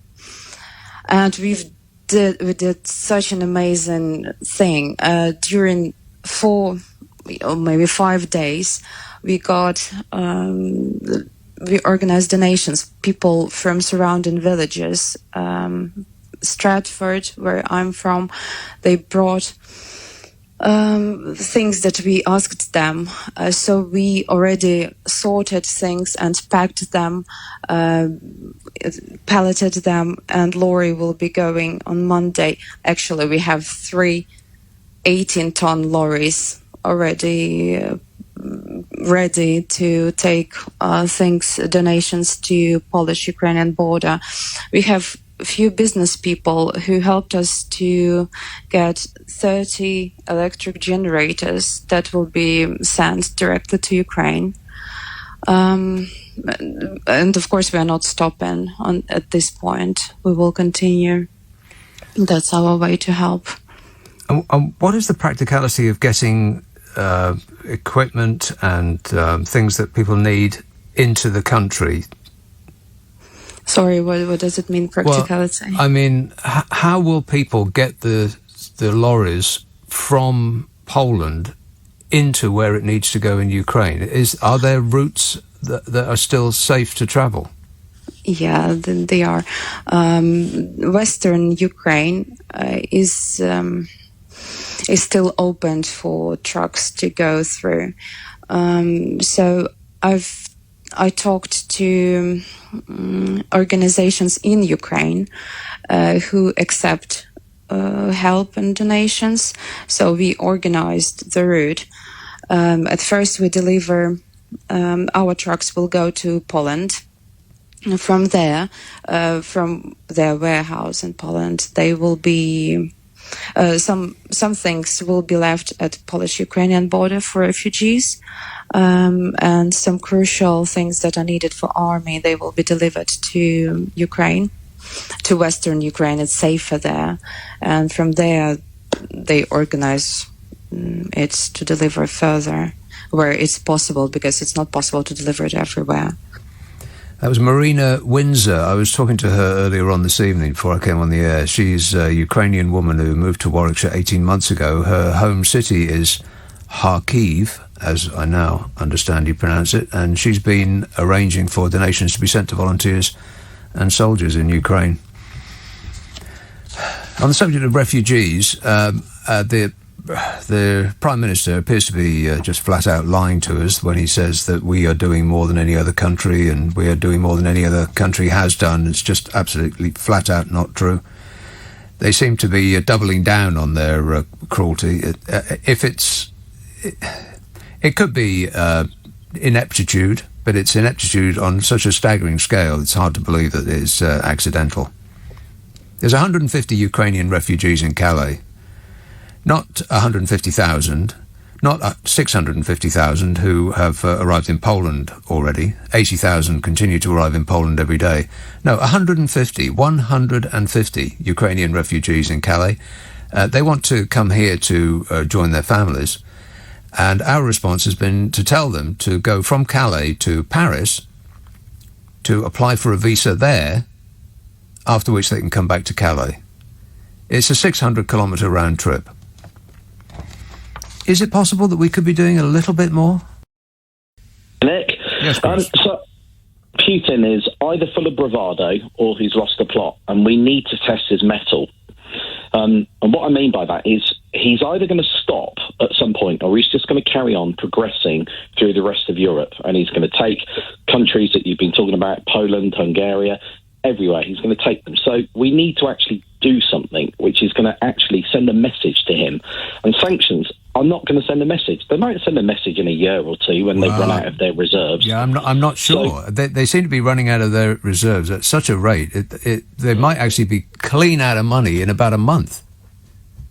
They might, but they've been out of money for decades before, haven't they? Before oil and gas really made them rich. Yeah, but the thing is, I mean, he built up his war chest famously to the tune of $650 million. Now, they can't get dollars anymore. So, I mean, it's actually really interesting what's happening, particularly with the Visa and the MasterCard thing, because while the... So 650 billion, not million. Yeah, billion, sorry. They're absolutely right. I was going to say million, that would have gone in half a day. Well, quite. But the rate at which they're spending money means that within about a month, that will be gone. So, in that case, he's either going to absolutely go hell to leather and I have to back down. And he is not the man that backs down. No, quite. So, but But just think through what it is that you're saying. You can go through a country, but then what?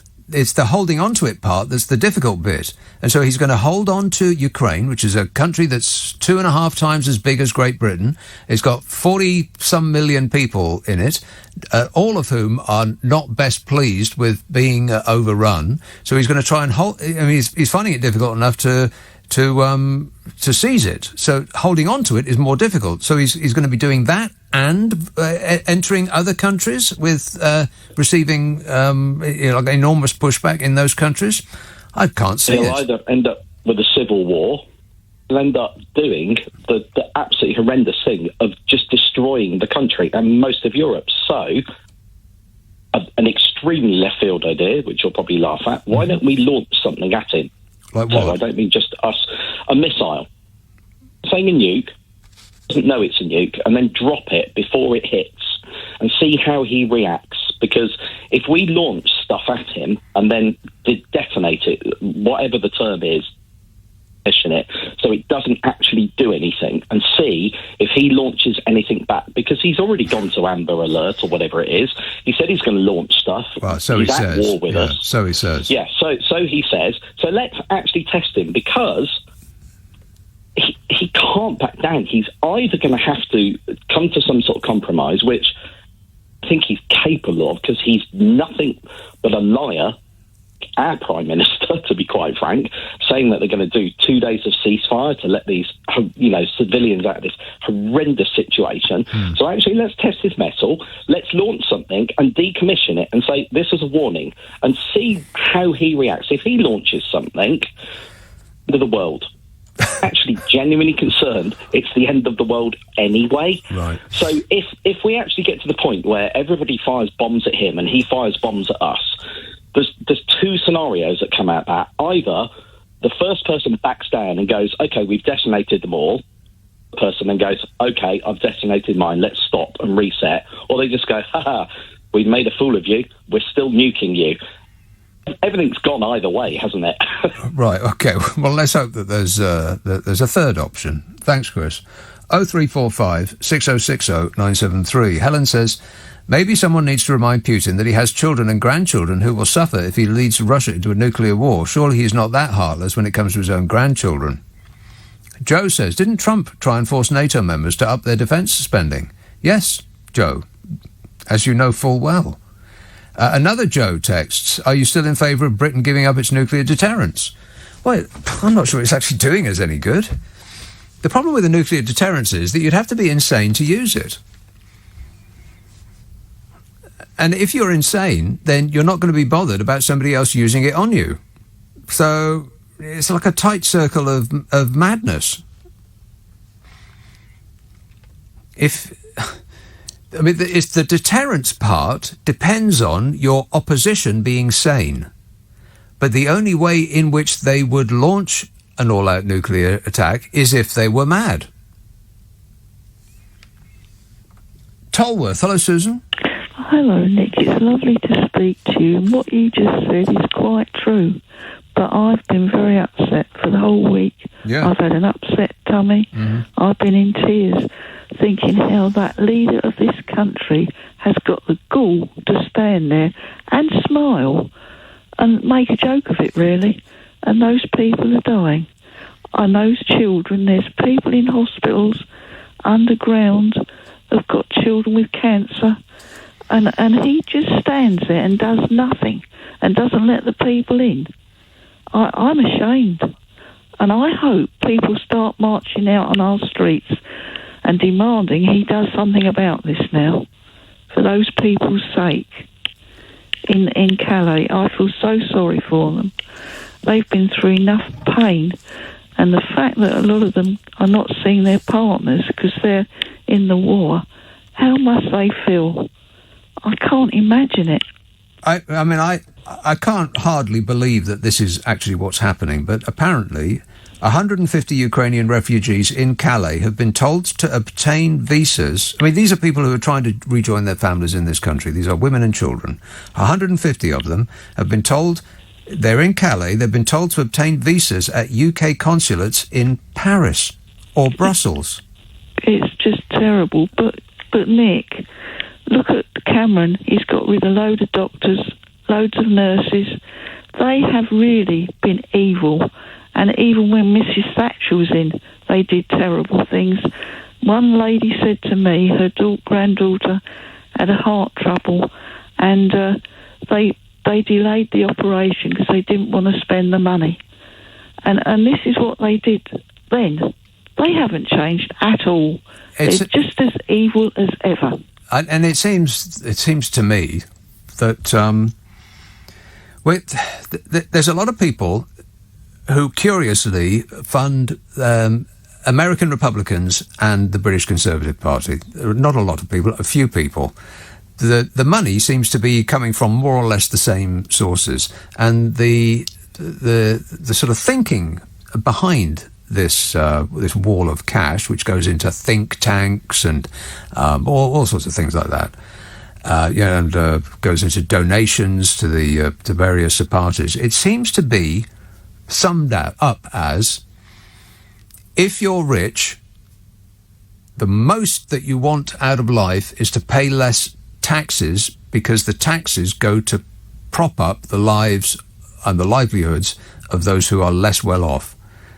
To hell with the less well off. And that so the winner takes it all mentality that they have in America, that seems to be where we're heading, or where we are already. I mean, with the NHS, with pretty much anything. And what really galls me, what really gets me, is that they follow these policies while claiming to be guided by their faith.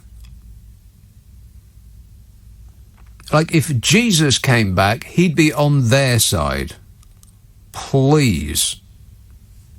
I mean, if they were just honest about it, that would be one thing. But to pretend that they're doing God's work...